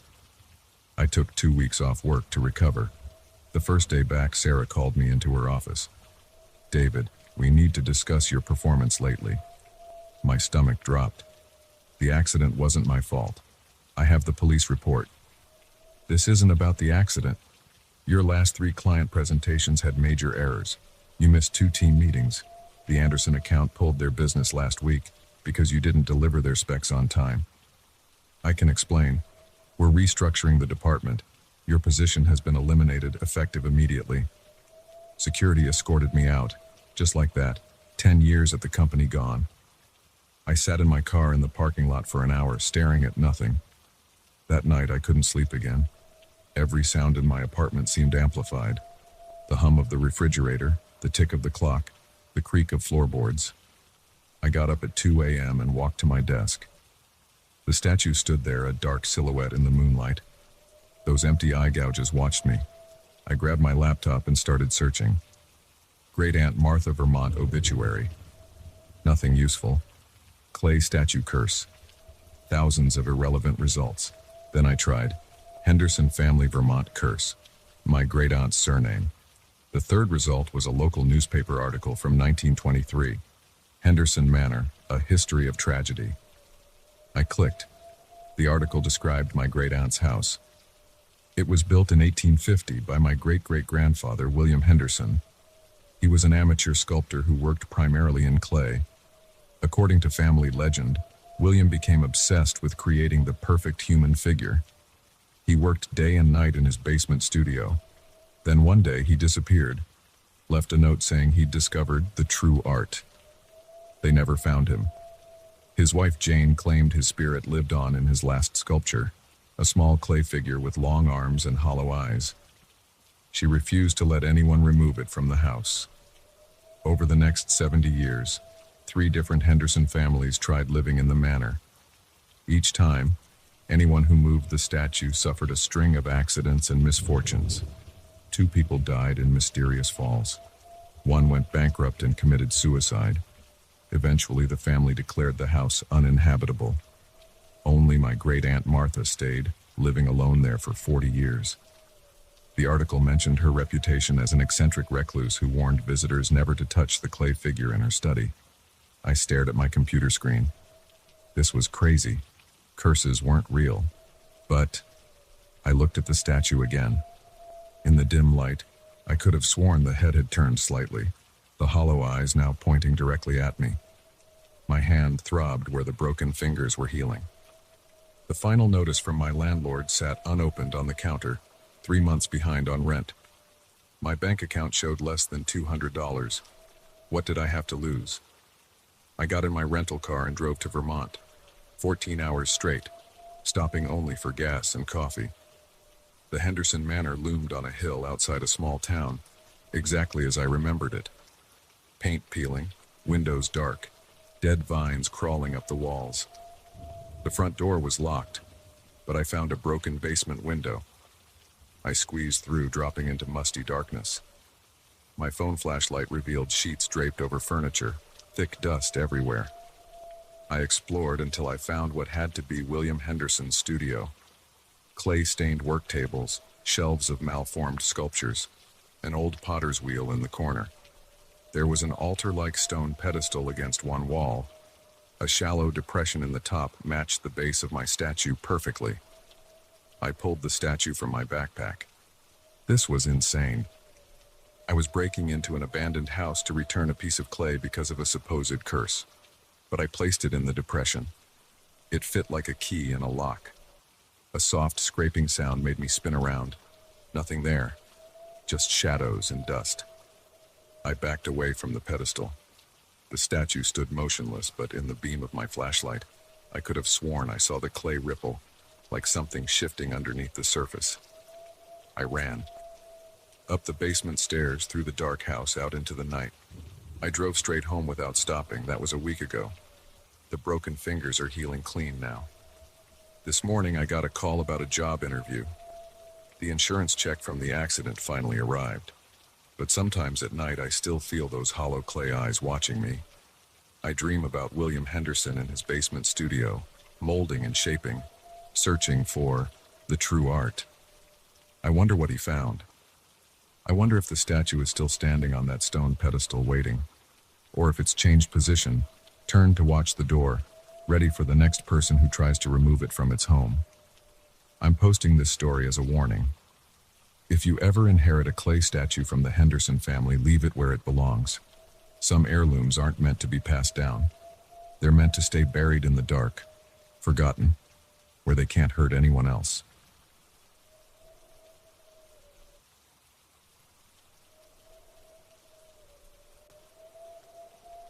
I started running at night 6 months ago. The suburbs are different after dark, quieter, empty. The streetlights cast long shadows. Houses become dark shapes against the sky. My route takes me through Maple Grove, a development built in the 1960s. Same houses, same lawns, same mailboxes. I know every crack in the sidewalk by now. Every barking dog, every motion sensor light that clicks on when I pass. That Tuesday night in October felt normal at first. Temperature in the low 50s. Clear sky. Good running weather. I had done 3 miles and was heading back home when I saw him. A man stood in the front yard of 247 Oak Street, just standing there, completely still. face turned up toward the second floor windows, arms at his sides. He wore dark clothes, maybe a jacket and pants. Hard to tell in the dim light. I slowed down. Most of my neighbors were inside by 9 p.m. This guy wasn't moving at all, like a statue. "Evening," I called out, still jogging in place. My breath made little clouds in the cold air. No response, no movement, not even a twitch. "Hey there," I tried again, louder this time. "Everything okay?" Nothing.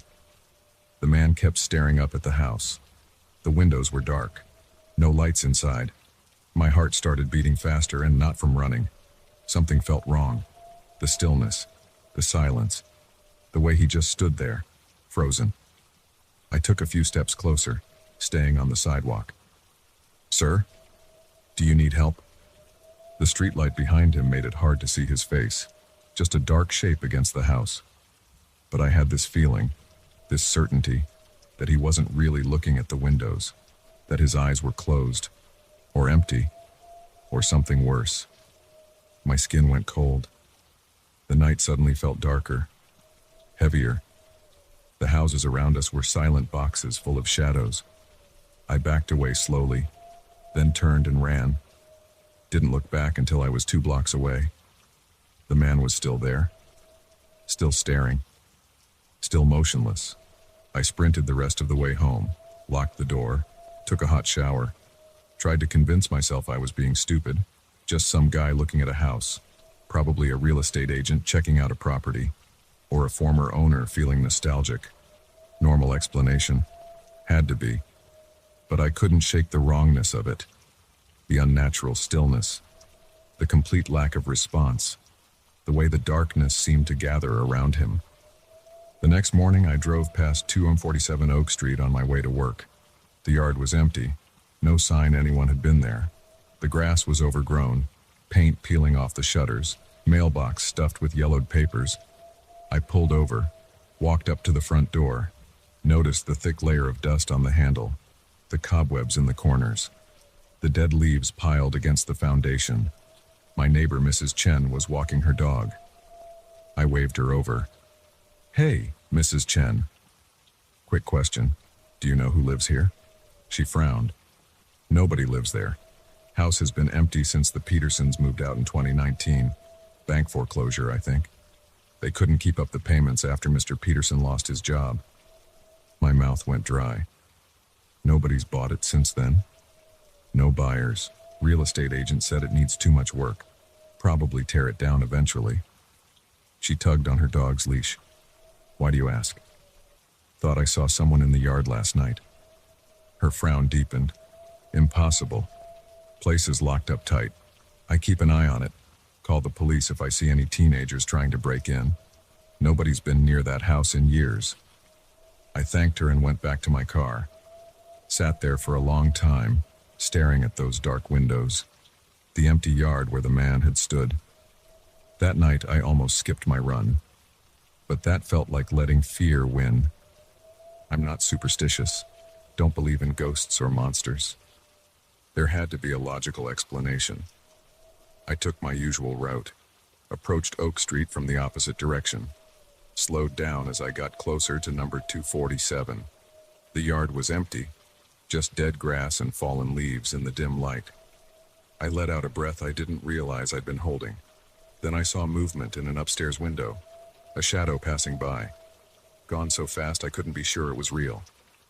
I stopped running, stood on the sidewalk, heart pounding, watched the house. Nothing moved. No lights, no sounds. Just the wind rustling dead leaves across the yard. Something made me walk closer.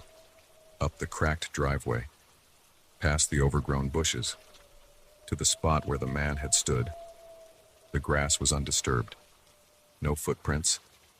No signs anyone had been there. I looked up at the second floor windows. Tried to see what he had been staring at. Just darkness behind dirty glass. A cold breeze hit me. Goosebumps rose on my arms.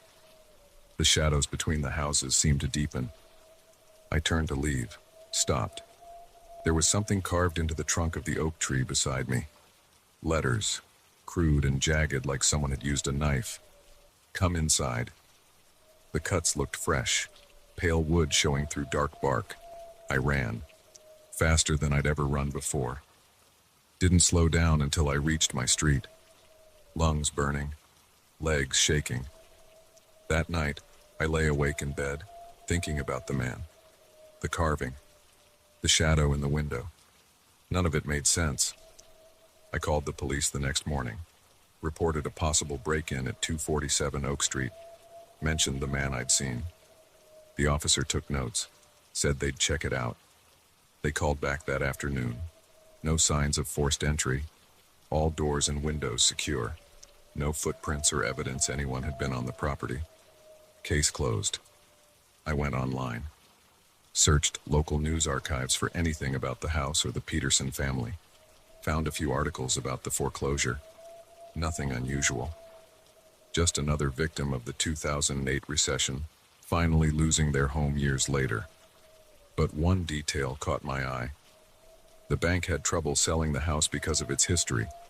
In 1973, the previous owner had murdered his wife and 2 children before hanging himself in the basement. The article included a grainy black and white photo of the crime scene. My hands started shaking. The man in the photo, standing on the front lawn, being led away in handcuffs, wore dark clothes. His face was turned up toward the second-floor windows. I closed my laptop, went for a drive to clear my head, found myself parking outside 247 Oak Street. The house looked different in daylight. Shabby, abandoned, not scary at all, just a rundown building waiting to be demolished. I noticed something new. Fresh tire tracks in the gravel driveway, recent footprints in the mud by the front steps. Someone had been here since yesterday. I got out of my car, walked up to the house. The footprints led to the front door, then disappeared.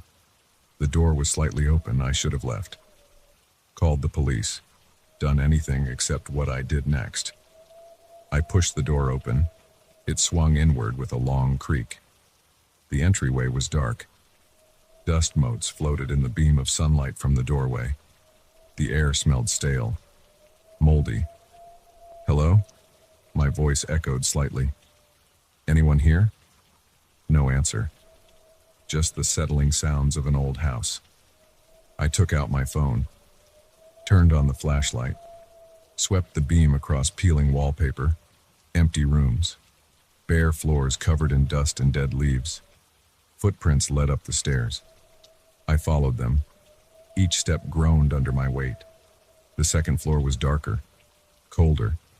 The footprints ended at a closed door at the end of the hall. My hands were sweating, heart hammering against my ribs, every instinct screaming at me to run. I reached for the doorknob. It turned before I touched it. The door swung open slowly. Cold air rushed out. The room was empty except for a single chair facing the windows. The same windows the man had been staring at. Someone sat in the chair, a dark shape against the dim light. "Hello?" My voice came out as a whisper. The figure didn't move. I took a step closer. Another. The floorboards creaked beneath my feet. My flashlight beam hit the chair. It was empty. Something moved behind me. A soft footstep. I spun around. The man stood in the doorway. Dark clothes. Face turned up slightly. Eyes closed. No, not closed. Gone. Just smooth, blank skin where eyes should be. I screamed, tried to run past him. His hand shot out, grabbed my arm, skin cold as ice. "Welcome home," he said in a voice like rustling leaves. I yanked free, pushed past him, ran down the hall, down the stairs, out the front door into the sunlight. Didn't stop running until I reached my house. Locked every door and window. Sat in my bedroom with all the lights on until dawn. The police came again when I called. Found nothing. No footprints, no open door, no sign anyone had been inside. They suggested I stop running at night, get some rest, maybe talk to someone about stress and anxiety. I sold my house 3 months later, moved to an apartment downtown, started running on a treadmill at the gym. But sometimes, late at night, I still think about 247 Oak Street, about the man in the yard. about what he wanted to show me in that upstairs room. And sometimes when I can't sleep, I look out my apartment window at the city lights below. There's a figure standing on the sidewalk, face turned up toward my window, arms at its sides, completely still, waiting.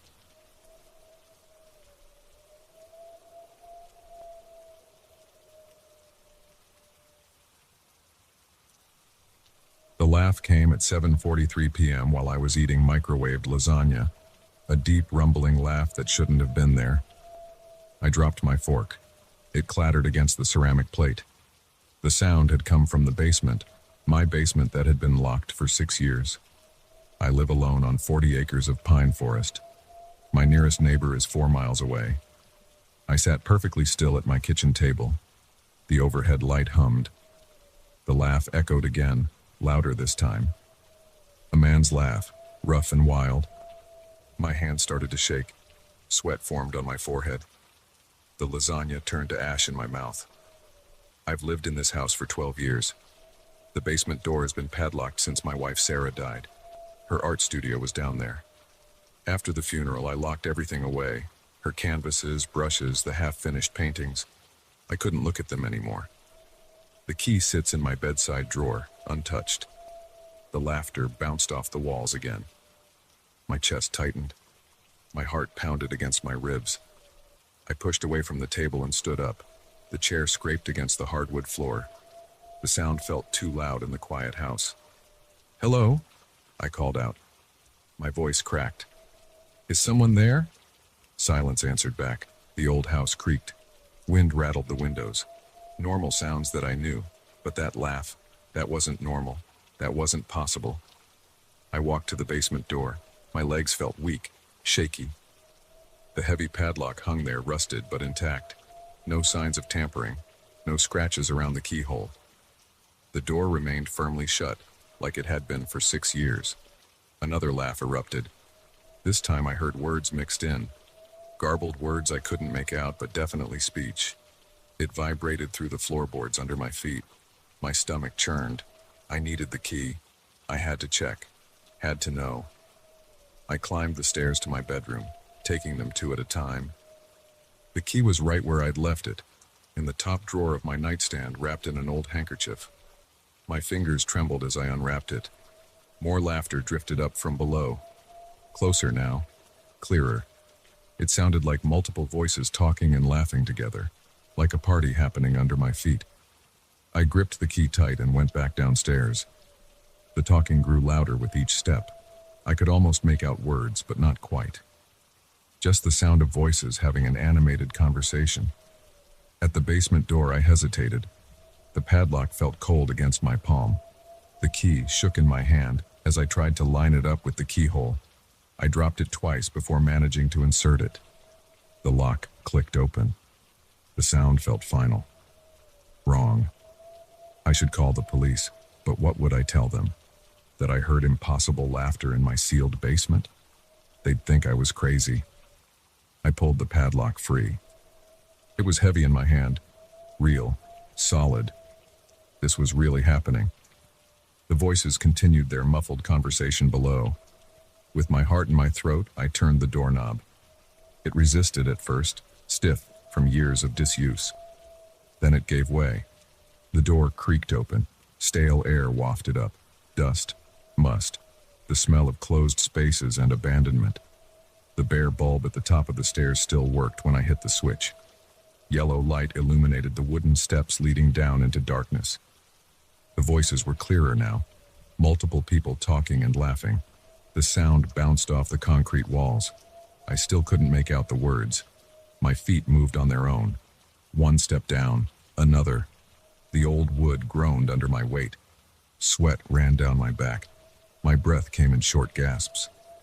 Halfway down, I stopped. The voices had gone quiet. The silence pressed against my ears. I gripped the railing hard enough that my knuckles turned white. "Hello?" I called again. My voice echoed in the empty space. "Who's down there?" The laughter exploded, loud, wild, unhinged, right below me.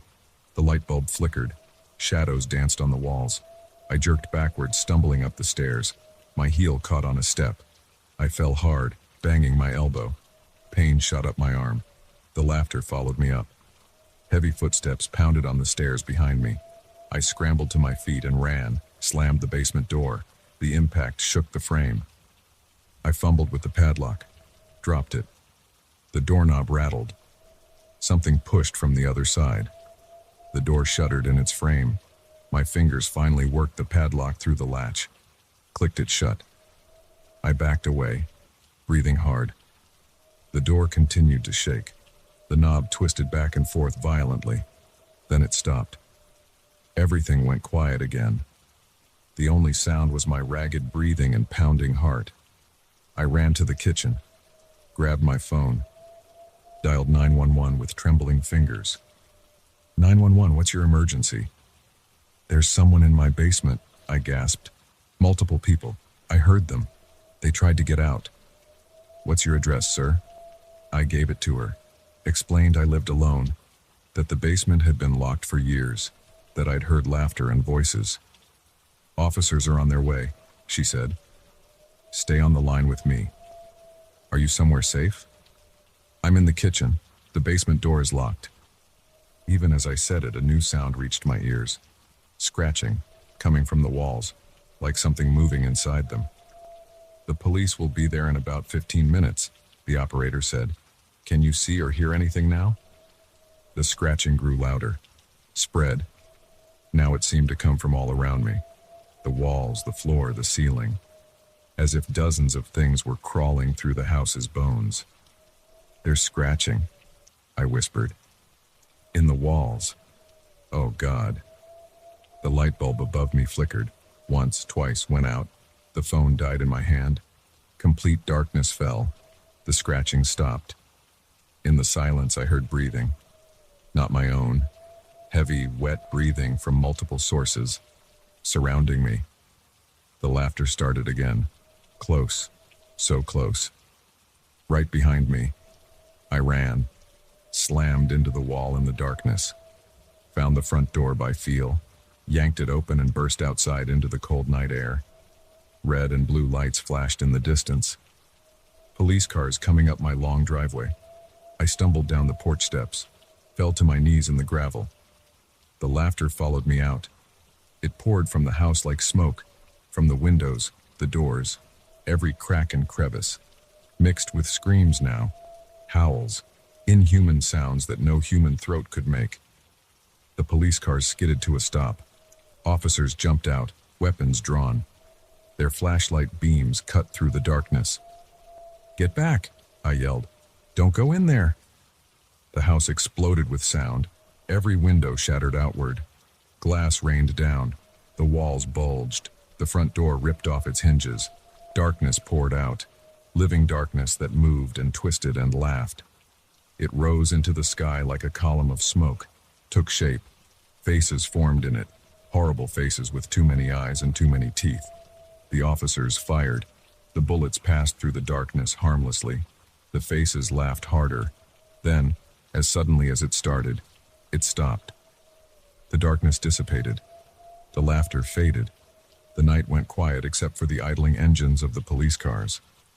We found the basement empty. No signs of intrusion. No footprints in the dust except mine. Sarah's art studio looked exactly as it had 6 years ago when I locked it up. Her unfinished paintings still sat on their easels, covered in cobwebs. But something had changed. Every canvas was blank. The half-finished paintings she'd been working on when she died, gone. As if they'd been erased, only empty white spaces remained. The police found no explanation. They took my statement, searched the property, filed their report, suggested it might have been a gas leak causing hallucinations, recommended I get my furnace checked. I didn't argue. How could I explain what really happened? The truth was in those blank canvases, in the lingering echo of that terrible laughter.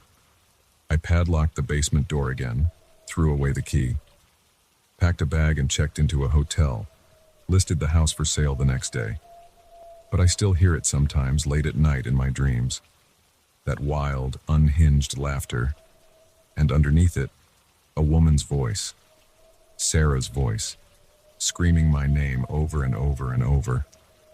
I never went back to the house, never found out what was really in that basement. Some questions are better left unanswered. Some doors are better left locked. But I know this. Whatever was down there isn't finished with me. The laughter follows me, gets closer every night. One day it will catch up, and when it does, I'll finally learn the truth about what happened to Sarah's paintings, about what's really been waiting in that basement all these years. I just hope I survive the revelation.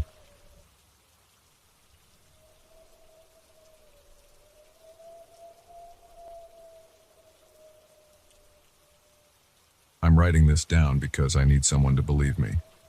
3 weeks ago, I started fixing the old wooden fence in my backyard. That's when everything changed. The wood was rotting, posts were leaning, the whole thing needed work. I bought pressure-treated lumber from Home Depot and started the job on a Saturday morning. The air was cold. My breath made clouds in front of my face. I pulled out the first broken post and dug the hole deeper. That's when I felt it.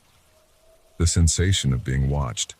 Not the normal kind, like when a neighbor glances over while getting their mail. This was different. More focused. More intense. I turned around. There she was. A woman stood at the far corner of my property, partially hidden behind my maple tree. She wore a gray dress that hung loose on her thin frame. Her hair was dark and long. She didn't move. I raised my hand to wave. Hello? My voice sounded too loud in the quiet morning air. She didn't wave back, didn't speak, just watched. I set down my shovel. Can I help you with something? She stepped behind the tree. I walked toward her, my boots crunching on frozen grass. When I reached the tree, she was gone. I checked behind the tree. Nothing. I looked around my yard, then at my neighbors' yards. Empty. No gates had opened or closed. No car had started. She had vanished. I went back to work on the fence, but my hands shook slightly. The hair on my arm stood up despite the heavy jacket I wore. I kept looking over my shoulder. That night I couldn't sleep. I lay in bed staring at my ceiling, replaying the scene in my mind. Her stillness bothered me most. Normal people shift their weight, scratch their nose, blink. She had been completely motionless. Sunday morning, I went back to work on the fence. New post hole digger in hand, I attacked the next section. The temperature had dropped overnight. Frost covered the grass. She appeared again. Same spot, same gray dress, same blank stare. This time I walked toward her immediately. Hey, who are you? She retreated behind the tree. Again, when I reached it, she was gone. No footprints in the frost, no disturbed grass, nothing. I knocked on my neighbor Tom's door. He opened it wearing a Patriot sweatshirt and holding a coffee mug. Hey Tom, quick question. Have you seen a woman hanging around my yard? Gray dress, long dark hair. His expression changed. The friendly smile disappeared. Come inside for a minute. I followed him into his kitchen. He set down his coffee and leaned against his counter. The previous owner, Gary, mentioned something similar before he moved. Said he'd see a woman watching him from that exact spot. Always by that maple tree. Always in gray. He'd try to approach her, but she'd vanish. Started happening right after he put up that fence. My stomach dropped. When was this? About 8 years ago. He sold the house a few months later, said he couldn't take it anymore. I thought he was drinking too much, making things up. But now, I went home and Googled the history of my house. Built in 1928, 5 previous owners. Nothing unusual in the public records. No deaths reported at the address. No news stories. Nothing that explained what I was seeing. The next weekend, I had to finish the fence. The posts were already purchased, and leaving the job half done wasn't an option. I started early, hoping to beat whatever was happening. She appeared as soon as I picked up my tools. This time I ignored her, kept working. Sweat ran down my back despite the cold. My shoulders ached from tension. From the corner of my eye, I saw her move. Not behind the tree this time. She took a step toward me. I spun around. She stood 10 feet closer than before. Her face was clearer now. Pale skin, dark circles under her eyes, lips pressed into a thin line. My heart pounded. My mouth went dry. I gripped the post hole digger like a weapon. She took another step. Her movements were wrong, too smooth, like she was sliding rather than walking. I backed away. "What do you want?" Her mouth opened. No sound came out. But her eyes, they focused on the fence, the new posts I was putting in. Then back to me. I dropped the tools and ran inside, locked the door, pulled the blinds, sat on my couch shaking for hours. That night I heard scratching sounds from my backyard, like nails on wood. I didn't look. Monday morning, I called in sick to work. Spent the day researching the area's history. The local library had newspapers going back to the 1900s. I read through decades of microfilm. On page 6 of the Evening Herald, September 15, 1927, I found it. A small article about a construction accident. A woman named Eleanor Mills died when she fell into a hole while workers were putting in fence posts on a new housing development. My street. My lot. I kept reading. Her body wasn't found for 3 days. The hole had filled with rainwater. By then, I stopped reading. The fence needed to be finished. I couldn't leave holes in my yard. But now I understood. The next Saturday, I started earlier than usual. Dawn was just breaking. Frost covered everything. She appeared immediately. Closer than ever before, 20 feet away. I set down my tools, looked directly at her. "Eleanor Mills?" Her head tilted slightly. The first real reaction I'd seen. "I know what happened to you. I'm sorry. It must have been horrible." She moved closer. 10 feet away now. I forced myself not to run. "I have to fix this fence. It's not safe with holes in the ground, but I'll be careful, I promise." She stood still for a long moment, then nodded. Once, sharp and quick. I picked up my tools with trembling hands, started working. She watched. Every time I dug a hole, she moved closer, watching, making sure I was careful, making sure no one else would suffer her fate. When I finished the last post, I looked up. She was gone. I haven't seen her since. The fence is solid now, safe. The holes are filled. Maybe that's all she wanted. But sometimes when I'm in my yard, I feel that watching sensation again. Not hostile, not frightening anymore. More like someone making sure everything stays right, stays safe. I leave a small light on in my backyard every night now. And when the anniversary of her death comes each September, I lay flowers by the maple tree. Tom asked me recently if I'd seen the woman in gray again. I told him no, but I didn't tell him about the light I leave on, or the flowers, or the way the maple leaves sometimes move when there's no wind. Some things are better left unsaid. Some presences are better left undisturbed. The fence is fixed. The holes are filled. And Eleanor Mills can rest knowing no one else will share her fate. But I still check the corner of my yard every morning when I leave for work, just to be sure, just to see. And sometimes in the early dawn light I catch a glimpse of gray among the shadows, a reminder that not all hauntings are harmful. Sometimes they're just making sure we're safe. The fence stands strong now. I check the posts regularly, ensure nothing is loose or rotting. It's the least I can do. For her, for everyone's safety. Last week, a new family moved in next door. They have young children. I made sure to tell them the fence was recently repaired, that all the posts are secure, that it's safe to play near. I didn't tell them about Eleanor, about the woman in gray, about the watching presence in the corner of the yard. Some stories don't need to be shared. Some guardians don't need to be revealed, but every morning I nod toward the maple tree. A small gesture of acknowledgement, of understanding, of respect. And sometimes, just sometimes, I swear I see a slight movement in return, a tilt of a ghostly head, a shift of a gray dress. The fence remains strong, the yard remains safe, and Eleanor Mills remains at her post, ensuring no one else falls into darkness. That's all she wants. That's all she's ever wanted. And as long as I live here, I'll help her keep that promise. Keep everyone safe, keep the fence strong, keep the memory alive. It's the least I can do for the woman behind the tree.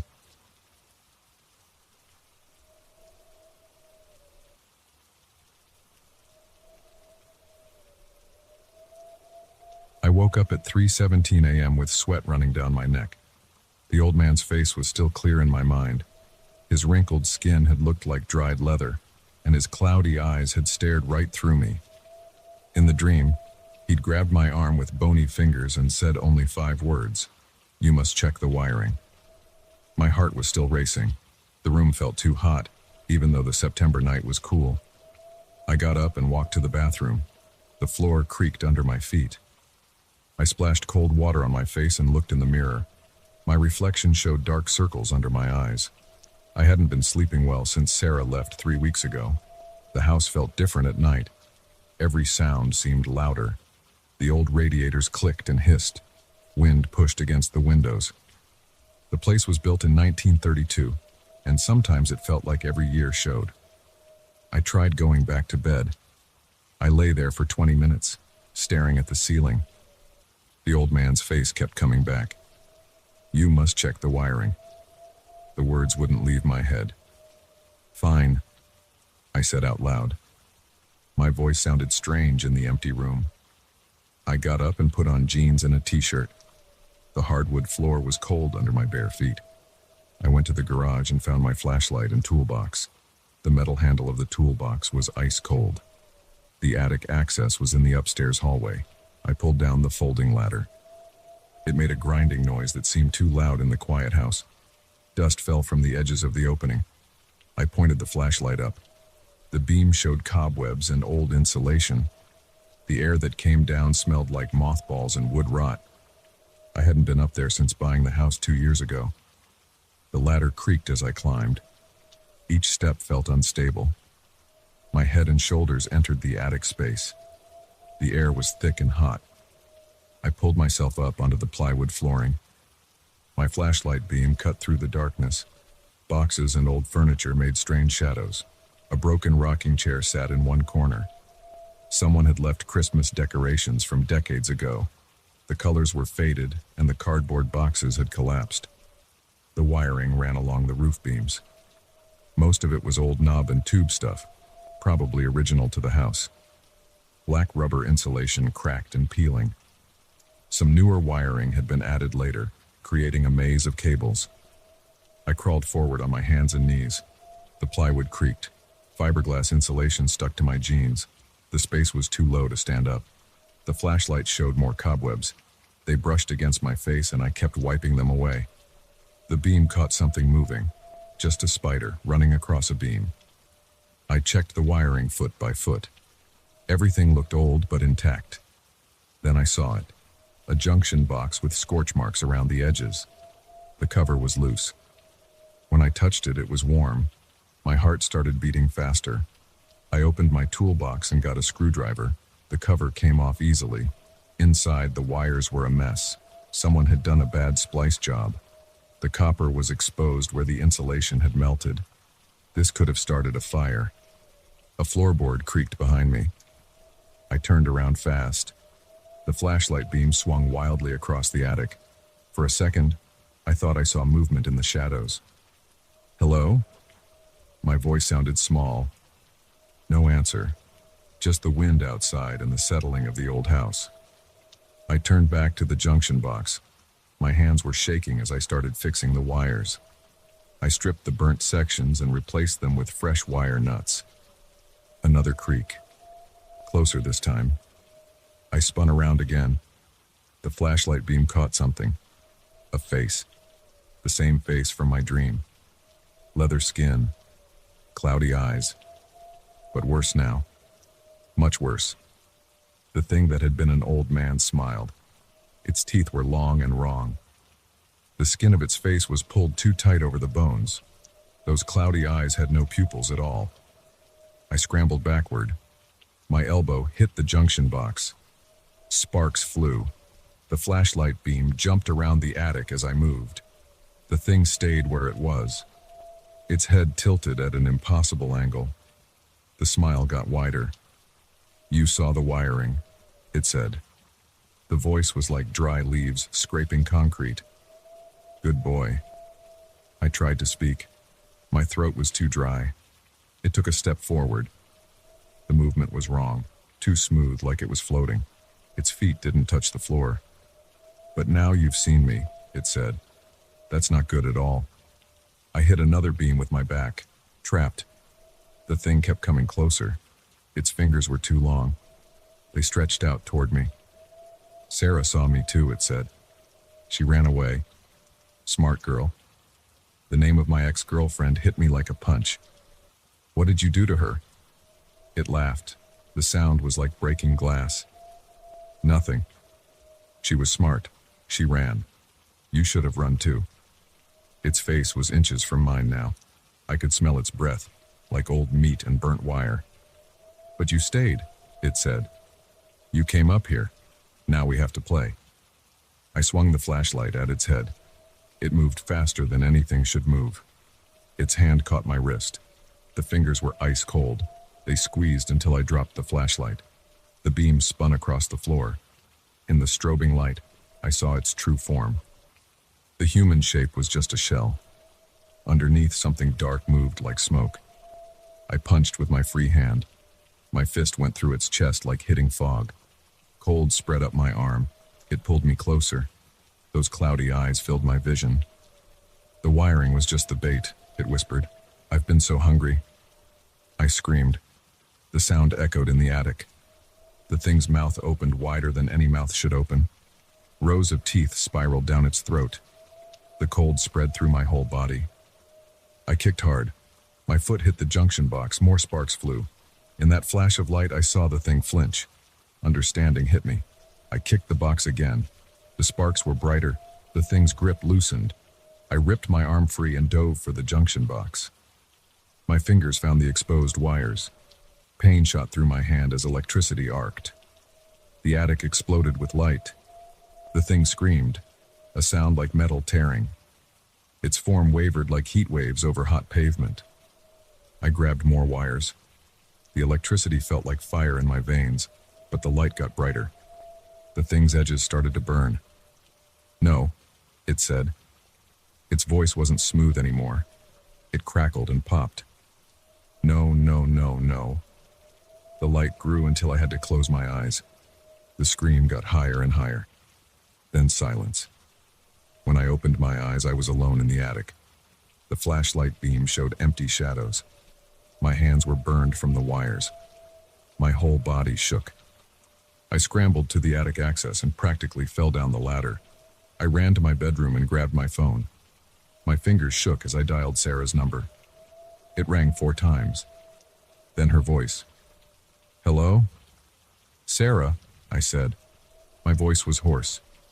Did you see something in the attic before you left?" Silence for a long moment.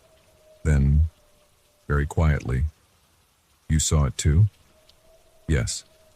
I looked up at the ceiling. "But I think it's gone now.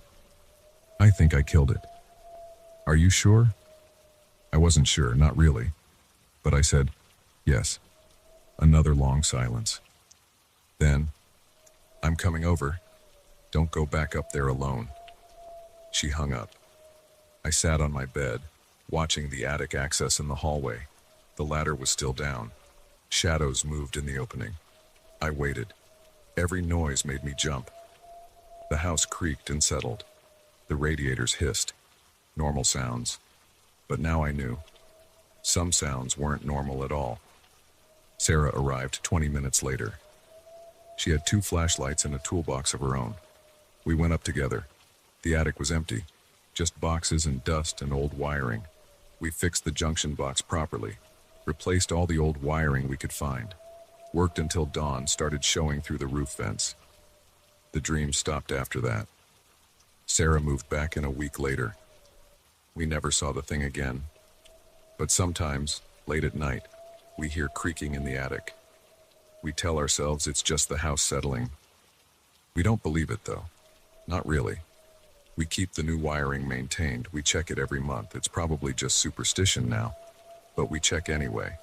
because sometimes when I close my eyes, I still see that face, those cloudy eyes, that impossible smile. And I wonder, what if it wasn't the only one? What if there are more of them out there, hiding in other old houses, whispering to people in their dreams, waiting in the darkness above their beds? I don't know. I don't want to know, but I keep checking the wiring just in case.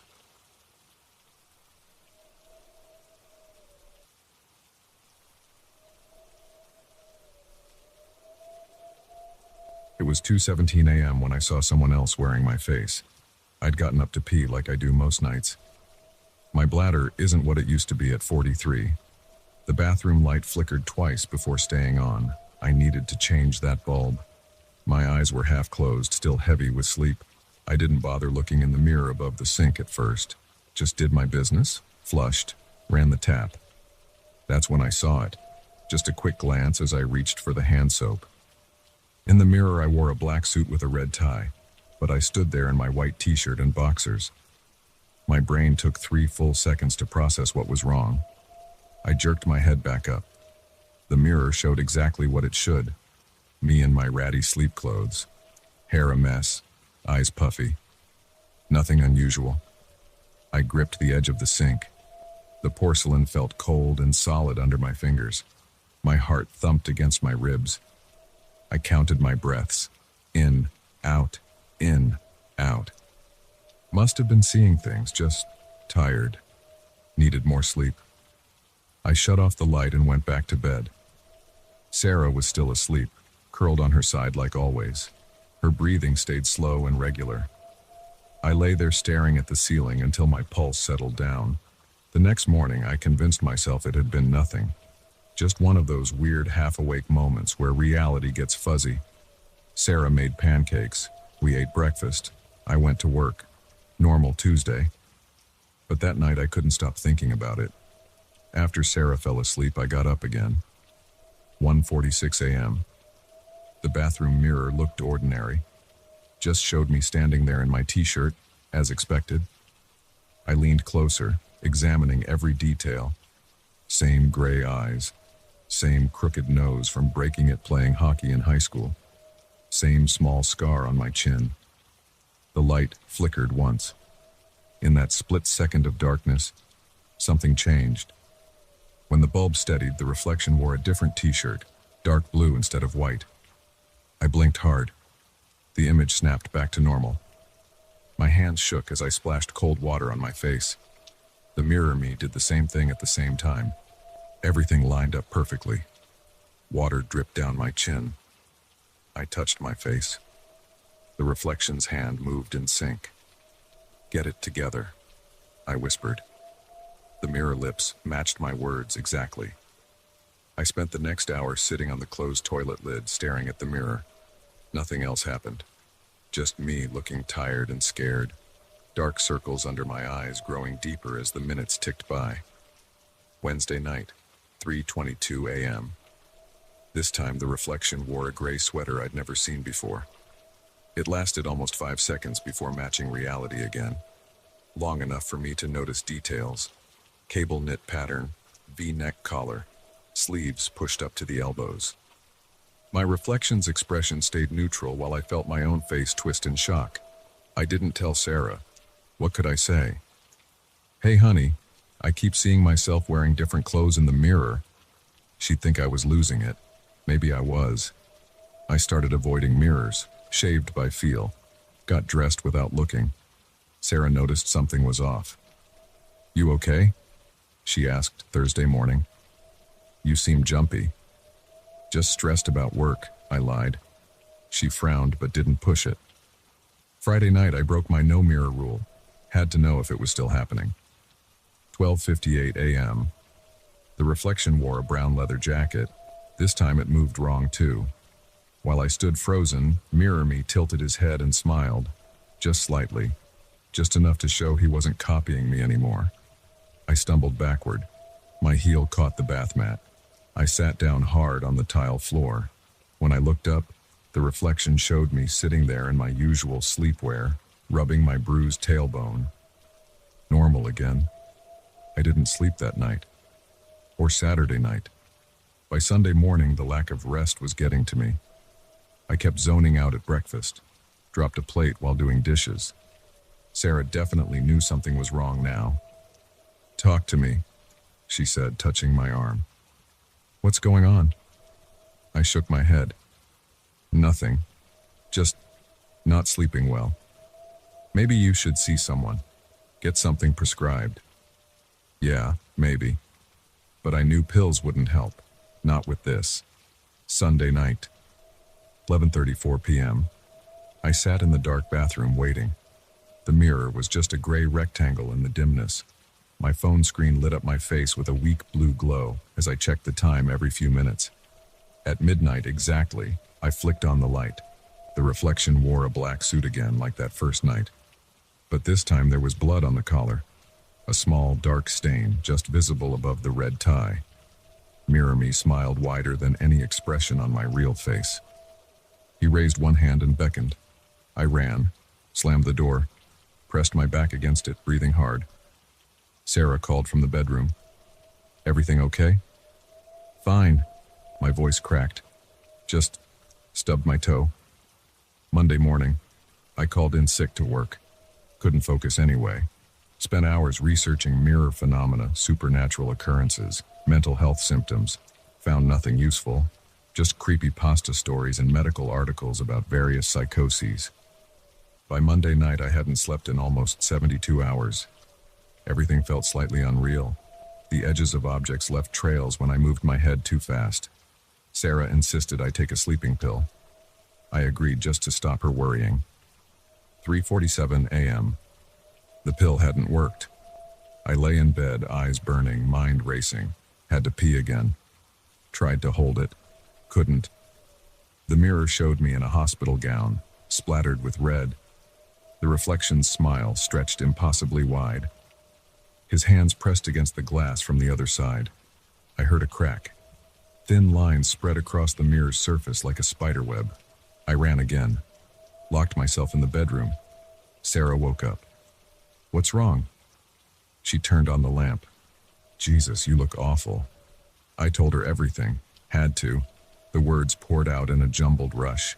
Each time I saw the other me, the different clothes, the blood, the smile, the cracking glass. She didn't believe me, of course. How could she? But she saw how terrified I was. Called my doctor right then at 4 a.m. Got an emergency appointment for first thing in the morning. "Just try to rest," she said. "I'll stay up with you." I couldn't rest. Couldn't close my eyes. Kept seeing that wide smile, those reaching hands. The doctor prescribed antipsychotics. Ran tests. Found nothing physically wrong with me. Recommended a psychiatrist. Sarah scheduled an appointment for the following week. That night, I took the pills. They made everything fuzzy, distant, but I still got up to use the bathroom at 2:13 a.m., still looked in the mirror. The reflection wore my face, but the rest was wrong. Twisted, elongated limbs, too many fingers, blood dripping from the ceiling behind him. The crack in the glass spread further with a sound like breaking ice. I stumbled back to bed. Sarah held me while I shook. Said she'd call a hotel in the morning. We'd stay there until we could find a new place.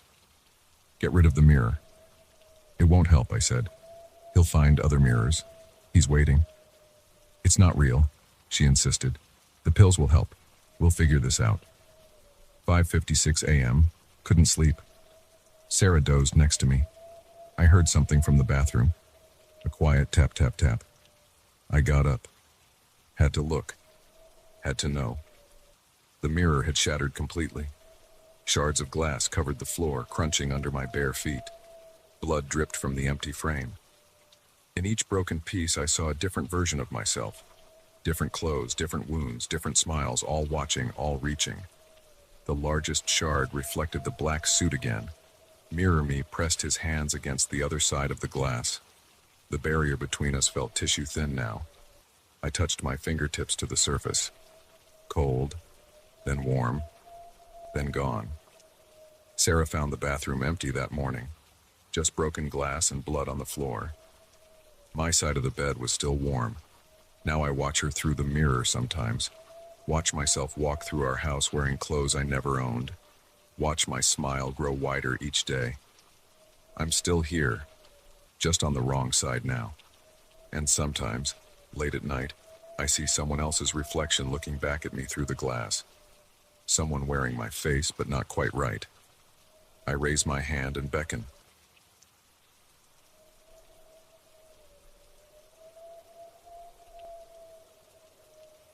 My boots crunched on dead leaves.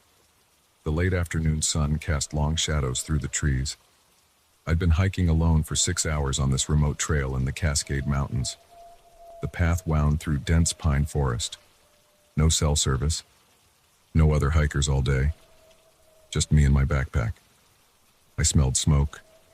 Not forest fire smoke. Campfire smoke. Sweet, like burning cedar. The trail curved right. Through the trees, I spotted a clearing. Someone had set up camp there. No people visible. Just a small tent and some gear scattered around. I stopped at the edge of the clearing. Something felt wrong. The campfire still had glowing embers. Red coals pulsed under gray ash. But no one was there. Their gear lay everywhere, like they left in a hurry. A sleeping bag half out of the tent. A camping stove knocked on its side. Food wrapper torn open. Granola bars spilled across the ground. Hello? My voice sounded too loud in the quiet forest. No answer. I took a few steps into the clearing. More details jumped out. Boot prints in the dirt going in all directions.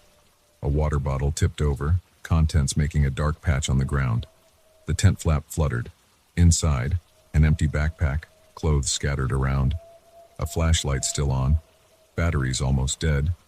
Beam barely visible in the late afternoon light. My heart beat faster. Sweat formed on my neck, despite the cool air. I scanned the trees around the clearing. Nothing moved. A piece of tree bark caught my eye. It lay next to the fire pit, something written on it in charcoal. I picked it up. The message was short. Stay quiet. It's still nearby. My hands started shaking. I set the bark down exactly where I found it. A twig snapped in the forest behind me. I spun around. The woods looked the same. Dense trees, long shadows. But now every shadow could hide something. Another crack. Closer. Like something heavy stepping on a branch. I backed toward the trail. My breathing sounded too loud. Had to control it, had to stay quiet. A bird burst from a nearby tree. I jumped. The sudden movement sent my heart racing even faster. More sounds from the forest. Rustling leaves. The soft thud of footsteps. Not animal footsteps. Too deliberate. Too heavy. I reached the trail. Fight every instinct to run. Running makes noise. Noise attracts attention. The footsteps circled the clearing. Always just out of sight.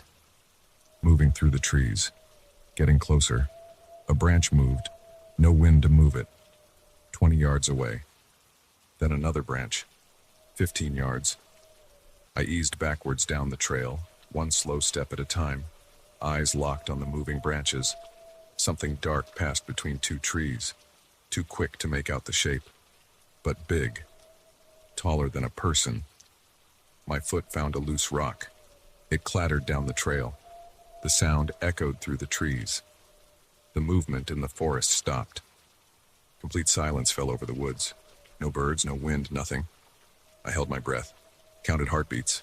1, 2, 3. A low growl came from the trees. Deep. Vibrating in my chest. Not like any animal I knew. I ran. Forget quiet. Forget stealth. Pure survival instinct took over. I sprinted down the trail. Branches whipped my face. Rocks tried to trip me. I ran anyway. The thing crashed through the forest parallel to the trail. Faster than me. The growl turned into a roar. I looked over my shoulder. Bad idea. My foot caught a root. I slammed into the ground. Pain shot through my hands and knees. The crashing sounds converged on my position. Coming straight at me now, I scrambled up, grabbed a stick from the ground. A weak weapon, but better than nothing. Through the trees, I saw it. Just glimpses between the trunks. Tall, dark, moving in a way nothing should move. The stick shook in my hands. My whole body trembled. The taste of copper filled my mouth. It burst from the tree line. I threw the stick. Useless. It bounced off. The thing didn't even slow down. I ran again, legs burning, lungs on fire, brain screaming to move faster. The roar right behind me now. Hot breath on my neck, claws swiping at my back. The trail dropped steeply. I half ran, half fell down it. Rocks cut my hands. I kept going. A fallen tree blocked the path. No time to go around.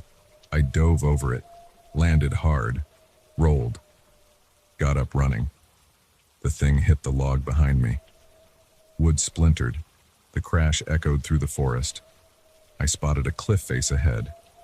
Dark opening in the rock. A cave. Better than running in the open. I sprinted for it. The entrance was narrow. Had to turn sideways to squeeze through. Cut my arm on sharp rock. Didn't care. Inside, the cave opened up. Darkness swallowed me. I pressed against the wall. Tried to silence my breathing. Massive shape blocked the cave mouth. The thing sniffed the air. Claws scraped on rock. Too big to fit through the narrow entrance. It roared in frustration. The sound bounced off cave walls, hammered my eardrums. I inched deeper into the cave. One slow step at a time. Had to get away from the entrance. My foot found empty air. I windmilled my arms, caught myself before falling into darkness. The thing still blocked the only way out. I felt along the cave wall, found a ledge, pressed myself against it. Minutes passed, maybe hours.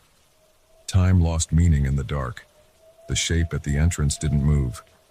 Patient. Waiting. My legs shook from standing still. Sweat soaked my clothes despite the cave's chill. Had to think. Had to plan. Couldn't stay here forever. My hand touched something on the ledge. I froze. Slowly, carefully, I felt the object. Smooth. Cold. Metal. A flashlight. I clicked it on. Weak beam, like the one in the tent, but enough to see. The ledge continued along the cave wall, led to another opening. Smaller tunnel branching off. Looking back at the entrance. The thing still there. Still watching. I had two choices. Stay here until it left, or try for the tunnel. Movement caught my eye. On the cave floor. Writing scratched into the rock. Same handwriting as the bark message. Don't use light. It draws them. Them. Plural. I clicked off the flashlight. New sounds echoed through the cave. Not from the entrance. From the tunnel. Scraping. Clicking. Getting closer. The thing at the entrance growled. Answering growls came from the tunnel. I pressed harder against the wall. Nowhere left to go. The clicking sounds reached my ledge. Hot breath from multiple directions. I closed my eyes. Not that it mattered in the dark. Claws found me. That was 3 days ago. I'm writing this from a hospital bed. The doctors don't believe my story. They focus on treating the claw marks, the broken bones, the infections. They ask how I escaped. I tell them I don't remember. That's a lie. I remember everything. The teeth, the eyes, the impossible shapes of their bodies. I remember how they fought over me, how their battle gave me a chance to slip away, how I crawled out of that cave as their roars shook the mountain. I remember running through the night forest, falling, getting up, running more, until I found a road, a car. Help. The police searched the area, found the campsite exactly as I described, found the messages, found my blood in the cave, but they didn't find them. Now I watch the news. Reports of missing hikers in those mountains, more every month. I see the search parties go out, see the dogs refuse to track, see the helicopters search empty forest. I want to warn people, tell them what's really out there. But who would believe me? So I write this instead. My true account. Take it as you will. Just remember, if you're hiking alone and find a recently abandoned camp, if you see a message written in charcoal, if you hear something moving through the trees, don't run, don't hide, don't fight. Just know it's already too late, because they're never alone, and they're always hungry. My doctors say I can leave the hospital next week. They tell me I'm lucky to be alive. They ask if I'll go hiking again.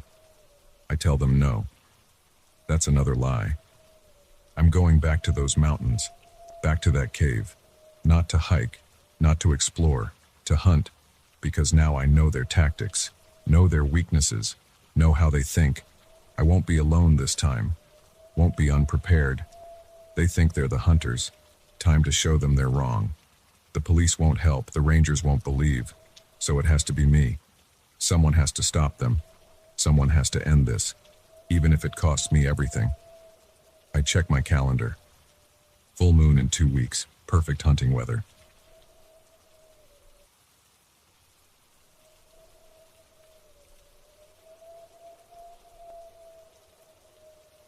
My phone buzzed at 3:47 p.m. on a Tuesday. I was sitting at my desk reviewing spreadsheets for the quarterly report. The message popped up from an unknown number. I'm watching you. I looked up from my computer screen. Through the office window, I saw nothing but the usual. Cars in the parking lot, a few people walking to their cars. My heart rate picked up. I switched my phone to silent and put it face down on the desk. Probably just a wrong number, I said out loud to my empty office. The words came out shaky. The next message arrived 5 minutes later. Nice blue tie today, James. I touched my tie. Blue silk, the one I'd put on this morning. My fingers trembled slightly against the fabric. Sweat formed under my collar. I got up and walked to the window, scanning the parking lot more carefully this time. A red sedan, 2 SUVs, a delivery truck, normal Tuesday afternoon traffic on the street beyond. No one looking up at my second-floor window. Security, I muttered, turning away from the window. We had cameras, guards at the front desk. I was being stupid, letting this get to me. My phone lit up again. Getting nervous? I grabbed the phone and typed back, "Who is this?" The reply came instantly. "A friend, for now." I called the number. It rang once and went to voicemail. A generic automated message, no name. I saved the number as unknown and screenshot the conversation. Evidence, in case I needed it. My palms were wet. I wiped them on my pants. The rest of the afternoon dragged. I kept checking my phone, but no more messages came. By 5:30, I'd convinced myself it was just a prank. Probably some kid who'd gotten my number by mistake. The parking lot was mostly empty when I left the building.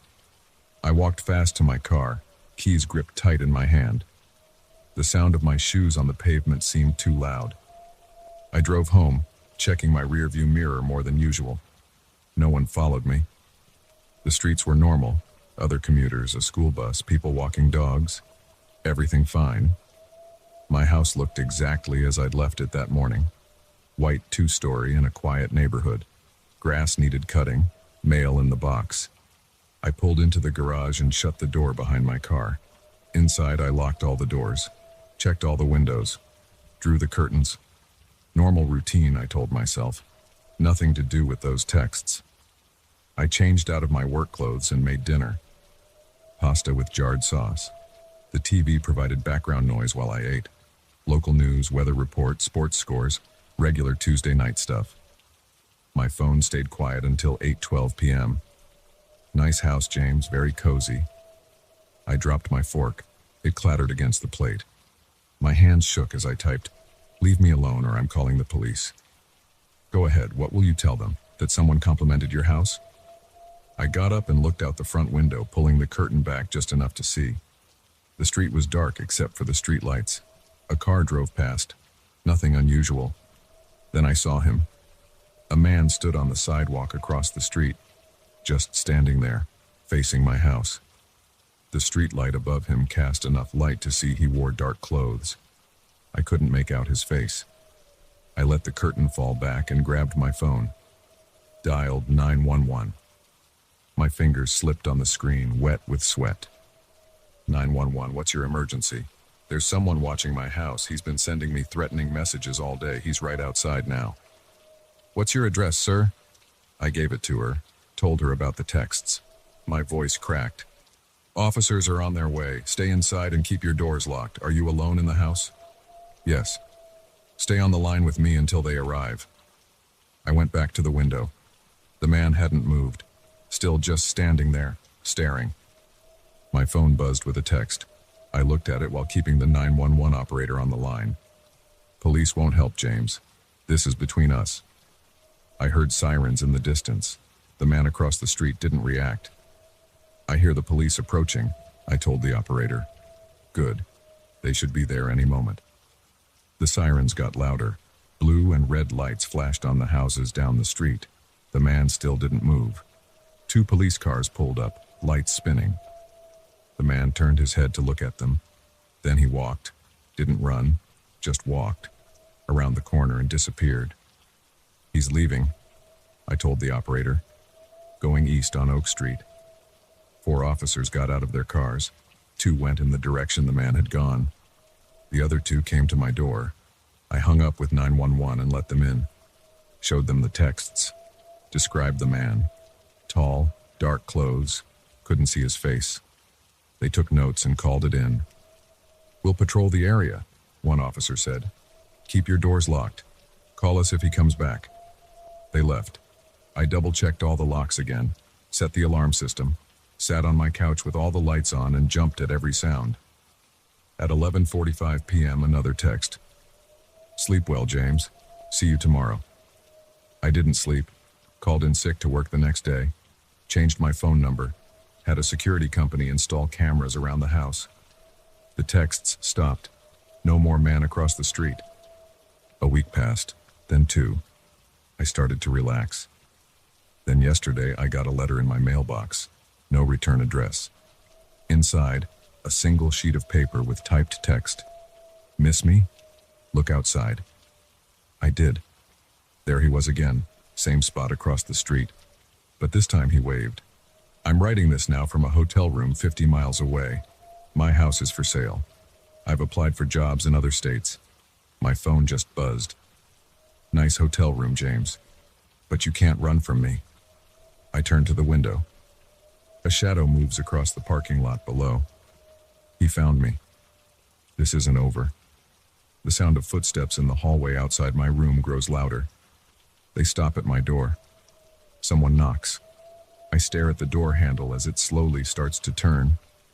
It's not locked. The door opens. And I see, message ends here due to loss of signal.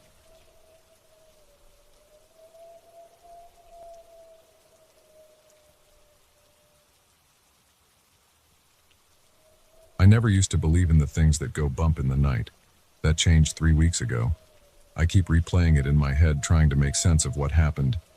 Maybe writing it down will help, though I doubt it. I know what I saw, what Rex saw. The marks are still there in my floor. It started as a normal Tuesday evening. I was sitting in my living room, half watching some reality show while scrolling through my phone. Rex, my 4-year-old German Shepherd, was sprawled on his bed in the corner, doing what he does best, sleeping. Nothing unusual about any of it. Rex is the most laid-back dog you'll ever meet. In the 3 years since I adopted him from the shelter, I've heard him bark maybe 5 times. Once at a delivery guy who startled him, twice at squirrels, once during a thunderstorm, and once when my smoke detector was going off. That's it. The shelter said he was like that when they got him too, just naturally calm. The wind picked up outside around 8:30 p.m. I remember the time because I just checked my phone, thinking about heading to bed early. The trees started scraping against the windows, that familiar late October sound. The lights flickered once, twice. Then everything went dark. Not a big deal. Power outages happen. I kept scrolling on my phone, using it for light. I figured I'd wait a few minutes before digging out the flashlights. That's when Rex's head shot up. His ears went forward. His body tensed. He stared at the far corner of the room, by the old brick fireplace I never use. I looked over there. Nothing but shadows. "What's up, buddy?" I asked him. He didn't move, didn't look at me, just kept staring at that corner. The hair along his spine started to rise. Then he growled. The sound froze me in place. Rex never growls. Not at other dogs, not at strangers, not at anything. But this wasn't just a growl. It was deep, guttural, primal, the kind of sound that bypasses your brain and goes straight to your nervous system. I aimed my phone's light at the corner. Empty. Just the brick fireplace, the stack of old magazines beside it, the cobwebs I keep meaning to clean. Nothing that would set him off. "Rex, it's okay," I said. My voice came out shakier than I expected. He stood up. His growl got louder. I saw his teeth, all of them. His tail was rigid, his legs stiff. Every muscle in his body seemed to be coiled tight, ready to spring. Then he started barking, not normal barking. This was something else, furious, desperate, terrified barking, like he was fighting for his life. The sound bounced off the walls, filled the whole house. I'd never heard anything like it. I got up, stumbling a little in the dark. "Rex, stop!" He ignored me completely, kept barking at that corner. Backing up, crouching lower. The temperature in the room dropped. I'm not being metaphorical. It literally dropped, like someone had opened a freezer door. I could see my breath in the beam from my phone. Rex's barking turned into something between a roar and a scream. He lunged forward, snapping at the air. Backed up, lunged again, like he was fighting something I couldn't see. I heard scratching, not from Rex, from the corner. A sound like nails on wood, but deeper, harder. The kind of sound that makes your teeth hurt. My phone died. Total darkness. Rex's barking. That scratching sound getting louder. The cold air burning in my lungs. I couldn't move. Couldn't think. Just stood there, useless, while my dog fought something in the dark. The scratching got louder. Closer. Rex's barks turned desperate. I heard him snap his jaws, heard him snarl, heard something else. A sound like wet leather being stretched. I should have done something. Should have grabbed Rex, should have run, should have fought whatever it was. Instead, I just stood there paralyzed, listening to my dog fight for both our lives in the dark. The power came back on, just like that. No flickering, no warning. 1 second darkness, the next bright fluorescent light flooding the room. Rex was standing in front of the fireplace, chest heaving, still in a fighting stance. But nothing was there. No intruder, no animal, nothing. I called to him. My voice cracked. "Rex, come here, boy." He didn't move for a long moment. Then slowly, his posture relaxed. He turned to look at me, and his eyes... I've never seen him look like that. Like he'd seen something no dog should ever have to see. He came to me, pressed against my legs. He was shaking. Rex, my fearless shelter dog, was trembling like a puppy in a thunderstorm. That's when I saw the floor. There were marks in the hardwood. Deep gouges like something had dug its claws in and dragged them across the surface. 4 parallel lines, each about 8 inches long. The wood was splintered, torn up. These weren't scratches from Rex's nails. These were deeper, wider. The edges were burnt like whatever made them was hot enough to scorch the wood. I grabbed my keys. Rex didn't need any encouragement. He was already at the door. We spent the night at a motel. The next morning I told myself I'd been tired, imagining things. The power outage had played tricks with my eyes. The scratches were probably old and I'd just never noticed them before. Maybe Rex had heard a mouse in the walls, or a raccoon in the chimney. There had to be a logical explanation. I went back to the house, checked every inch of it in broad daylight. No signs of forced entry, no broken windows, no footprints, nothing in the chimney. The only evidence that anything had happened was those 4 burnt scratches in my floor. I took pictures of them, measured them, compared them to Rex's paw prints. The marks were twice the size of his paws, and much deeper than any dog could make. I looked up local wildlife. Nothing matched. Not bears, not mountain lions, nothing. I bought security cameras, motion sensors, a new deadbolt. I sage smudged the house, even though I don't believe in that stuff, or didn't used to. For 2 weeks, nothing happened.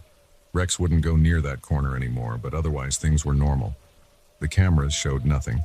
The motion sensors stayed quiet. I started to relax. Started telling myself I'd overreacted. Then last night, the power went out again. Rex started growling before the lights were even out completely. I grabbed him, grabbed my keys, and we were in the car before whatever it was could show up again. I'm writing this from another motel room. Rex is lying next to me, pressed against my leg. He hasn't left my side all night. Every few minutes he lifts his head and stares at the corner of the room, but so far, he's stayed quiet. I called a realtor this morning.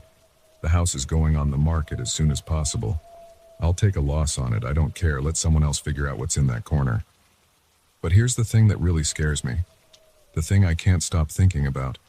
If Rex hadn't been there, would I have even known something was in the house with me? How many times had it been there before, watching from that corner, while I sat unaware on my couch? And now, sitting in this motel room, I keep wondering, did it follow us? Rex just lifted his head again. He's staring at the corner. His ears are forward. I'm going to stop writing now. We need to find another motel. One with backup generators. I check every corner of every room now. You should too. And if your dog starts acting strange, even just a little strange, don't ignore it. Don't try to rationalize it. Just get out. They can see things we can't. I know that now. I just wish I didn't. The sun's setting. Rex is standing up. His hackles are rising. We need to go. Now. 3 days later.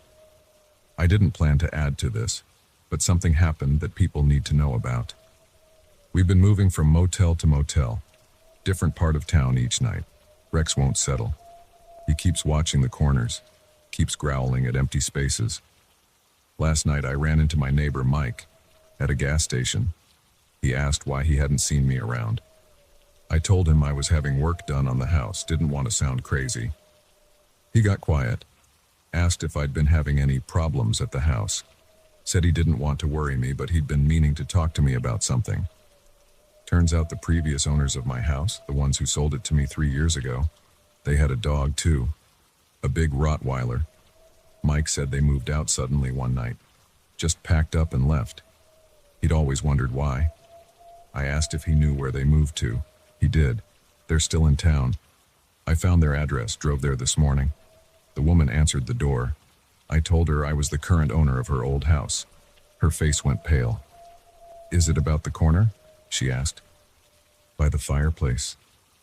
Her Rottweiler died 2 weeks after they moved out. Heart attack, the vet said. But she told me the real story. He'd fought something in that corner during a power outage, something they couldn't see. The scratches it left in their floor were identical to the ones in mine. They'd moved 4 times since then. Every house had followed them. Every house the power would go out. Their dog would bark at corners. They'd find those same scratches, until the dog died. The scratches stopped after that. She closed the door in my face. I heard her crying inside. I'm writing this from my car. Rex is in the back seat watching the street. We're heading north. No destination in mind, just driving. The sun's going down. The gas gauge is getting low. We'll need to stop soon. Rex is growling again. I don't know if distance will help. That woman moved across town and it wasn't enough. But maybe if we go far enough. I don't know. Worth a try. If you're reading this and you have a dog and the power goes out, don't wait. Don't try to be rational about it, just run. The streetlights are flickering. We need to go. 1 week later. This is my last update. We made it to Canada. Found a cabin in the woods, miles from the nearest power line. Solar panels, battery backup. No corners in the main room. It's circular. Rex stopped growling 3 days ago. He's sleeping now. Actually sleeping. Not just dozing with one eye open. Maybe we got far enough away. Maybe whatever it was couldn't follow us here. Or maybe it's still coming, taking its time, enjoying the hunt. Either way, we're ready. I've got supplies, generators, weapons, though I doubt they'll help. Most importantly, I've got Rex. As long as he's calm, I know we're safe. The sun's setting. The solar lights are bright and steady. Rex is still sleeping. For now, that's enough.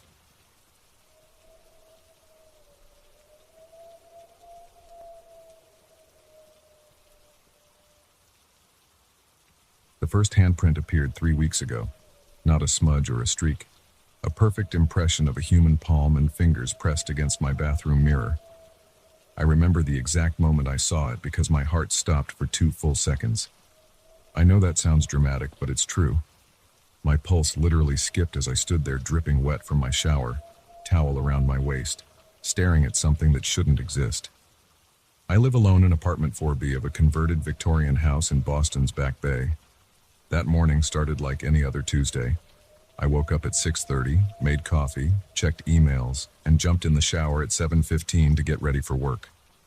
The bathroom was steamy when I got out, typical for a hot shower in a small space with poor ventilation. I grabbed the hand towel from the rack and wiped a clear spot on the fogged-up mirror so I could shave. That's when I saw it. Right at eye level, a perfect handprint pressed into the condensation. Bigger than my hand. The fingers were long and thin, the palm broad. Every line and wrinkle was visible in incredible detail, like someone had pressed their hand against the glass with deliberate care. I blinked hard and wiped the mirror completely clear with my towel. The handprint disappeared. My first thought was that I was seeing things, that my eyes were playing tricks in the steam and shadows. But when I leaned in close to the mirror, I could see the faintest trace of oils on the surface, exactly where the handprint had been. Someone, or something, had touched my mirror. I checked the bathroom window, locked tight, like always.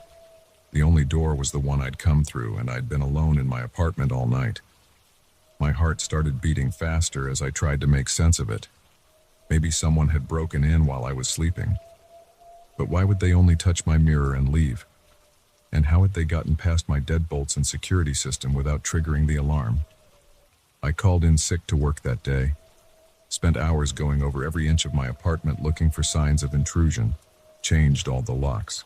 Had the building manager check the security cameras in the hallway. Nothing unusual showed up on the footage. No one had entered or left my apartment except me. That night, I barely slept. Every creak of the old building made me jerk awake. I kept getting up to check the bathroom, half expecting to find someone standing there. But the mirror stayed clear, and I was still alone. By the next morning, I'd almost convinced myself I'd imagined the whole thing.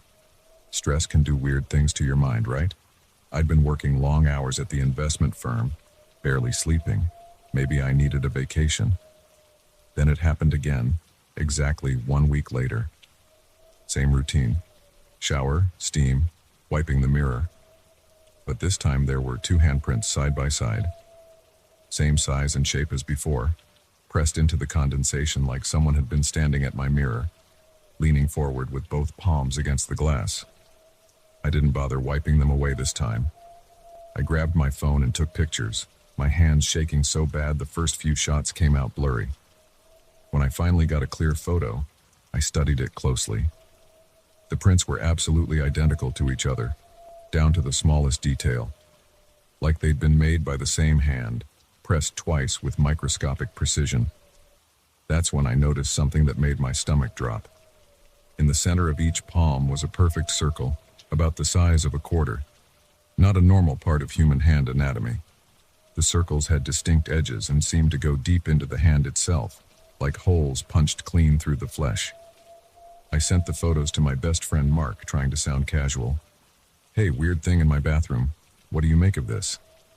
His response came back quickly. "Good Photoshop, bro. Creepy." But I hadn't photoshopped anything. The handprints were real, and they were in my bathroom, and I had no explanation for how they got there. I started taking shorter showers after that, rushing through them with the bathroom door wide open. I bought a small dehumidifier to keep the mirror from fogging up. For 2 weeks, nothing happened, no more handprints. I started to relax a little, to think maybe whatever it was had moved on. Then came last night. I'd worked late, didn't get home until after midnight. I was exhausted, barely able to keep my eyes open. But I needed a shower, had to wash off the stress of a 14-hour day dealing with angry clients and falling markets. The hot water felt good, too good. I let myself relax under the spray, lost track of time. Steam filled the bathroom despite the dehumidifier's quiet hum. When I finally stepped out, the mirror was completely fogged over. I reached for the towel to wipe it clear, then froze. Something was different about the condensation. There were darker patches in the steam, areas where the moisture was thicker or disturbed. As I watched, they began to take shape. Handprints. Dozens of them, appearing one after another across the mirror's surface. Like I was watching someone, multiple someones, pressing their hands against the other side of the glass in slow motion. Each print was identical to the ones I'd seen before, complete with those perfect circular holes in the palms. I couldn't move, couldn't breathe. Just stood there dripping wet as the handprints continued to appear, filling every inch of the mirror's surface. The steam began to drip down the glass in rivulets, making the prints seem to shift and move in the dim bathroom light. Then I heard it, a sound like wet skin sliding against glass, coming from the mirror itself. Soft at first, then louder, rhythmic, like something was pressing against the other side over and over, trying to push through. The mirror's surface began to ripple. I don't mean it looked like it was rippling. I mean the fucking glass itself started to move like the surface of a pond in the rain. The handprints deepened, pressed further in, until they weren't just impressions in the steam anymore, but actual depressions in the mirror. I backed away until I hit the bathroom wall. The sliding sound got louder, wetter. The hands pushed deeper into the glass. I could see fingers now, three-dimensional shapes emerging from the mirror's surface like pale dough being kneaded from behind. The first hand broke through completely, stretching out into my bathroom. Long white fingers grasping at the air. The skin was smooth, almost plastic-looking, with that perfect circular hole punched through the palm. I could see through it to the bathroom wall behind. I ran. Didn't grab anything, didn't even put on clothes. Just bolted out of the bathroom, out of my apartment, into the hallway. Pounded on my neighbor's door until Mrs. Chen answered in her nightgown, took one look at me standing there naked and dripping wet, and tried to slam the door in my face. "Please," I begged, "call the police. There's someone in my bathroom. Something in my bathroom." She must have heard the terror in my voice because she let me in, let me borrow her phone since I'd left mine behind. Let me put on her dead husband's old bathrobe while we waited for the cops to arrive. They searched my apartment thoroughly, found nothing unusual except a lot of water on the bathroom floor where I'd run out mid-shower. The mirror was completely normal. No handprints, no ripples, no holes. The cops were professional, but I could tell they thought I was either drunk or crazy. Suggested I get some sleep, see a doctor if I was still feeling anxious in the morning. I'm at Mark's place now, writing this all down while it's still fresh in my mind. He didn't ask questions when I showed up at 2 a.m., just made up his couch and handed me a beer. Said I could stay as long as I needed. But I know I have to go back to my apartment eventually. Have to face that mirror again. Because here's the thing I haven't told anyone else. When I was backing away from the bathroom last night, just before I ran, I saw something behind the hands. A face pressing against the glass like the hands had done. Smooth and white with holes where the eyes should be. Perfect circular holes, the same size as the ones in the palms. It saw me. I know it saw me. And somehow I know it's still there, waiting on the other side of my mirror. Waiting for the steam to rise again, waiting for me to come home. I've been sitting here on Mark's couch for hours now, trying to figure out what to do. The sun's coming up outside his window. Soon he'll wake up and want to know if I'm feeling better, if I'm ready to go home and face whatever is happening in my bathroom. But how do I tell him that every mirror I pass now seems to ripple slightly at the edges, that I've started seeing movements out of the corner of my eye in every reflective surface? That when I used his bathroom earlier, I could have sworn I saw finger marks appearing in the chrome of his faucet. I checked my phone compulsively, scrolling through the photos I took of those first handprints. They're still there, clear as day. Proof that I'm not crazy, that something impossible is happening. But with each passing hour, the images seem to change slightly. The hands press deeper into the frame. The circular holes grow larger. And in the background, in the darkest corner of the mirror's reflection, I can almost make out a face. It's getting closer. My phone buzzes. A text from my boss asking why I'm not at work. Another from my mother asking if we're still on for dinner this Sunday. Normal messages from the normal world. A world where mirrors are just mirrors and handprints are just handprints and holes are just holes. But I can't go back to that world now. Not after what I've seen. Not after what I know is waiting for me in every reflection, every pane of glass, every chrome surface and puddle of water. They're all windows now. Windows to somewhere else. And something on the other side has noticed me noticing it. Mark's starting to stir in his bedroom. Soon he'll want answers. Soon I'll have to make a decision about what to do next. But for now, I sit here on his couch, watching the sunrise and trying not to look at the blank TV screen across the room. Trying not to see the way its dark surface seems to ripple slightly, like something's pressing against it from behind. Trying not to notice the faint marks appearing in its reflection, marks that look like hands with perfect circular holes in their palms. I close my eyes, but it doesn't help. Because now I know, now I understand, that the mirrors aren't windows at all. They're doors. And I didn't just see something on the other side. I let it see me too. And it's been following me ever since, moving from reflection to reflection, getting closer each time. Waiting for the right moment, the right surface, the right combination of steam and shadow and solitude. Waiting to reach through completely and pull me back through to its side. I've been writing this for hours now, trying to get every detail down. The sun is fully up. Mark's in the shower. I can hear the water running. Steam will be filling his bathroom by now, fogging up his mirror. Any minute he'll step out, wipe away the condensation, and I have to go, have to warn him. Wait, do you hear that? That wet sliding sound like skin against glass? It's coming from his laptop screen, the one I'm typing on right now. The screen that's growing darker, rippling like water, showing marks that look like... No. I have to.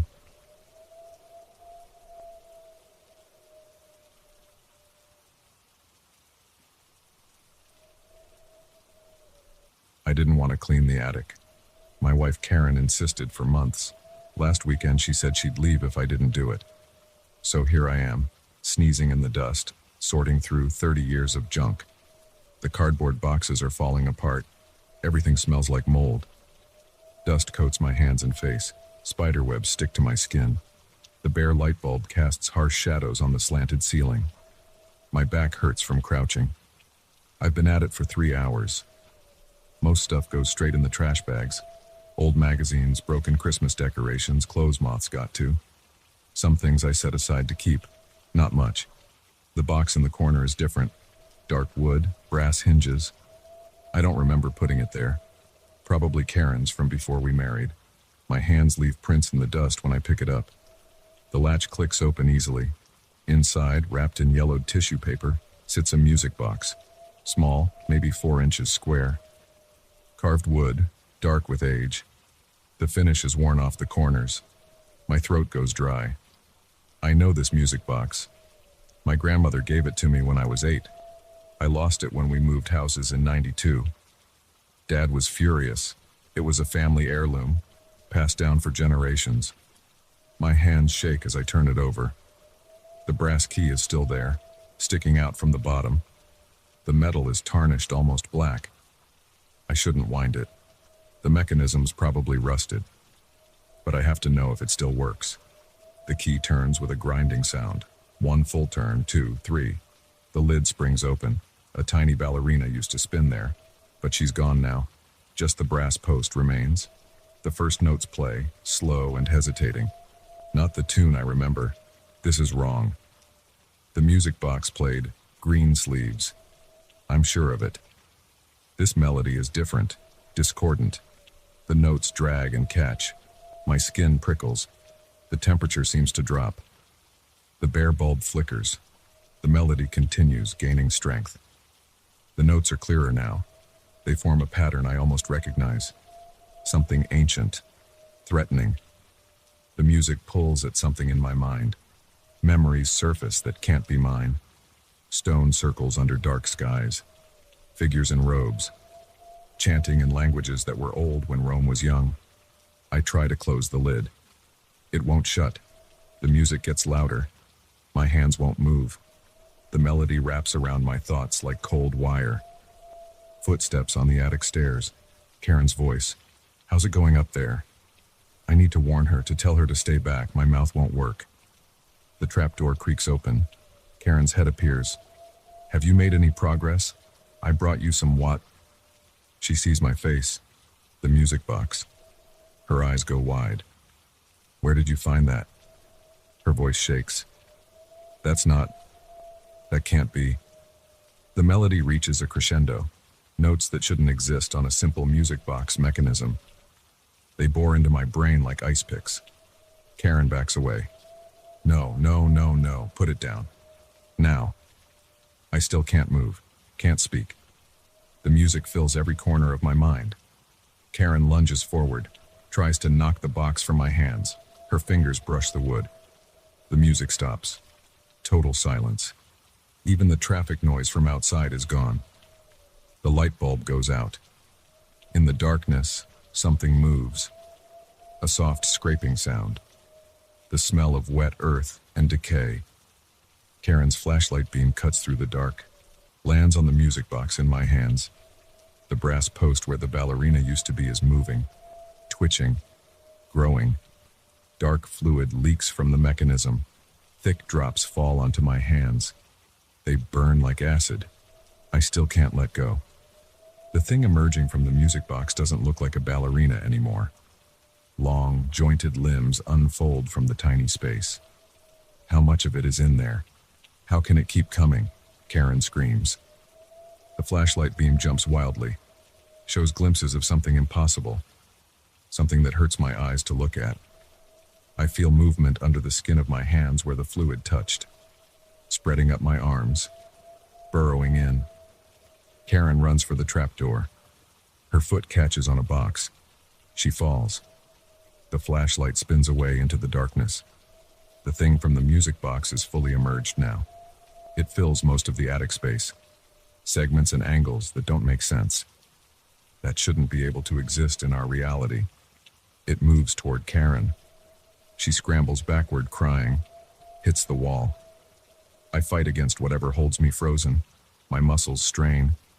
Blood vessels burst in my eyes from the effort. The paralysis breaks. I lunge forward, music box still clutched in my burning hands. Karen, the trapdoor, go! She doesn't hesitate. Rolls, scrambles down the ladder. I hear her footsteps pounding down the stairs. The thing turns its attention to me. Impossible geometries shift and flow. My mind reels trying to process what I'm seeing. There's only one thing I can think to do. I slam the music box shut.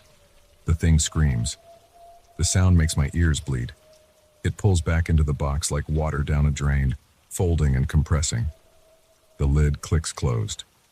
The key stops turning. I stand in the dark, shaking.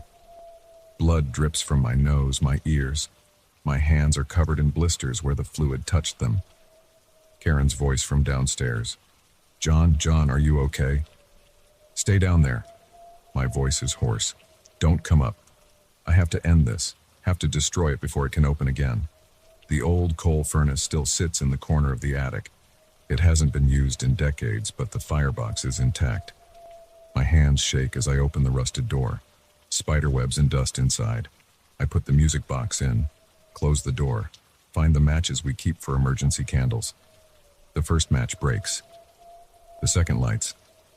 I feed papers and cardboard through the grate until the fire catches. The heat builds quickly, too quickly.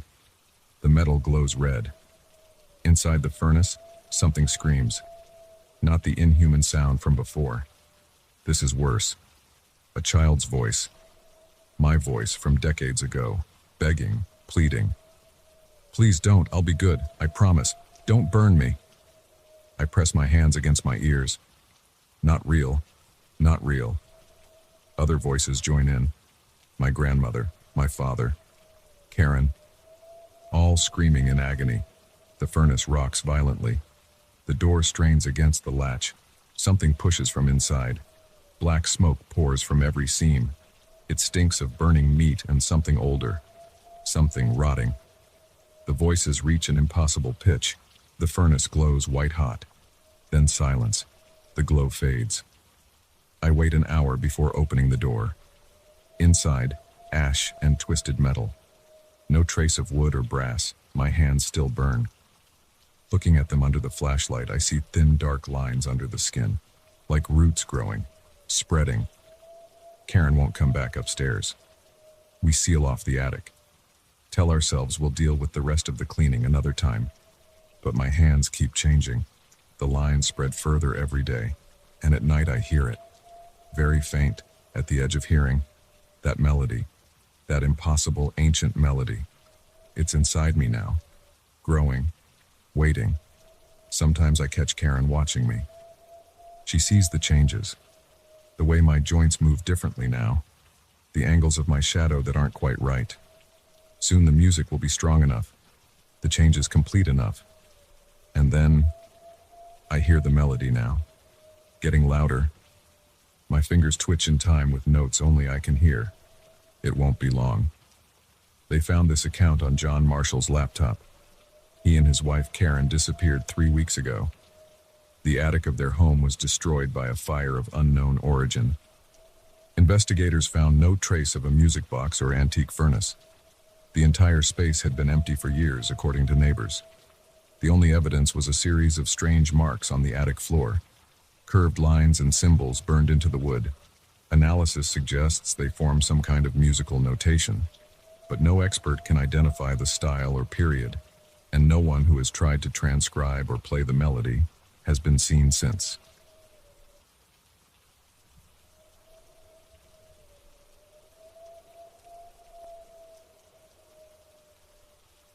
I hate being alone in this house. Sarah travels 3 nights a week for work. Tuesday nights are the worst. The house feels different without her, bigger, emptier. That Tuesday in October started like any other. I worked late at the office, debugging code until my eyes burned.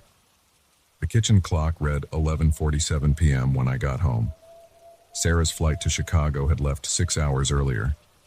I microwaved leftover pizza and ate it standing at the counter, scrolling through emails on my phone. The house was silent except for the hum of the refrigerator. I needed sleep. My eyes felt like sandpaper. I rinsed my plate, turned off the kitchen lights, and headed upstairs. The second floor was dark. We never leave lights on up there. Sarah's thing about saving electricity. The hallway stretched ahead of me, a tunnel of shadows broken only by thin strips of moonlight from the windows. Our bedroom is at the end of the hall. The guest room sits halfway down on the right, across from the bathroom. I was almost to our room when movement caught my eye. A shadow crossed the hallway, sliding into the guest room doorway. "Sarah?" I called out. "I thought you were in Chicago." "What?" Her voice came from downstairs, from the direction of the living room. My stomach dropped. The air felt 20 degrees colder. I froze mid-step, 1 foot hovering above the carpet. "Honey?" Sarah's voice again, definitely from downstairs. "Is everything okay up there?" I couldn't move. My muscles locked up. The shadow I'd seen was person-sized, human-shaped. It had moved with purpose, like it knew where it was going, like it belonged here. But Sarah was downstairs. "Mark?" she called again. Footsteps on the stairs now. "Why are you home so late?" That broke my paralysis. I spun around. "Stay downstairs." The words came out as a hoarse whisper. The footsteps stopped. "What's wrong?" "Call the police." My voice shook. "Someone's in the guest room." Silence. Then, "I'm calling them now." I stood rooted to the spot, staring at the guest room doorway. The door was open about 6 inches, only darkness visible inside. My heart pounded so hard I could feel it in my throat. What were my options? I could run downstairs, but that would mean turning my back on whatever was in there. I could try to trap it in the room by closing the door, but I'd have to get closer. Or I could stand here like a statue until the police arrived. A soft scraping sound came from the guest room, like shoes on carpet, moving closer to the door. I backed away, one silent step at a time. My hand brushed the wall. The light switch. I flicked it on. The hallway blazed with light. The guest room remained dark. Its switch was inside the doorway. But now I could see better. The door had opened wider, maybe 8 inches now. Sarah's voice floated up from downstairs. "They're on their way, 3 minutes." Another scraping sound, closer. A shadow moved across the slice of darkness visible through the doorway. My back hit the wall at the end of the hallway. I couldn't retreat any further. Sweat ran down my sides despite the cold. I could hear my own breathing, rapid and shallow. The door creaked, opening wider. 10 inches. 12. Police sirens in the distance, but not close enough, not nearly close enough. A hand appeared in the gap. Long, pale fingers curled around the edge of the door.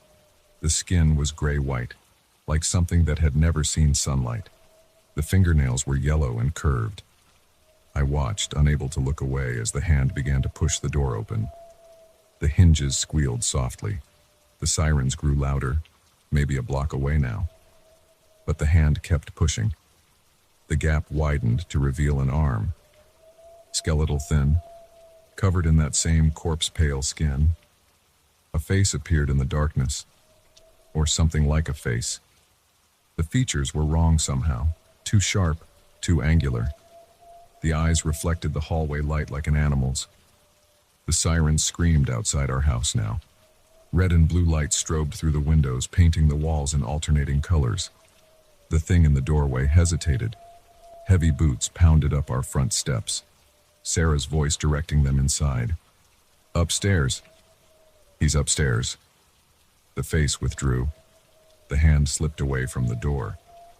In the strobing police lights, I caught a glimpse of something tall and thin moving back into the darkness of the guest room. "Police! Coming up!" A shout from the stairs.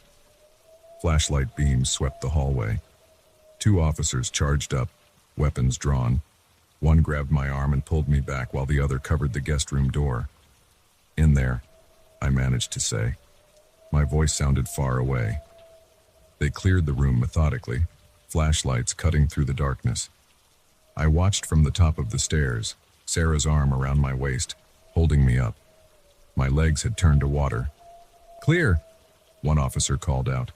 The other hit the light switch. The guest room looked exactly as it always did. Neat twin bed with blue comforter, small desk in the corner, closet door closed, window locked from the inside. No sign anyone or anything had been there. They searched the entire second floor, checked the windows, the closets, the crawlspace access in the ceiling. Nothing. I told them what I'd seen. They took notes, exchanged glances, searched again. Still nothing. "No signs of forced entry," one officer said. "All windows secure, no footprints or disturbances in the dust." Could have sworn. I trailed off. The adrenaline was fading, leaving me shaky and drained.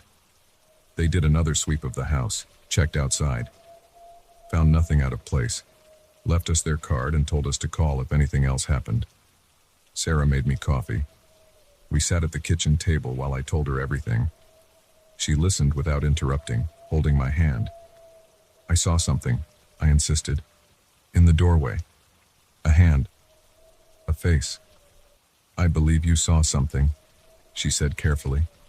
"But maybe not what you thought you saw. You were tired. Working late. Shadows can play tricks."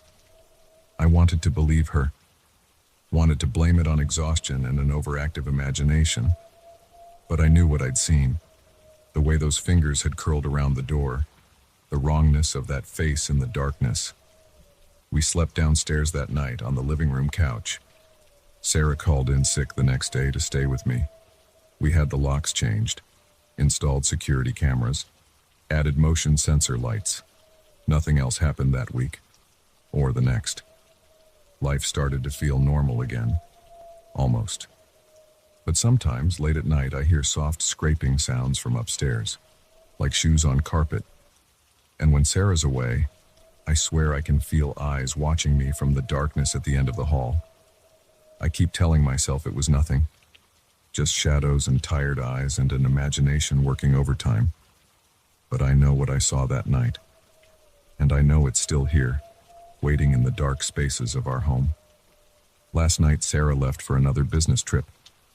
As I lay in bed trying to sleep, I heard it again, that soft scraping sound from the guest room. I didn't look, didn't move, just lay there in the dark, listening to it move closer, waiting to see if tonight would be the night it finally showed itself again. The sound stopped outside my door. Minutes passed, an hour. Eventually, I fell into an uneasy sleep. This morning, there were marks on the carpet in the hallway, long parallel lines, like something had been dragged across it. They led from the guest room to my bedroom door. I haven't told Sarah, haven't called the police. What would I say? What could they do? So I wait and watch and listen to the sounds in the darkness. Tonight is Tuesday. Sarah's away again. As I write this, I can hear something moving in the guest room, scraping across the carpet, getting closer. I should run, should get out of this house and never come back. But I need to know. Need to see it clearly this time. Need to understand what's been living in our home all these months. The scrapings at my door now. The handle is turning, slow and deliberate. I'm going to look this time, going to face it. Maybe then the waiting will finally be over. The door is opening. I can see its hand.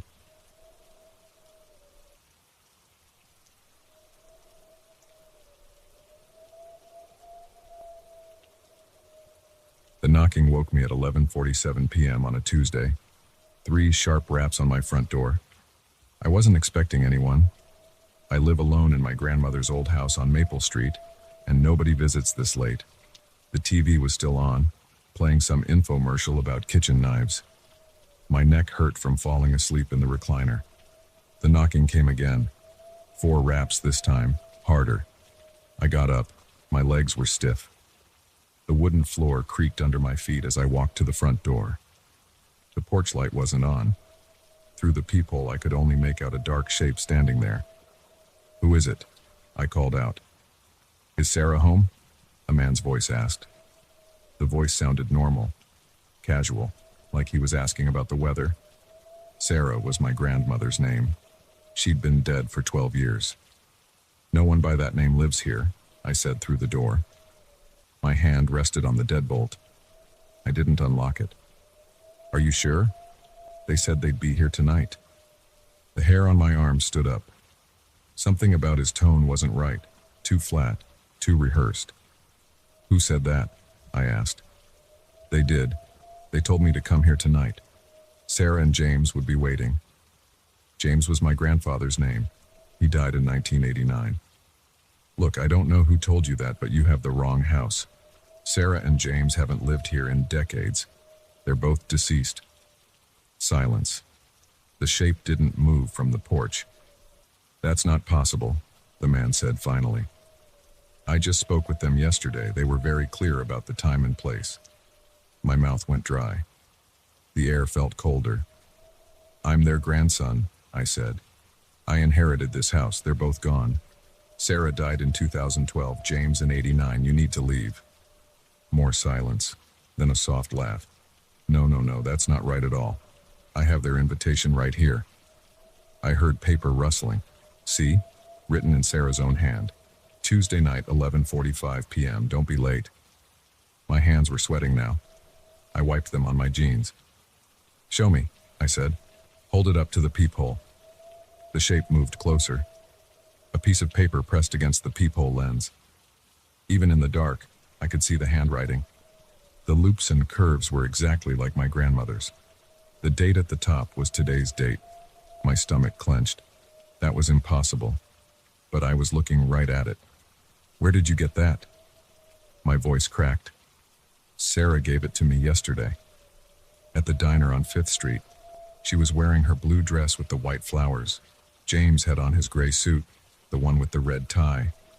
They bought me coffee and told me all about tonight. That was my grandmother's favorite dress, the one we buried her in. And my grandfather was cremated wearing that exact suit. You're lying, I said, but my voice shook.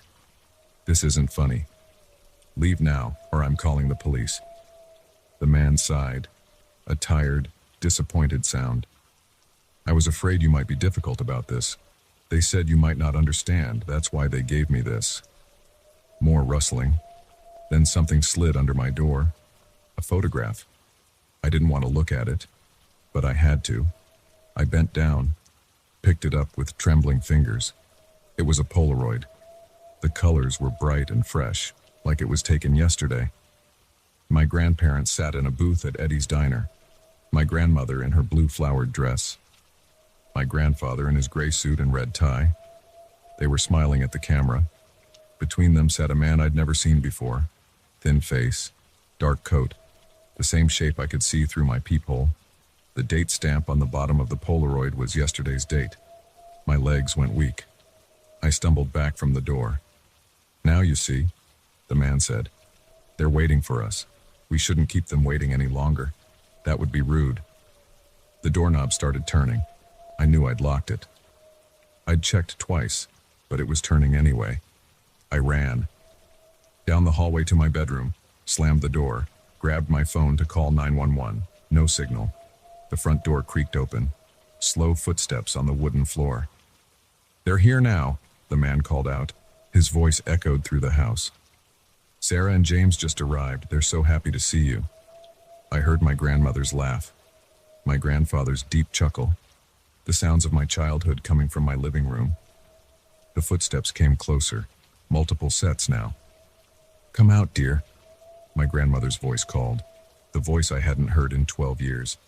We've missed you so much. My bedroom doorknob started to turn. I backed into the corner, pressed myself against the wall. The door swung open. 3 figures stood in the doorway. The thin man in his dark coat. And my grandparents, exactly as they looked in the Polaroid. Exactly as they looked the days they died. There you are, my grandmother said. She smiled. Her teeth gleamed in the darkness. We've been waiting so long for this reunion. She held out her hand. Her skin was gray. Her fingers were cold when they touched mine. Come with us, my grandfather said. We have so much to show you. The thin man stood behind them, grinning. His teeth were too sharp. Don't worry, he said. They told me you might hesitate. But once you see where we're going, you'll understand. They all do eventually. My grandmother's cold fingers tightened around my wrist. My grandfather put his hand on my shoulder. The thin man stepped forward. Close your eyes, he whispered. It's easier that way. When you open them again, everything will make sense. I tried to pull away, but their grip was too strong. The darkness pressed in around us. That's it, the thin man said. Just like that. Welcome to the family reunion. The room spun, the walls melted away. And then, I woke up in my recliner. The TV was playing infomercials. It was 3:17 a.m. My neck hurt, my mouth was dry. Just a dream, I thought. A bad dream. Then I saw the Polaroid on the coffee table, my grandparents smiling at the camera, the thin man between them. Yesterday's date stamped at the bottom, and 3 sets of footprints in the dust, leading from my front door to where I sat. I still live in that house. I have nowhere else to go. But I don't sleep in the recliner anymore. I don't answer late-night knocks. And sometimes when I walk past Eddie's Diner, I see them sitting in their usual booth. My grandmother in her blue dress, my grandfather in his gray suit, the thin man in his dark coat. They wave to me through the window. Their smiles are too wide. Their teeth are too sharp. They're waiting for me. They're patient. They have all the time in the world. One night, I know I'll give in. I'll sit down in that booth. I'll drink coffee with the dead. and then I'll understand what they've been trying to show me. But for now, I keep my doors locked. I unplug my doorbell. I close my curtains at sunset. And I try not to think about the invitation I found in my mailbox this morning. The one in my grandmother's handwriting. The one with tomorrow's date. They're getting impatient. Soon, they'll stop asking nicely. Soon, they'll stop asking at all.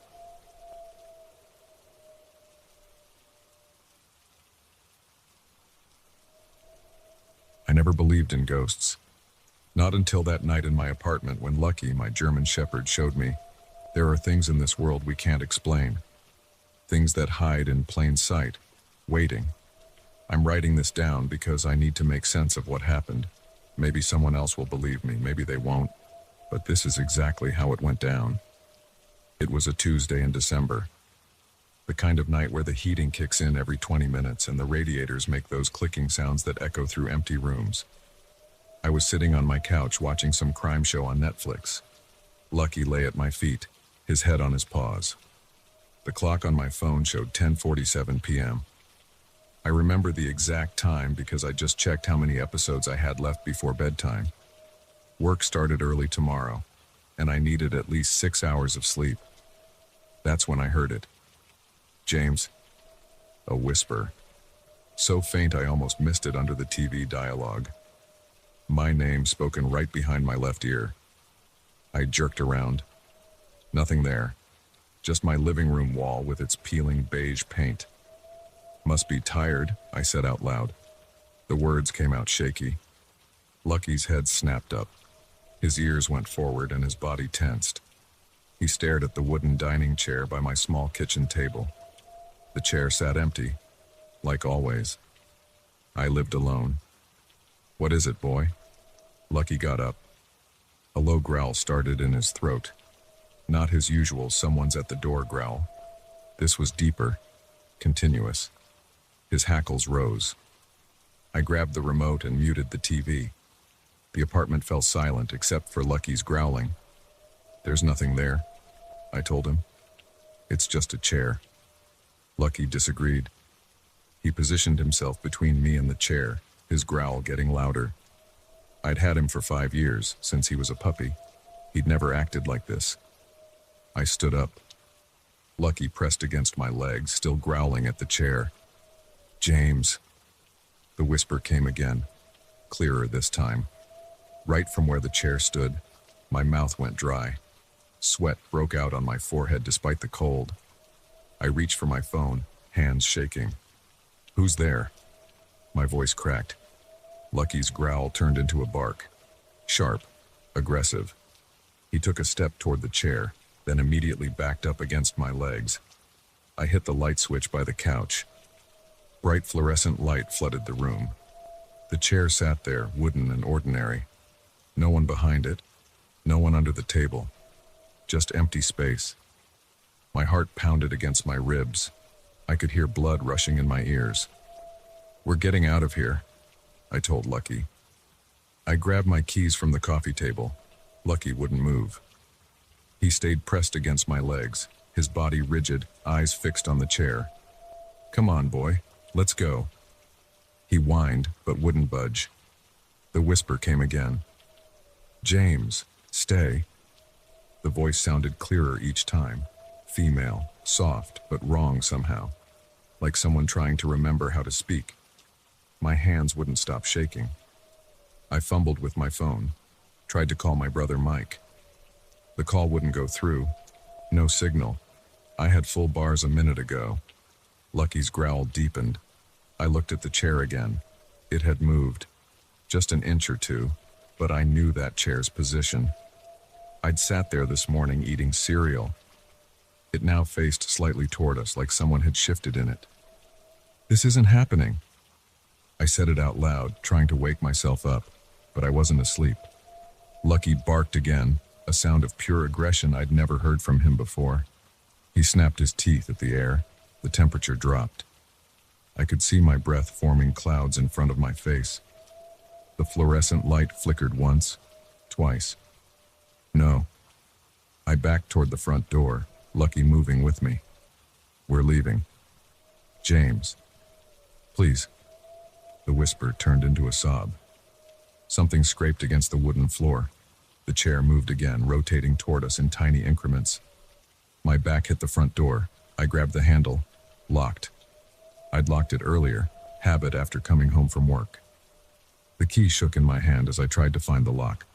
Lucky's barking reached a fever pitch. He lunged forward suddenly, snapping at something I couldn't see. His teeth closed on empty air, but he jerked his head like he'd caught something.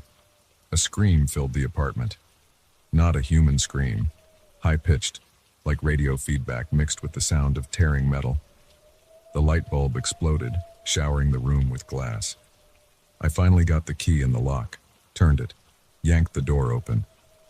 James, don't. The voice right in my ear now, cold breath on my neck. I ran. Lucky stayed with me, pressed against my leg, nearly tripping me as we burst into the hallway. I slammed the door behind us. We took the stairs, all 5 flights down. I couldn't trust the elevator, couldn't stand in that small space. Not now. My elderly neighbor, Mrs. Chen, stuck her head out as we thundered past her floor. James, everything okay? I didn't answer, couldn't stop. Lucky and I hit the lobby at full speed and burst out onto the street. The cold December air hit my face. I wore only a t-shirt and sweatpants, but I couldn't feel the cold. My heart still raced. Lucky stayed pressed against my leg, facing backward, watching the building entrance. I pulled out my phone. Signal back. Called Mike. Hey, what's up? He sounded half asleep. Can I crash at your place tonight? What? It's almost 11. Please, I'll explain when I get there. A pause. You okay? You sound weird. I need to not be in my apartment right now. Another pause. Yeah, okay, come over. Thanks, be there in 20. I looked down at Lucky. He stared up at me, then back at the building, still alerting to something I couldn't see. Good boy, I told him. My voice shook. Good boy. We walked to Mike's place. Lucky wouldn't leave my side. Every few steps, he'd look behind us, growling softly. I never went back to that apartment at night. Came back the next day with Mike to pack my essential stuff. Lucky refused to enter, stood in the hallway growling at the door. The chair sat exactly where it belonged, like it had never moved. But the light bulb was still shattered, and when I looked closer, I saw scratches on the wooden floor. Deep ones, like something had dragged across it with force. I broke my lease, paid the penalty, moved in with Mike until I found a new place. Lucky slept pressed against me every night for months. He still does, actually. And sometimes when it's late and quiet, he'll stare at empty chairs and growl. I've learned to trust him when he does that. We leave whatever room we're in immediately, because now I know. There are things in this world that hide in plain sight. Things that know your name. Things that try to make you stay. Lucky saved me that night. If he hadn't been there, if he hadn't sensed it first, I don't like to think about what might have happened. I live in a new apartment now. 3rd floor, different part of town. Got rid of all my old furniture. Lucky has his own bed, but he never uses it. He sleeps next to mine, always alert. Sometimes I wake up at night and hear whispers. Not words anymore. Just sounds at the edge of hearing. When that happens, Lucky is already awake, watching the darkness. Protecting me. I keep the lights on most nights now. It doesn't help much, but it makes me feel better. The dark spaces between things seem deeper somehow. Chairs, especially empty ones, make me nervous. I've tried researching what happened, looked up the building's history. Nothing unusual. No deaths in my old apartment. No strange accidents. Just a normal building with normal people. But I know what I heard, what I saw, what Lucky saw. The worst part? Last week I got a text from Mrs. Chen. She still lives in the old building. Said she heard someone calling my name in the hallway late at night. Asked if I'd been visiting. I told her no. Told her to keep her doors locked at night. To not answer if she hears my name again. She hasn't responded. Lucky sleeps closer now. He knows something's wrong. Dogs always know. They see what we can't or won't see. They protect us from things we pretend don't exist. I'm writing this from my new couch. Lucky lies at my feet. He just lifted his head, ears forward, staring at the empty chair across the room.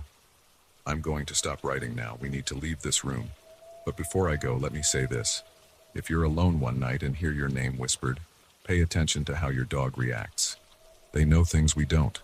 They see things we can't. And if you don't have a dog, get one. Or better yet, move. Move far away. Because once something learns your name, it doesn't forget. It just waits. Lucky's growling now. Time to go.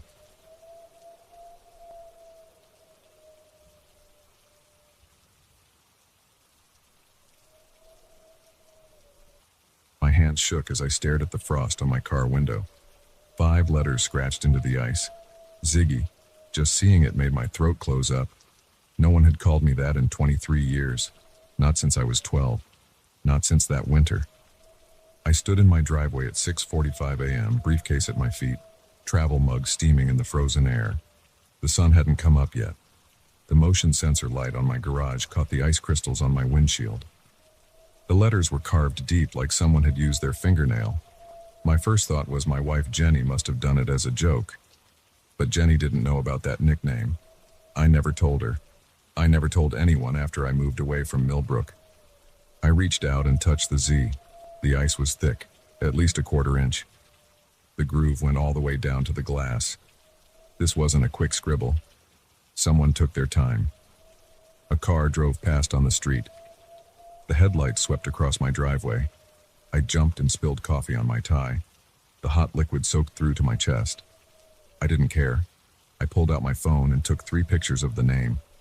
Then I scraped it away with my credit card. My hands wouldn't stop shaking. Tiny ice chips fell onto the hood of my Toyota. The garage light clicked off. I stood in the dark. The houses on my street were still dark too. Normal people were still sleeping. I always left early to beat traffic into Boston. I got in my car and locked the doors. The leather seats were ice cold. I sat there with my hands on the wheel, listening to my breathing. It sounded too loud in the quiet car. My phone said 6:52 a.m. I was already running late. I had a presentation at 9 but I couldn't make myself turn the key. That nickname came from my red hair. I hated it back then. Kids at school would sing the David Bowie song whenever I walked by. But that's not why I stopped using it. That's not why I made everyone call me James starting in 7th grade. I pulled up my contacts and called Jenny. It rang 4 times before going to voicemail. She always slept through her first alarm. "Hey, it's me," I said. My voice cracked. I cleared my throat. Did you write something on my car window this morning? In the frost? Call me back." I hung up and stared at my phone. The screen showed 6:54 a.m. Still no light in the sky. The logical part of my brain started working again. It had to be neighborhood kids. Maybe they heard my wife call me James and wrote random names on cars as a prank. Maybe they did it to every car on the street. I got out and walked next door. Bill's Honda was covered in frost, but no writing. Same with the Petersons' minivan across the street, just smooth white ice. Back in my car, I opened Google Maps. Millbrook was 4 hours away.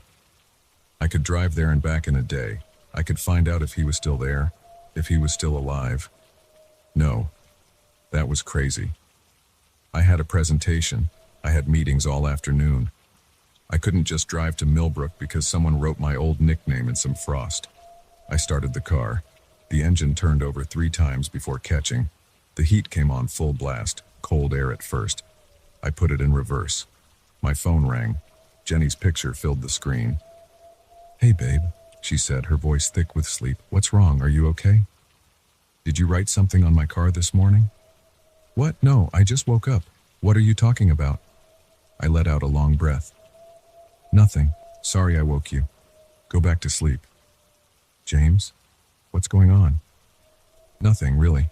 I'll see you tonight." I hung up before she could ask more questions. The garage light clicked on again as I backed into the street. Must have caught my movement. That's when I saw him. A man standing at the end of my driveway. Just a dark shape in my rearview mirror. I slammed the brakes. When I turned around, no one was there. The motion light showed empty concrete and frost-covered grass. My heart pounded against my ribs. I drove to work on autopilot.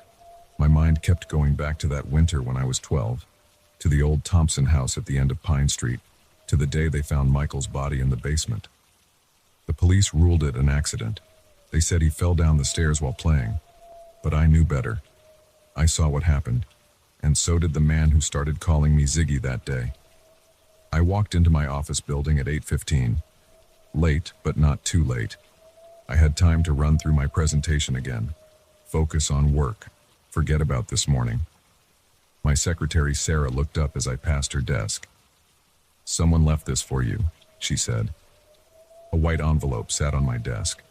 No name, no address. Just clean white paper.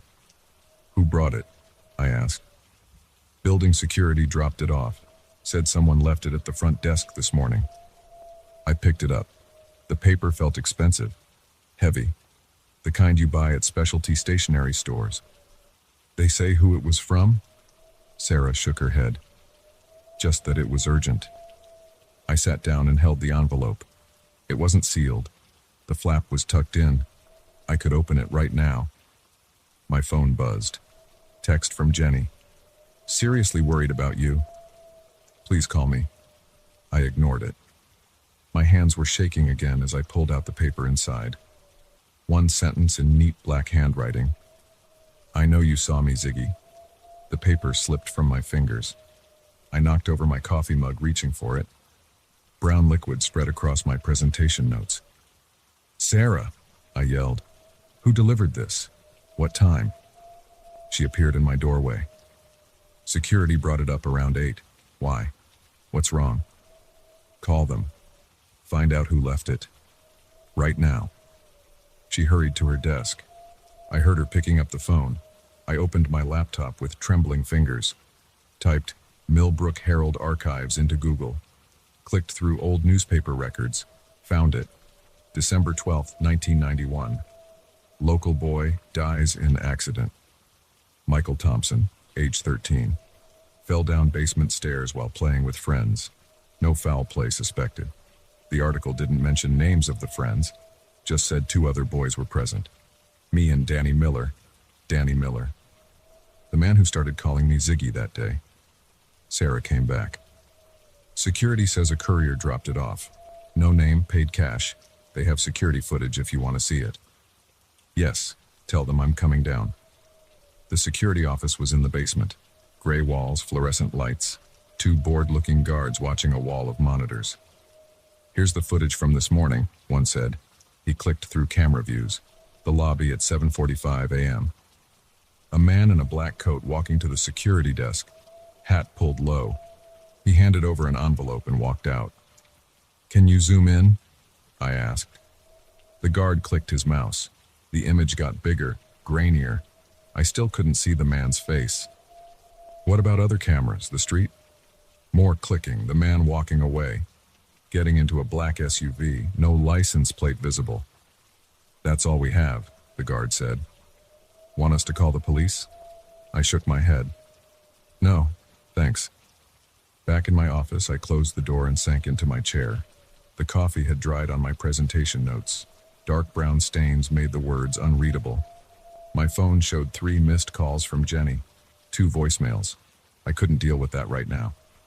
I opened Google again. Searched Danny Miller Millbrook.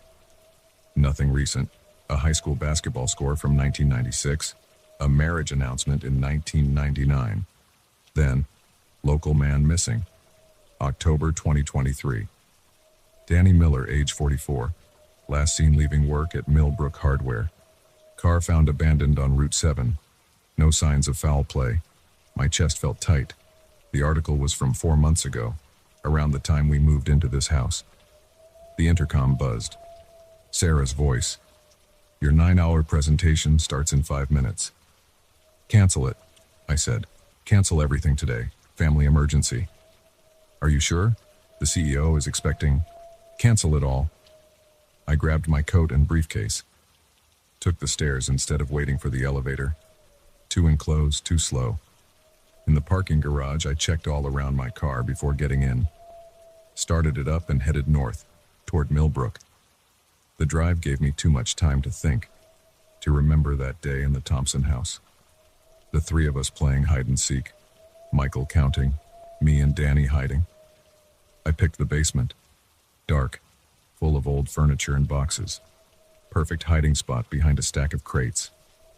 Danny came down a few minutes later, found Michael at the bottom of the stairs, said it was an accident, said Michael surprised him and he pushed without thinking, made me promise not to tell, said we'd both get in trouble, made up the story about finding him later. The police believed us. Two scared kids trying to help their friend. Tragic accident. But I saw Danny follow Michael down those stairs. Saw him push deliberately, not in surprise. Saw the look on his face as Michael fell. That's when he started calling me Ziggy, every day at school. A reminder that he knew I saw, that I was part of it now. 4 hours later, I pulled into Millbrook. Same small downtown. Same brick buildings and faded signs. Population 4327, according to the welcome sign. The Thompson house was gone, torn down years ago. New ranch-style home in its place. Clean siding, neat lawn. I drove past my old house. Different color now, but same porch where I used to sit reading comics. Same oak tree in the front yard. Millbrook Hardware was at the end of Main Street. Still open, fluorescent lights glowing in the winter afternoon. The bell jingled as I walked in. Smelled like paint and sawdust. An old man looked up from behind the counter. "Help you?"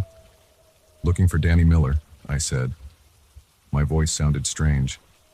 "Used to work here." The old man's face changed. "Police already asked everything. 4 months ago. Nothing new to tell. I'm an old friend. Just heard about it." He studied me. "Don't remember you. Moved away a long time ago. James Wilson. Used to go by different name then." Recognition flickered in his eyes. "Ziggy, little red-headed kid?" I nodded. He came around the counter, shorter than I remembered. Maybe I was taller. "Danny was acting strange those last few weeks," he said. "Paranoid. Said someone was following him, watching his house." "Did he say who?" The old man shook his head. "Police checked it out, nothing. Then his car turns up empty on Route 7. No signs of struggle, just gone." "His house still there?" "Yeah. End of Pine Street. Wife moved out after. Couldn't take the memories, I guess." I drove slowly down Pine Street. Danny's house was dark. For sale sign in the yard. Dead leaves on the porch. A police car crawled past. The officer watched me through his window. Small town. Strangers got noticed. My phone rang. Jenny again. This time I answered. "Where are you?" she demanded. "Sarah said you left work. Are you okay?" "I'm fine. Had to check something." "Check what? You're scaring me." "I'll explain tonight, promise." "James." I hung up. The sun was setting. Long shadows across the empty street. Movement caught my eye.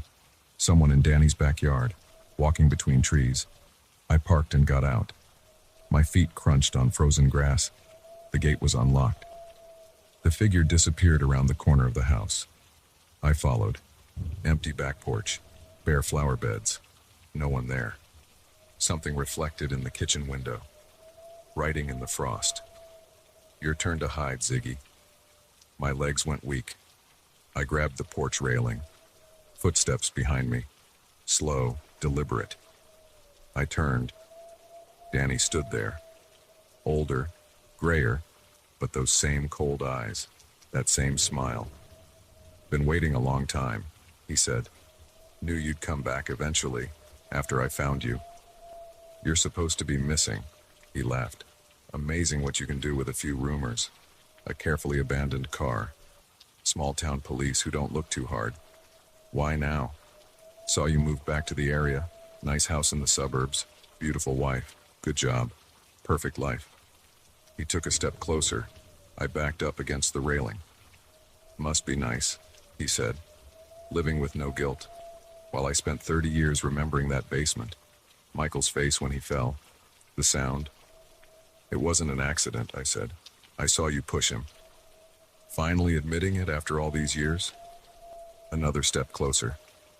Too late now, Ziggy. Way too late. His hand came up. Metal glinted in the fading light. I ran.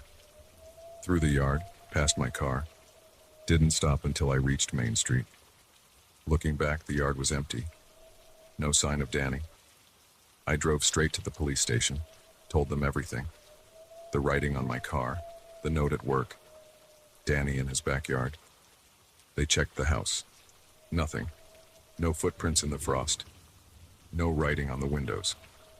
Mr. Miller's been missing 4 months, they said. No evidence of foul play. No evidence he's still alive. I insisted. Showed them the pictures on my phone. The frost writing was gone, just a clean windshield. The note from my office. Blank paper. They were kind about it. Suggested I was stressed. Imagining things. Guilt over an old accident playing tricks. I drove home in the dark. Called Jenny. Told her I was okay. Just needed a day to deal with some old memories. Pulled into my driveway at 11:30 p.m. House dark except the porch light. Frost on my windshield again. No writing this time. I checked all the doors and windows before bed. Set the alarm. Jenny was already asleep. I lay next to her, staring at the ceiling. My phone buzzed. Unknown number. One text. Found you. I got up and looked out the window. Empty street. Motion light dark. But I know he's out there waiting, writing messages in the frost, my turn to hide. Problem is, he's had 30 years to plan this game. And I'm running out of places to go.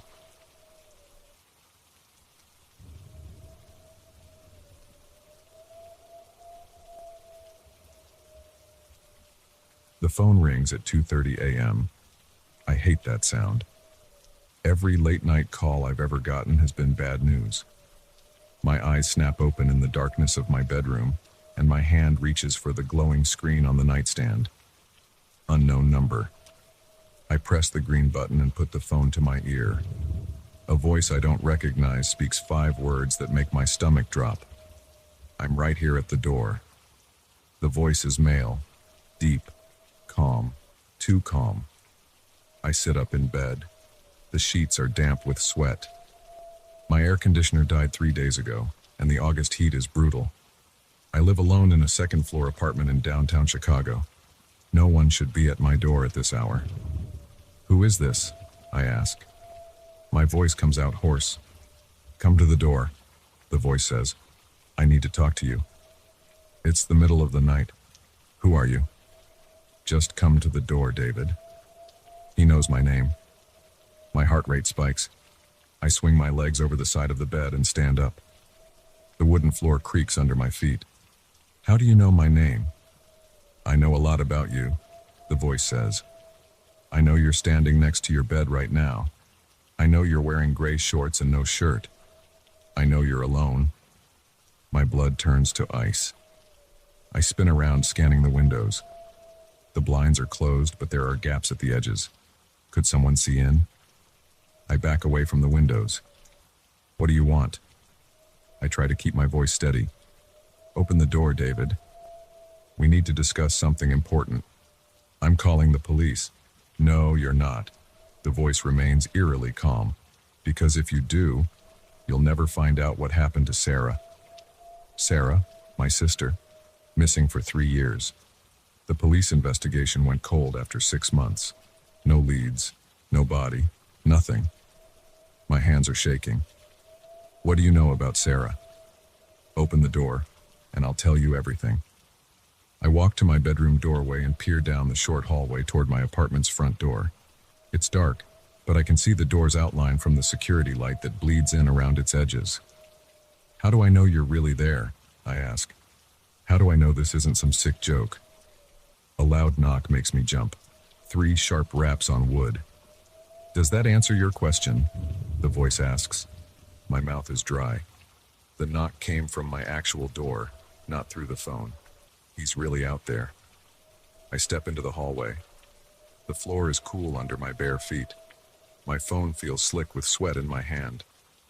Tell me what you know about Sarah, I say. Tell me now, or I'm calling the police. Time is running out, David. You have 30 seconds to open this door, or I leave. And I take the truth about Sarah with me. How do I know you're not lying? 25 seconds. Just tell me something. Prove you know her. She was wearing a green sundress the day she disappeared. Silver sandals. A small silver necklace with a butterfly pendant. Your mother gave it to her for her 24th birthday. My chest tightens. He's right about everything. Those details were never released to the public. 20 seconds. I move closer to the door. My free hand hovers near the deadbolt. 15 seconds. If I open this door, how do I know you won't hurt me? If I wanted to hurt you, I wouldn't have called first. 10 seconds. My heart pounds against my ribs. Sarah's face flashes through my mind. Her smile. Her laugh. 3 years of not knowing what happened to her. 5 seconds. I turn the deadbolt. The click sounds impossibly loud in the quiet hallway. Time's up, David. What's it going to be? I grab the doorknob. My palm is sweating.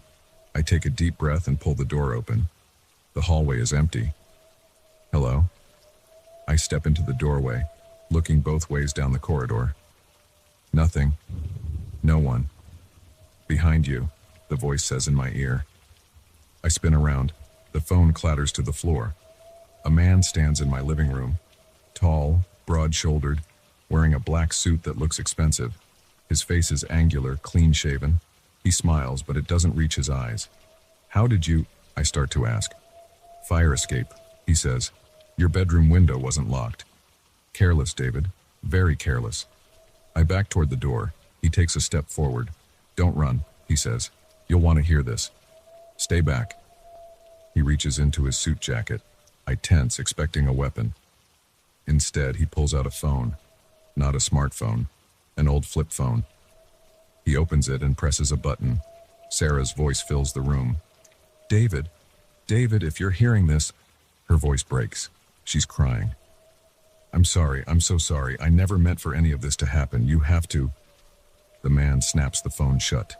The recording cuts off. That's from 2 days after she disappeared, he says. Would you like to hear the rest? My legs feel weak. I lean against the wall. Who are you? Someone who knows what really happened. He slides the phone back into his jacket. Someone who can give you answers. But first, we need to talk about what you're willing to do to get those answers. What do you mean? Your sister stumbled onto something she shouldn't have. Something big. The people involved couldn't let her expose it. But they didn't kill her, David. She's alive. The room spins. I slide down the wall until I'm sitting on the floor. Where is she? That's complicated. He walks to my couch and sits down, crossing one leg over the other. The people holding her are powerful, connected. Getting her out won't be easy, or cheap. You want money? Eventually, but first I need your help with something else. A small favor, you might say. What kind of favor? He reaches into his jacket again. This time he pulls out an envelope. In your job at the bank, you have access to certain records, customer data, transaction histories, wire transfers. My stomach sinks. I can't give you that information. It's illegal. More illegal than breaking into a private residence in the middle of the night? He smiles again. We all break laws, David. The question is why we break them. You'll be breaking this one to save your sister's life. He holds out the envelope. I don't take it. How do I know she's really alive? That recording could be old. From before? Check your phone. I pick up my phone from where it fell. There's a new text message from an unknown number. I open it. It's a video. 10 seconds long. Sarah sits in a plain room with white walls.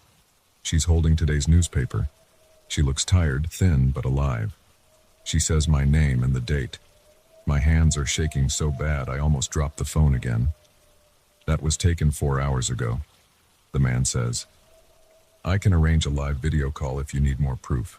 But first, take the envelope. I stand up slowly. My legs feel strange, disconnected from my body. I walk over and take the envelope. Inside is a list of names and account numbers. What do you want me to do? Access these accounts. Document every transaction over $50,000 from the past year. I want dates, amounts, and destination accounts. You have 48 hours. The bank's security is designed to track unusual access patterns, but you handle large accounts. You look up transaction histories all the time. No one will notice if you're careful. He stands up and straightens his jacket. One more thing, he says. Don't try to be clever. Don't leave yourself breadcrumbs or alert anyone. If you do, Sarah disappears again. Permanently this time. He walks to my front door. I don't try to stop him. 48 hours, he says. I'll call with delivery instructions. Oh, and David? He turns back. Fix that bedroom window lock. You never know who might come visiting in the night. The door closes behind him.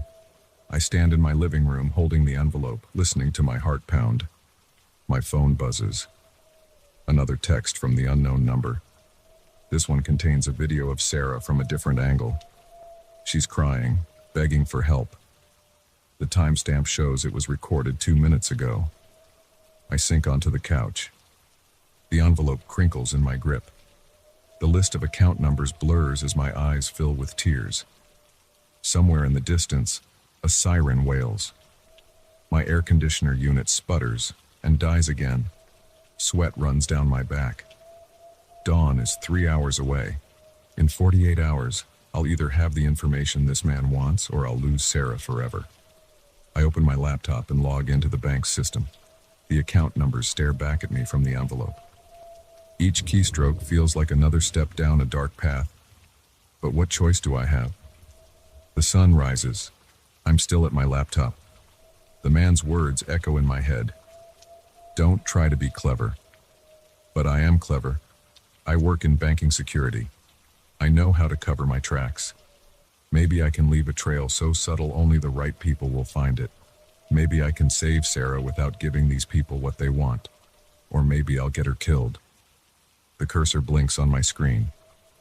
The first account number waits to be entered. I take a deep breath and start typing. This is just the beginning.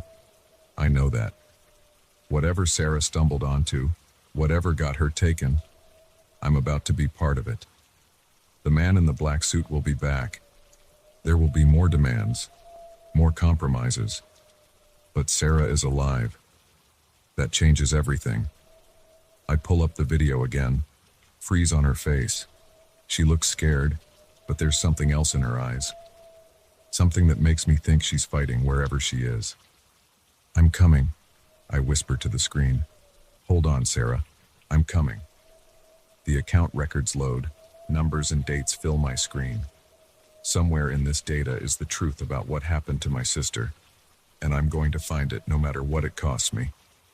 The morning light creeps through my blinds. Another day begins in Chicago. People wake up, go to work, live their normal lives. My normal life ended at 2:30 a.m. with a phone call. Now I have 47 hours and counting to decide, am I willing to become a criminal to save my sister? The answer, I realize, was never really in doubt. I start downloading the transaction records. This is my new normal. God help me.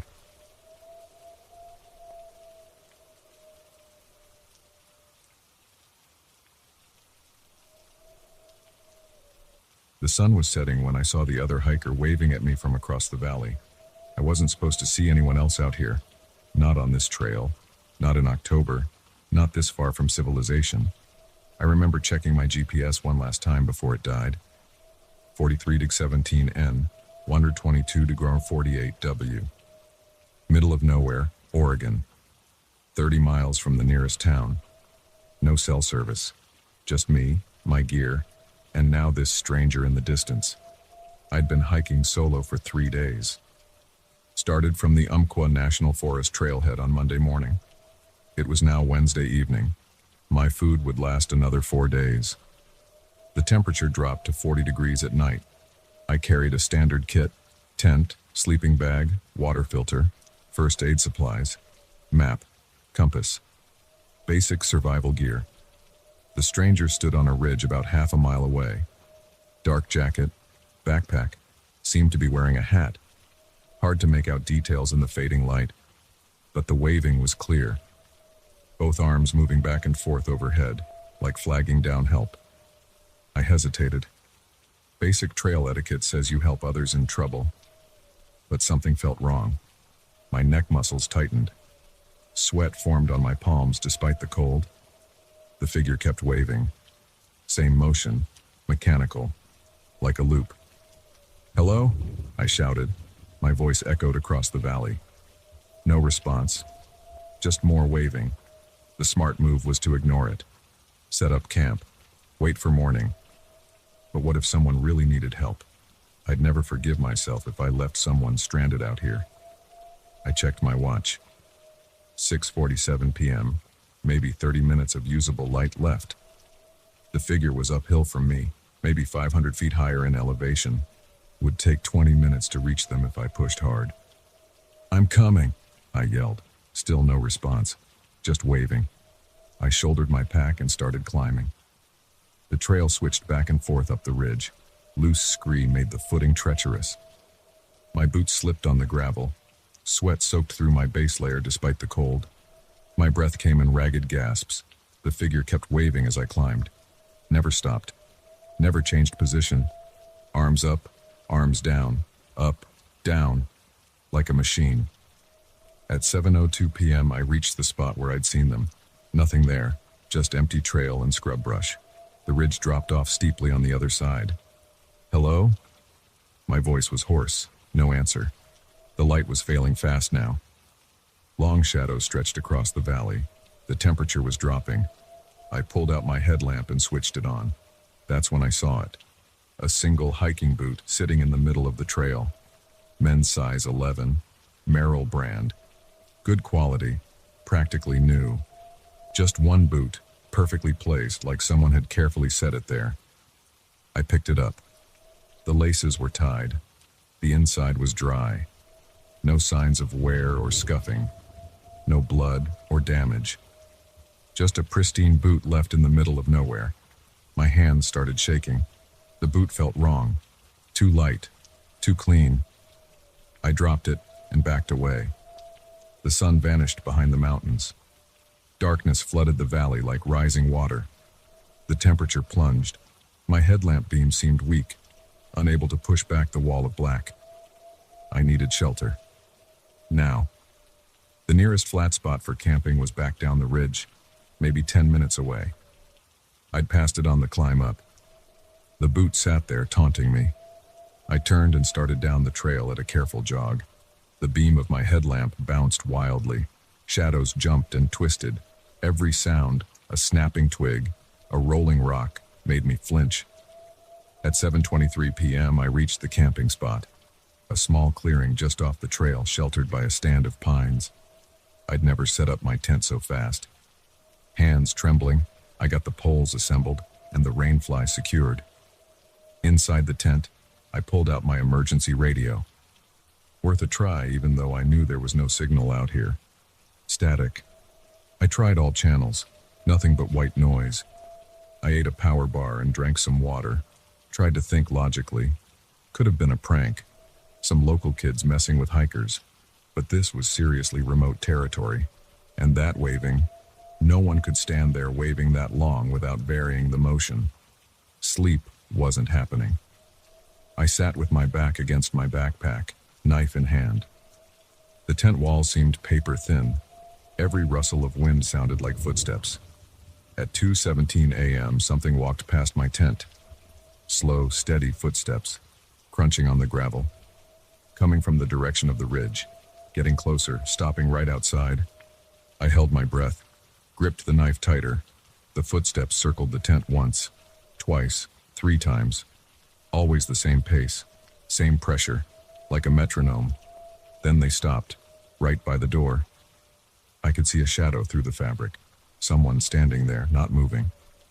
Minutes passed, maybe hours. The shadow never moved, never shifted weight, just stood there. At 5:46 a.m., first light hit the tent. The shadow was gone. I waited another 30 minutes before unzipping the door. The clearing was empty. No footprints in the dirt. No signs anyone had been there. But placed carefully in front of my tent was a second boot, identical to the first. The left one this time. I broke camp in record time. Didn't bother with breakfast, just threw everything in my pack and started walking. Fast, staying on the main trail, heading for the nearest ranger station, 18 miles away. The day was clear and cold, sun bright overhead, birds singing. Everything normal, like last night never happened. But my legs were tired from the climb, had to stop every hour to rest. Each time I stopped, I scanned the ridges, looking for movement, for a figure waving. At 2:30 p.m., I heard footsteps behind me on the trail. Same rhythm as last night. Getting closer, I started running, pack bouncing painfully on my shoulders, lungs burning. The footsteps kept pace, never faster, never slower, just that steady mechanical rhythm. I ran until my legs gave out, collapsed by the trail, gasping. The footsteps stopped too, right behind me. I turned around. Nothing there, just empty trail stretching away through the trees. But sitting on a rock was a note, typed on plain white paper. 4 words. Thank you for coming. I made it to the ranger station by sunset, reported everything. They searched the area, found nothing. No boots, no note, no signs of anyone else on the trail. I checked the news for missing hikers, called local search and rescue. No reports matched what I saw. The GPS coordinates showed nothing unusual on satellite maps, just wilderness. That was 3 months ago. I haven't been hiking since, sold most of my gear, but I kept the note. It sits in my desk drawer. Sometimes late at night I take it out and read those 4 words again. The paper is starting to yellow. The typing is fading. Last week I got a package in the mail. No return address. Inside was a pair of hiking boots. Men's size 11. Merrill brand. Practically new. And another note. Same typing. Ready for another hike? I burned the boots. Moved to a new apartment. Changed my phone number. But yesterday I was driving home from work and I saw something in my rearview mirror. A figure standing by the road, waving with both arms. That same mechanical motion. Up, down, up, down. I didn't stop. Didn't look back. Just drove straight home and locked the doors, but I know what's coming. Tonight or tomorrow or next week, I'll hear those footsteps again. That perfect, steady rhythm. Getting closer. And this time there won't be any more running. The thing is, now I understand why that figure was waving. It wasn't asking for help. It was greeting me, welcoming me. Because it knew something I didn't, that once you see it, once it chooses you, there's no going back. You become part of it. Another watcher on another ridge. Another set of boots left on another trail. I'm writing this down as a warning. If you're hiking alone and see someone waving in the distance, don't go to them. Don't try to help. Just turn around and leave that place. Run if you have to. Because if you get close enough to see there's nothing there, it's already too late. The sun is setting now. Through my window, I can see the street below. Empty except for a single figure. Standing perfectly still. Both arms raised, waving. The footsteps are starting. Same rhythm as before. Coming up the stairs. Getting closer. 1 flight away now. Down the hall.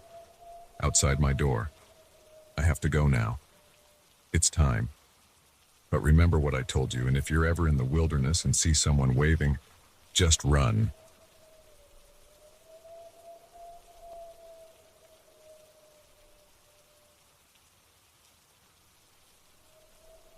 The first one stood motionless between the corn rows at 9:47 p.m. I checked the time on my truck's dashboard because I wanted to remember when everything started going wrong. It looked human-shaped but too tall, maybe 8 feet. Its head touched the top of the mature corn stalks. I hit the brakes hard.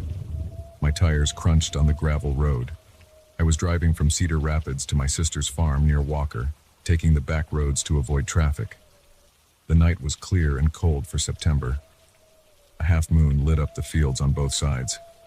I'd made this drive dozens of times over the past 5 years, since Sarah moved out here with her husband. Nothing weird had ever happened before. The figure didn't move.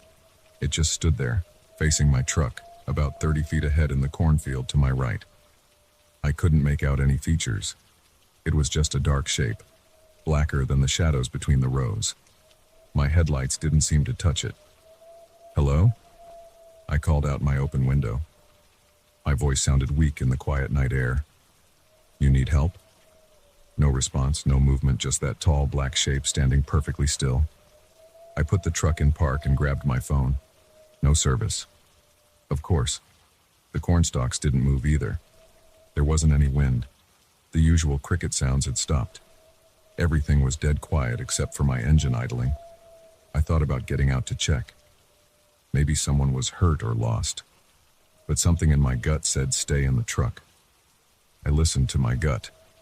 I put the truck back in drive and started moving forward slowly. My hands were sweating on the steering wheel. As I got closer, the figure stayed exactly the same. It didn't turn to watch me pass. It didn't make any sound. It just stood there. When I was parallel with it, about 15 feet away, I hit the high beams. The sudden brightness lit up the corn rows, but the figure remained pitch black, like a hole cut in the night. I pressed the gas harder. In my rearview mirror, I saw it was gone. Just empty corn rows where it had been standing. My heart was pounding against my ribs. I wiped my palms on my jeans and tried to calm down. Maybe it was just shadows playing tricks on my eyes. Maybe I was more tired than I thought. Then I saw the second one. This one was in the soybean field to my left, about 50 yards ahead.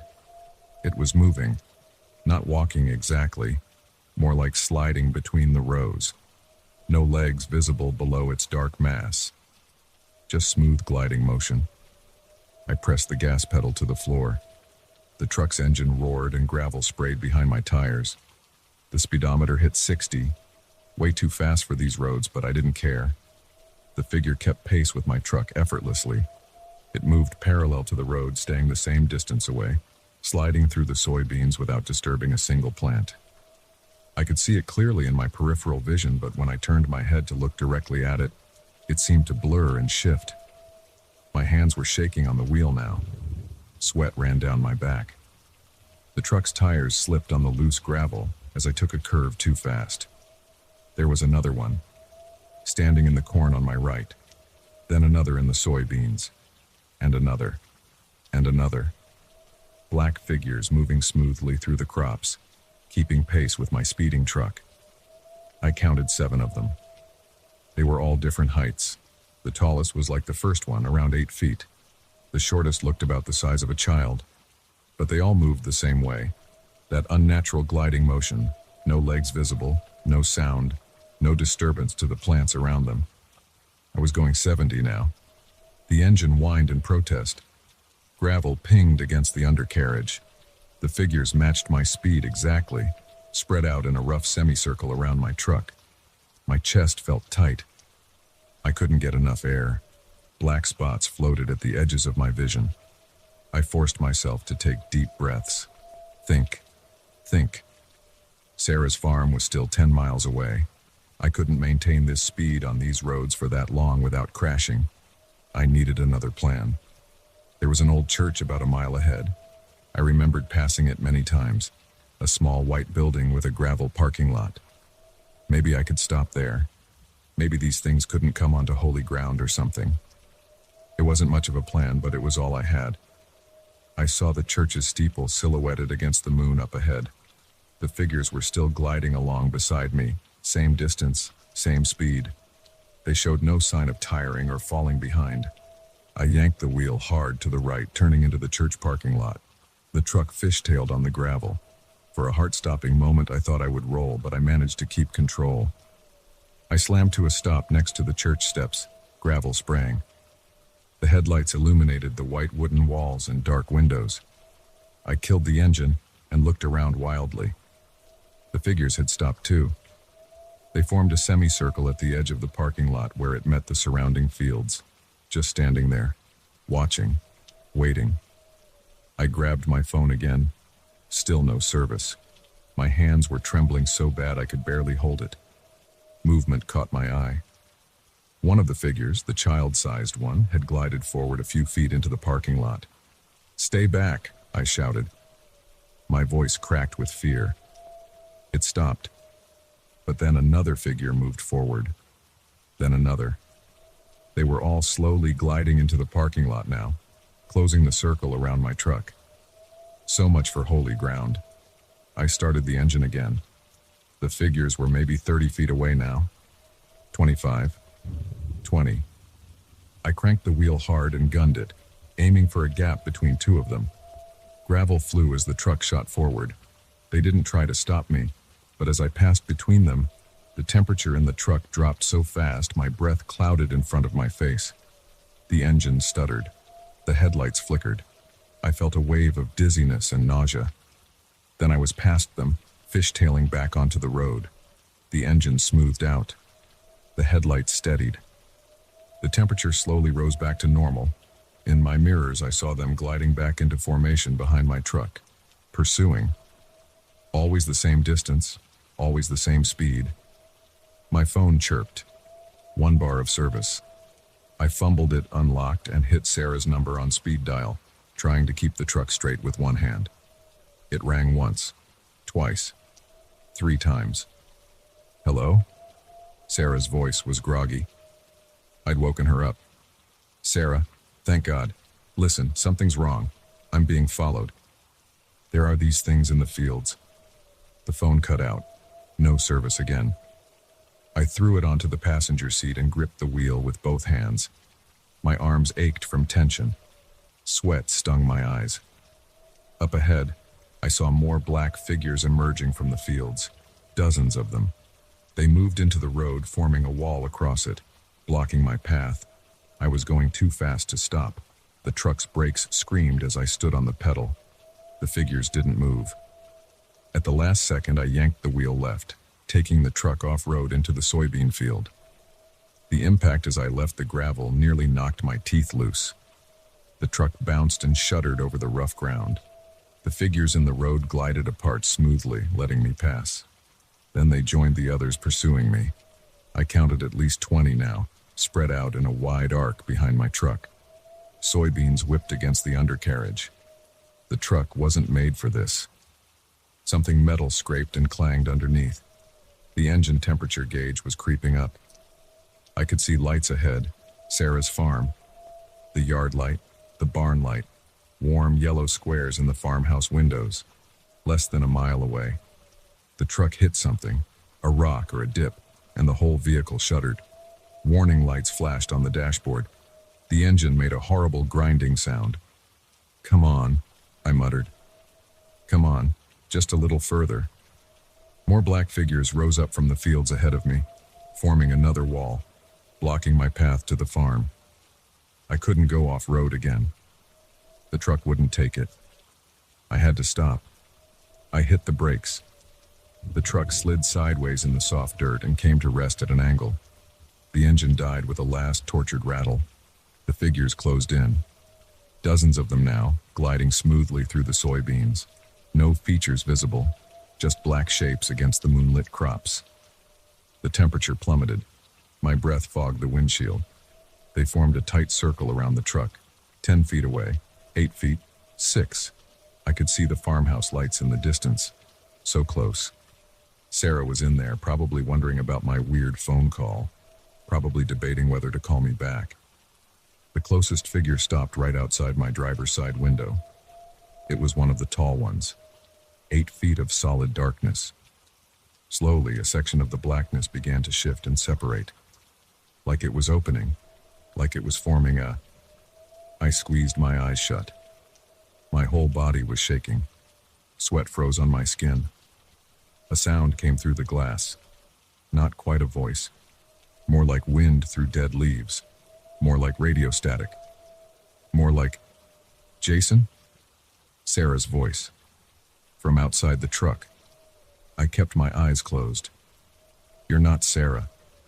"Jason, what's wrong? Why are you parked in our soybean field?" She sounded worried. She sounded exactly like Sarah. "You're not Sarah. I whispered again. Jason, open your eyes. You're scaring me. I did, slowly. Sarah stood outside my window, illuminated by the moon. She wore her usual flannel pajamas and rubber boots. Her forehead was creased with concern. The black figures were gone. The temperature was normal, just empty fields stretching to the horizon. I saw... My voice was hoarse. There were... Let's get you inside, Sarah said. You look awful. Did something happen? I looked around again. Nothing but moonlit crops swaying gently in the night breeze. Normal cricket sounds, a dog barking in the distance. Yeah, I said finally. Something happened. But I can't... Come on. She opened my door. Tom's making coffee, you can tell us everything. I got out on shaky legs. We started walking toward the farmhouse. How did you know I was out here? I asked. Heard your truck engine racing across our field. Sounded like it was about to explode. Tom's going to be pissed about the soybeans, by the way. That made sense. That was normal. I looked back at the truck. The engine ticked as it cooled. Deep ruts marked my path through the field. Something caught my eye. In the dirt next to the driver's side door, a perfect circle of dead plants, brown and withered, about 8 feet in diameter, where the tall figure had stood. Jason, Sarah called from ahead. You coming? I jogged to catch up with her. I didn't look back again. But as we walked to the house, I noticed Sarah didn't leave any footprints in the soft dirt, and the crickets had gone quiet again. And when she turned to smile at me in the moonlight, just for a moment, her face seemed to blur and shift, like I wasn't seeing it directly, like I couldn't quite focus on it. I followed her anyway. What else could I do? The farmhouse lights beckoned warmly. A dark figure stood in one of the windows watching us approach. It might have been Tom. It might have been. The door opened as we reached the steps. Sarah went in first. I hesitated on the threshold. Come on in, she said in that perfect copy of my sister's voice. Tell us everything. I stood there for a long moment looking into the warm light of the farmhouse, looking at Sarah's familiar smile that wasn't quite right, looking at the tall dark shape that might have been Tom standing in the kitchen. Then I stepped inside. The door closed behind me with a soft click. What else could I do?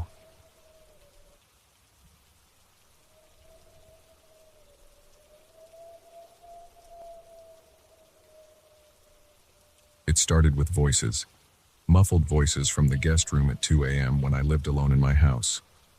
I know what I heard that night, and I know what followed.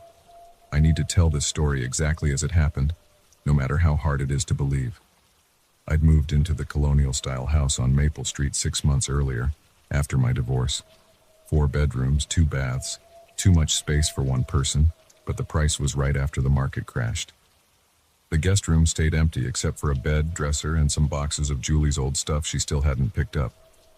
That Tuesday night in October, I was up late watching reruns of The Office when I heard it.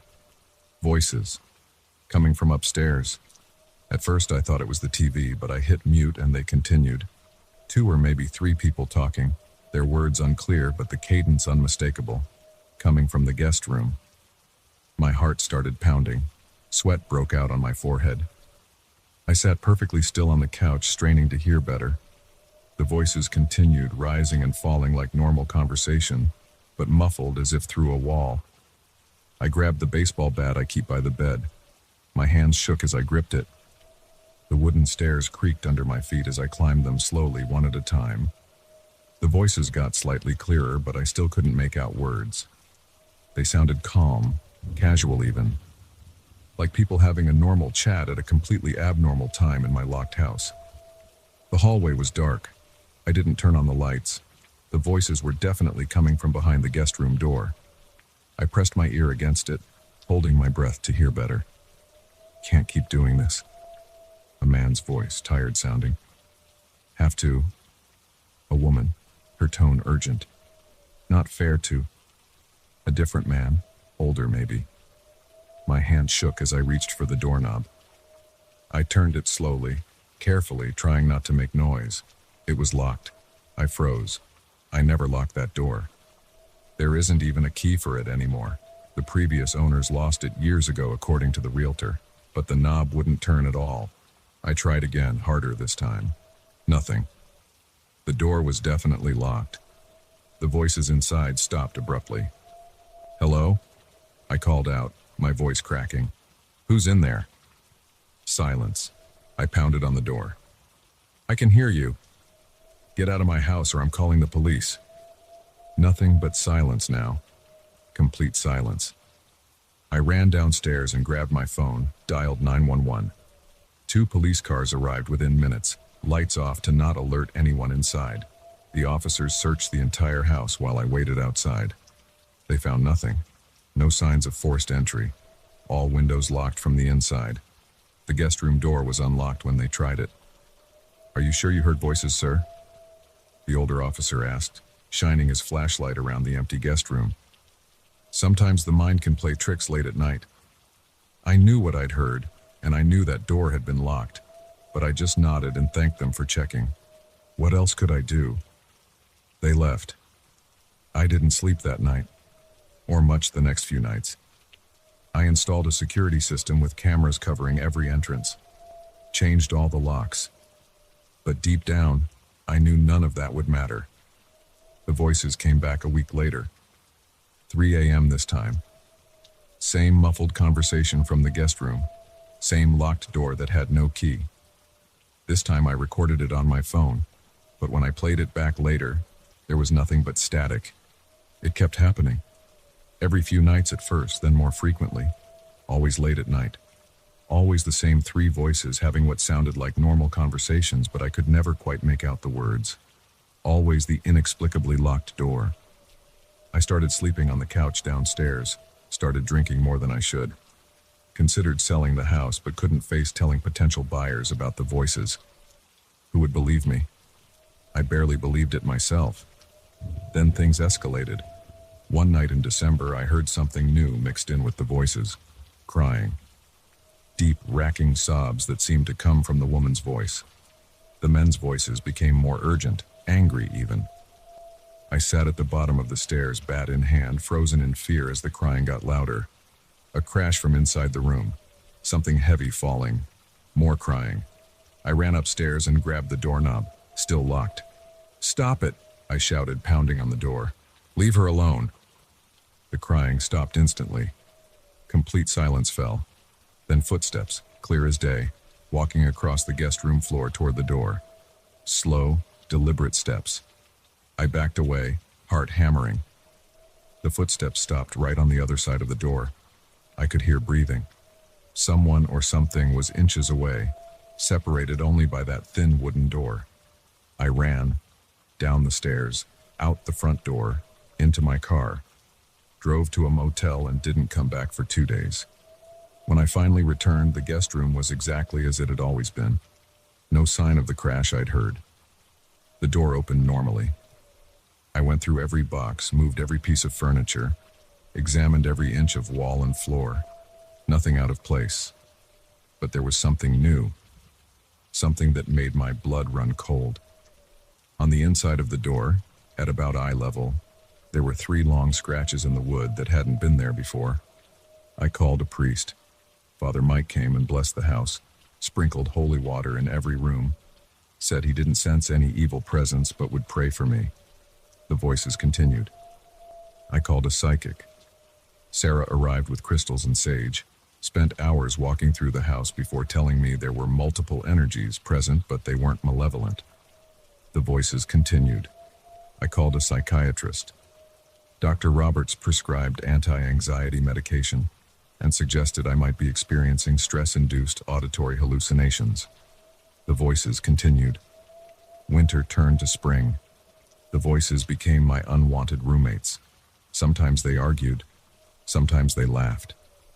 Sometimes they cried. Always at night, always behind that locked door that shouldn't be able to lock. I learned to live with it, sort of. Stopped jumping every time I heard them. Started keeping a detailed log of when they appeared and what I could make out. Patterns emerged, always between 1 a.m. and 4 a.m., most active on weeknights. The woman seemed to be named Sarah or Sarah. One man had a slight cough. They never acknowledged my presence, no matter how much I shouted. The door was always locked during their conversations, always unlocked after then came the night that changed everything. April 15th. I remember the date because I'd just finished my taxes. The voices started around 2:30 a.m., but different this time, all three shouting. Things breaking, the woman screaming, "No, please don't." I ran upstairs with the bat, ready to break down the door if I had to. The screaming got louder. A man yelled, "You brought this on yourself." More crashes. I slammed the bat into the door. The wood splintered but held. I hit it again and again. The voices and crashes grew louder, like they were feeding off my efforts to get in. One final hit and the door burst open. The room was empty, completely empty. No people, no broken items, nothing out of place. But it was freezing cold. My breath came out in visible puffs. The window was closed and locked. Then I noticed something on the hardwood floor. Water. A small puddle, spreading out from the center of the room. As I watched, it grew larger. The liquid was dark. I touched it with my finger. Blood. I stumbled backward. The puddle kept spreading, impossibly large now. The room grew colder. I could see my breath hanging in the air. The blood reached the doorway where I stood. And then I heard it. A whisper right next to my ear. The woman's voice, clear as day for the first time. "Help us." I ran. Again. Spent the night in my car in a Walmart parking lot. When I came back the next day, the blood was gone. No trace it had ever been there. That was 3 days ago. I haven't heard the voices since then. The door stays unlocked. The room stays empty. But something has changed. The air feels heavier somehow. Expectant. Like the voices are still there, just waiting. Watching. I found something else yesterday. Started going through old newspaper archives, searching for anything about the house's history. Found an article from 1985. A woman named Sarah Mitchell disappeared after an argument with her husband and his brother in their home. My home. Her body was never found. The men claimed she'd run away. The police investigated but couldn't prove anything. The article included a photo of the house. It looked exactly the same, except for one detail. The guest room window was broken in the picture. The caption mentioned it had been broken during what the husband claimed was Sarah's hasty departure. I'm writing this all down now because I know the voices will be back. They have to be. Sarah isn't finished. The men aren't finished. Whatever happened in that room in 1985 isn't finished, and I think I know why they chose me to hear them. Yesterday I was cleaning out more of Julie's boxes, finally getting around to it after the divorce. Found an old family photo album I'd never seen before. Flipped through it idly. There was a picture of Julie's grandmother as a young woman. Her name was Sarah Mitchell. The voices are back now. As I write this, I can hear them upstairs, clearer than ever. They're calling my name. The door is locked again, but this time I'm going up there. This time, I'm going to find out what they want me to know. This time, I'm bringing a sledgehammer. I don't know what I'll find, but Sarah deserves justice. Julie's grandmother deserves peace. And I deserve answers. If you're reading this and you don't hear from me again, you'll know where to look. The guest room, behind the locked door that has no key. Just listen for the voices.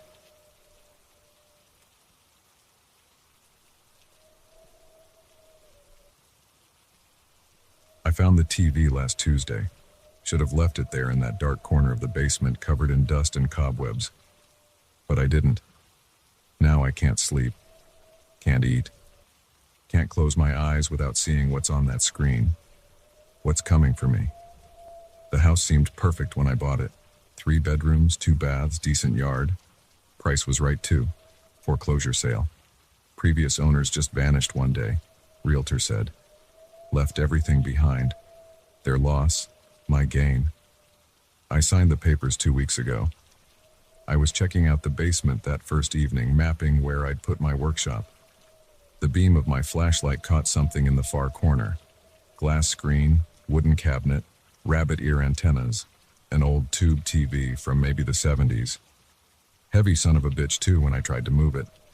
Figured I'd see if it worked before hauling it to the curb. Took me 20 minutes to clean it up and find an outlet. Didn't expect anything to happen when I hit the power button, but it came on. Screen flickered, static hissed, then the picture cleared. I recognized the basement immediately. Same concrete walls, same support beams, same washing machine against the far wall. But this wasn't a live feed. The washer in the video was an older model, and the angle was wrong, like the camera was up in the corner near the ceiling. The timestamp in the corner read 06/14/1994, 3:47 a.m.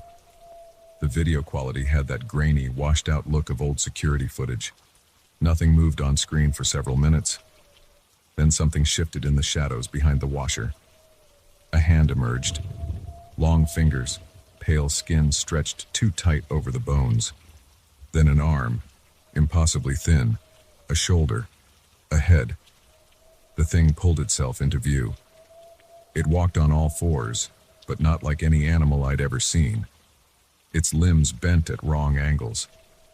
Its head turned completely backward as it moved, face always toward the camera. The face, Jesus. No eyes, just smooth skin where they should be. Mouth too wide, filled with needle teeth. It crawled up the basement stairs. The video cut to another camera view. The living room. Same date stamp. The creature moved through the dark house, checking each room. Hunting. I hit the power button. Nothing happened. Unplugged it. The image stayed. The thing finished searching the first floor and headed upstairs. Another camera angle switch. It entered a bedroom. A man and woman slept in the bed. The creature stood watching them, head cocked at an impossible angle. Then it smiled. I grabbed the TV and threw it down. The screen cracked, but the picture remained. The thing turned toward the camera, toward me. Its mouth opened wider, wider, impossibly wide. Then the screen went black. I ran upstairs and locked myself in my bedroom. Didn't sleep all night. When morning came, I went back down. The TV was gone, just broken glass on the floor. But now I see things moving in the dark corners of my vision. Hear scratching in the walls at night. And sometimes when I pass mirrors, I catch glimpses of something standing behind me. Something pale. Something smiling. Last night I found old newspaper clippings about this house. June 15, 1994. Local couple disappears without a trace. The previous owners before them vanished too. And the ones before that. The scratching is getting louder. Coming from the basement. I know what's down there waiting. I know what happens next, but I can't leave. It won't let me leave. The power just went out. My phone's dead too. I hear something crawling up the basement stairs. Slow, deliberate steps, testing each stair. It's coming for me now. Like it came for all the others. If you're reading this, stay away from this house. Stay away from old TVs and dark basements. Some things are better left forgotten in the dark. The doorknob's turning. I can see its shadow under the door. I can hear its smile. It's here. End. I'm truly sorry. I had to write this quickly. They told me to warn others. The thing in the TV. It spreads through stories about itself. Like a virus. Once you know about it, it can find you. I shouldn't have written this. I shouldn't have told you, but it's too late now. Don't look in the dark corners of your room. And whatever you do, don't turn around. It's right behind you.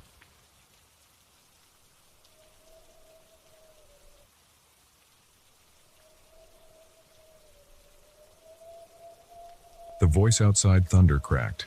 The lights went out. I heard my own voice calling for help from the darkness beyond my front door. I was alone in my house on Cedar Mill Road when the storm hit at 9:47 p.m.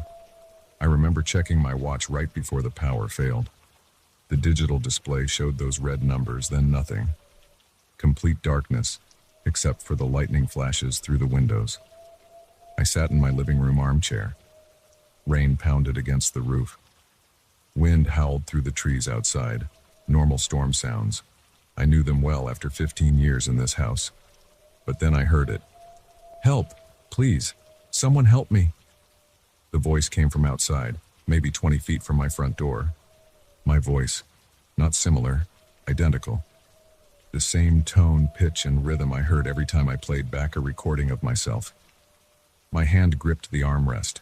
The leather felt cold and damp under my palm. Sweat broke out across my forehead. I didn't move. Is anyone there? I need help, my voice called again. Closer this time. The words were clear despite the rain and wind. I reached for my phone on the side table. The screen lit up. No signal. Of course not. The cell towers always went down in bad storms out here. Another crack of thunder made me jump. My heart pounded against my ribs. I could feel each beat in my throat. The voice came again. Right outside the door now. Please. I'm hurt. Let me in. My legs shook as I stood up. The floorboards creaked under my feet. I took 3 steps toward the front door, then stopped. Who's there? I called out. My actual voice cracked. The words came out higher than normal. Silence. Just rain and wind. I walked to the kitchen. My hands trembled as I pulled open the drawer next to the sink. I grabbed my flashlight and the hunting knife I kept there. The rubber grip of the knife felt solid in my right hand. Back to the front door. My breathing came fast and shallow. Sweat ran down my back, making my t-shirt stick to my skin. Hello? I called again. No response. I reached for the deadbolt with my left hand, still gripping the knife. The metal lock felt ice cold. I turned it slowly. The click seemed impossibly loud. Wind hit me as I opened the door. Rain sprayed my face and chest. I pointed the flashlight beam out into the darkness. Empty porch. Wet wooden boards reflected the light. Rain fell in sheets, distorting my view of the yard. I stepped outside. The concrete felt rough through my socks. I hadn't even thought to put on shoes. The flashlight beam caught something in the mud of the front yard. Footprints. They led from the road toward my door, then stopped abruptly about 10 feet from the porch. Like someone had been walking, then vanished mid-step. My chest felt tight. Each breath burned. I swept the light back and forth across the yard. Nothing moved except the rain. I walked down the porch steps. The mud sucked at my feet with each step.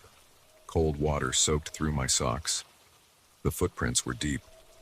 Adult male size, about my size. The tread pattern looked exactly like my work boots, the ones sitting by the door behind me. I followed the prints back toward the road. They started at the edge of my property, coming out of the grass. No prints on the asphalt of the road itself. A car passed on the road, headlights cutting through the rain for a moment. The sudden light made me blink. When I looked back down, the footprints were gone. The mud was smooth, as if they'd never existed. I ran back to the house. My feet slipped in the mud. I fell once, catching myself with my hands. The knife blade cut into the ground next to my palm. Inside, door locked. I leaned against it, breathing hard. Water dripped from my clothes onto the floor. The power came back on with a hum. Lights flickered, then stayed steady. The TV in the living room started playing again. Some late-night show I'd left on for background noise. I went to the bathroom and stripped off my wet clothes. In the mirror, my face looked pale. Dark circles under my eyes. When had those appeared? Hot shower, clean clothes. I told myself I was being crazy. Stress and lack of sleep playing tricks on my mind. But I knew what I'd heard, what I'd seen. I called the police, told them someone had been on my property.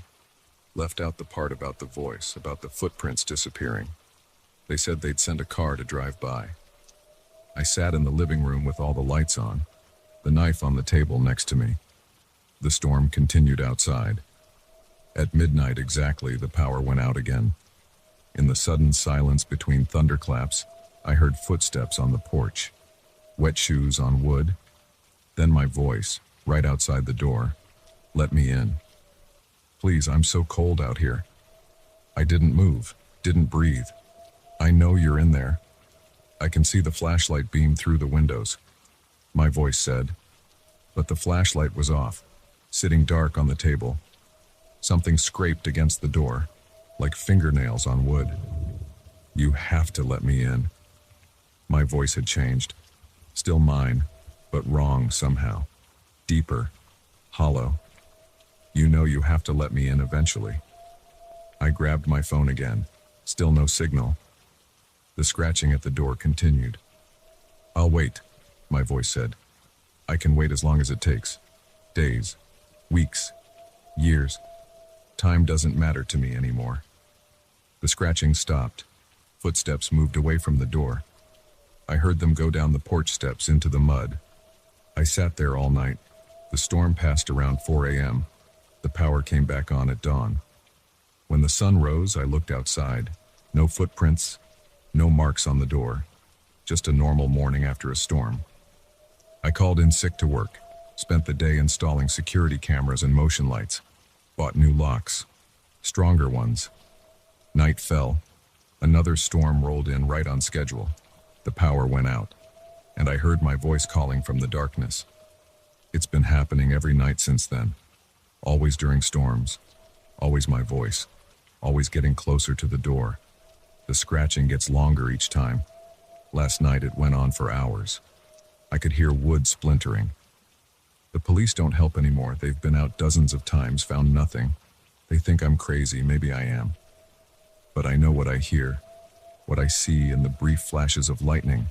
A figure standing in my yard. My height, my build, my face, but wrong. Empty. The weather report says another storm is coming tonight, worse than the others. They're calling it a once-in-a-generation event. I'm sitting here writing this as the clouds roll in, thunder in the distance. Getting closer. The power just flickered.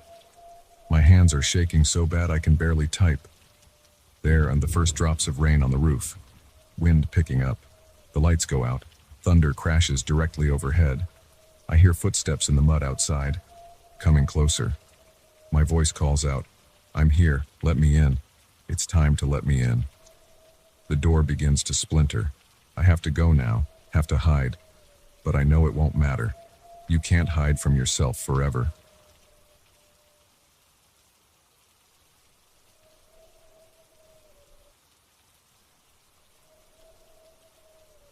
Something wasn't right at Joey's roadside cafe that afternoon.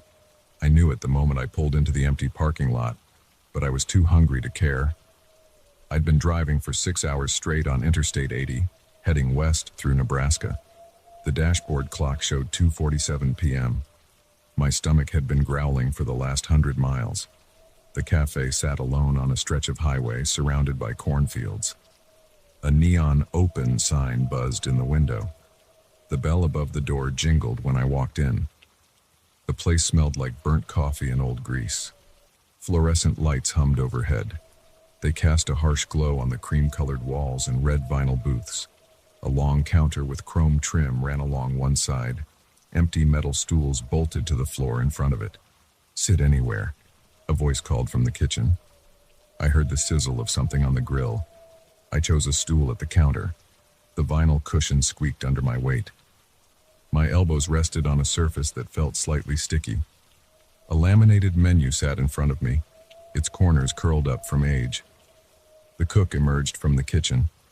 He was a skinny guy in his 50s with thinning gray hair and food stains on his white apron. His name tag read, Earl. "Coffee?" he asked, already reaching for a mug. "Yeah, thanks." My voice sounded rough from hours of not talking. The coffee came out steaming hot and black as tar. I took a sip. It tasted exactly like it looked. "What'll you have?" Earl asked, order pad in hand. "Cheeseburger and fries." "Coming right up." He disappeared back into the kitchen. That's when I heard someone clear their throat 2 stools down from me. I turned my head. An old man sat there, though I hadn't heard him come in. He wore a brown tweed jacket with leather patches on the elbows. His white hair was neatly combed. Wire-rimmed glasses perched on his nose.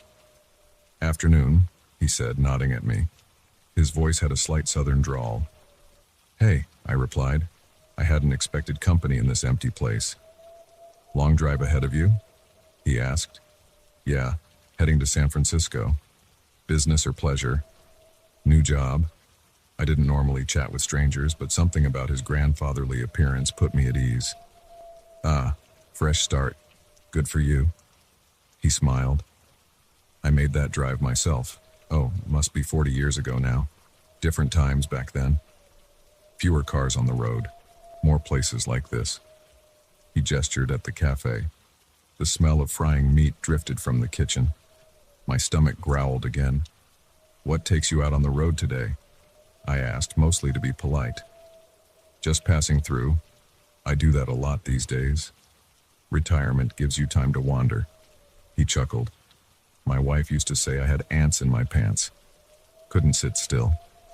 Used to. She passed 5 years ago. Cancer. He said it matter-of-factly. No trace of self-pity. I'm sorry to hear that. He shrugged. Part of life, isn't it? We had 42 good years together. Can't complain about that. Earl came back with my burger and fries. The plate clattered on the counter in front of me. Steam rose from the food. Can I get you anything else? Earl asked. No, this is good, thanks. The old man watched as I picked up the burger. Food's decent here. Earl knows his way around a grill. I took a bite. The meat was juicy, the cheese perfectly melted. The bun had been grilled just enough to get crispy around the edges. You're right, I said after swallowing. This is good. Try the fries with some hot sauce. Earl makes it himself. I noticed a bottle of red sauce near my elbow. The label was handwritten, Earl's Special Sauce. The old man kept talking while I ate. He told me about his years as a high school history teacher in Georgia. About his 3 kids now scattered across the country. About the RV he bought after retirement. I found myself relaxing as I listened. His stories were interesting, told with humor and insight. The tension from hours of driving eased out of my shoulders. What's your name, son? He asked during a pause in the conversation. David, I said. Pleased to meet you, David. I'm Thomas. Though most folks just call me Tom. We shook hands. His grip was firm despite his age. The conversation continued. Tom told me about the best diners he'd found in his travels, about scenic routes I should consider taking, about the changes he'd seen in small towns across America over the decades. I finished my burger and started on the fries. They were crispy outside, soft inside. The hot sauce added a nice kick. How long you been traveling? I asked Tom. He thought for a moment. Must be about 2 weeks now. Left Atlanta on the 1st of the month. Long trip. When you're retired, every day's Saturday. He smiled. No schedule to keep. No place I have to be. I noticed his coffee cup was empty. Want a refill? I asked, reaching for the pot. No thanks. I should probably get going soon anyway. Earl emerged from the kitchen again, wiping his hands on his apron. Everything okay out here? Great, thanks, I said. Could I get the check? Earl looked at me oddly. Check for what? The burger and fries. Oh, right. He pulled out his order pad. That'll be $12.50. I reached for my wallet. And whatever his coffee was, I added, nodding toward Tom. Earl's forehead wrinkled in confusion. Whose coffee? His. I pointed to Tom's seat. It was empty. I blinked, looked around the cafe. We were the only 2 people there. Sir, Earl said, you've been the only customer all afternoon. The empty coffee cup I'd seen in front of Tom was gone. The counter was bare except for my plate and mug. But there was an old man sitting right there. We were talking. His name was Tom. He was wearing a tweed jacket. Earl shook his head slowly. Nobody's been in here but you. I've been watching the grill, but I can see the whole dining room from back there. You've been sitting here alone, eating your burger. My stomach clenched. The food suddenly felt heavy inside me. That's impossible. We had a whole conversation. He told me about his wife, his kids, about being a teacher in Georgia. Sir, are you feeling okay? Earl looked concerned now. Maybe you should rest a bit before getting back on the road. I pulled out my wallet with shaking hands, put $15 on the counter. Keep the change, I muttered. I needed to get out of there. The bell jingled as I pushed through the door. The afternoon sun hit my face, too bright after the dim cafe interior. My car sat alone in the gravel parking lot. No other vehicles in sight. I fumbled with my keys, dropped them, picked them up, got behind the wheel and started the engine. As I pulled onto the highway, I glanced in my rearview mirror. The cafe grew smaller, its neon sign still buzzing in the window. My hands were trembling on the steering wheel. Sweat had soaked through my shirt. I drove west, pushing the speed limit. The cornfields stretched endlessly on either side of the road. The sun began to sink toward the horizon. My mind raced. Had I imagined the whole conversation? Was I more tired than I'd realized? But it had felt so real. Tom's voice, his laugh, the details of his stories, the way his glasses caught the fluorescent light, the firmness of his handshake. I remembered something he'd said about his wife dying of cancer 5 years ago, about leaving Atlanta on the 1st of the month. At the next town, I pulled into a gas station, found a local newspaper in the rack by the door. The date was October 15th. With shaking fingers, I opened the browser on my phone, searched for obituaries in Atlanta from 5 years ago. It took several tries to find it. But there it was, dated October 15th, 2019. Thomas Tom Wheeler, 72, beloved husband, father, and educator, passed away peacefully after a brief illness. A retired history teacher. The photo showed a man in a tweed jacket with leather patches on the elbows, wire-rimmed glasses, neatly combed white hair. The article mentioned his 42 years of marriage, his 3 children, his love of travel. My phone slipped from my numb fingers, clattered on the gas station floor. The fluorescent lights buzzed overhead, just like in the cafe. My reflection stared back at me from the store window, pale and wide-eyed. Outside, the sun had set. Darkness pressed against the glass. I thought about the empty highway stretching ahead of me, about the long hours of night driving to come, about how Tom had said he was just passing through. I got back in my car, sat there for a long time, engine idling, watching headlights pass on the interstate. Finally, I pulled out my phone again, called the number for the nearest motel. I wasn't ready to get back on the road. Not yet. Not while I could still hear Tom's voice in my head, telling stories about travels that had ended 5 years ago today. Not while I could still feel the ghost of his handshake firm and real, at a counter where Earl said I'd sat alone. The motel clerk answered. I booked a room for the night. As I drove there, I kept checking my rearview mirror. The highway behind me was empty and dark, but somehow I knew I wasn't alone. And I wondered how many other travelers had shared coffee and conversation with Tom at Joey's roadside cafe on empty afternoons when they were the only customer there. How many others had listened to his stories, never knowing they were speaking with a man who had taken his last road trip 5 years ago. I pulled into the motel parking lot. The vacancy sign cast a red glow over my windshield. Tomorrow I'd continue west, toward San Francisco and my new job, toward whatever future waited for me there. But tonight, I needed to sit with what had happened, to try to make sense of an impossible conversation at a roadside cafe in the middle of nowhere, to remember the strange afternoon when I shared a counter with a friendly stranger, who turned out to be no stranger at all.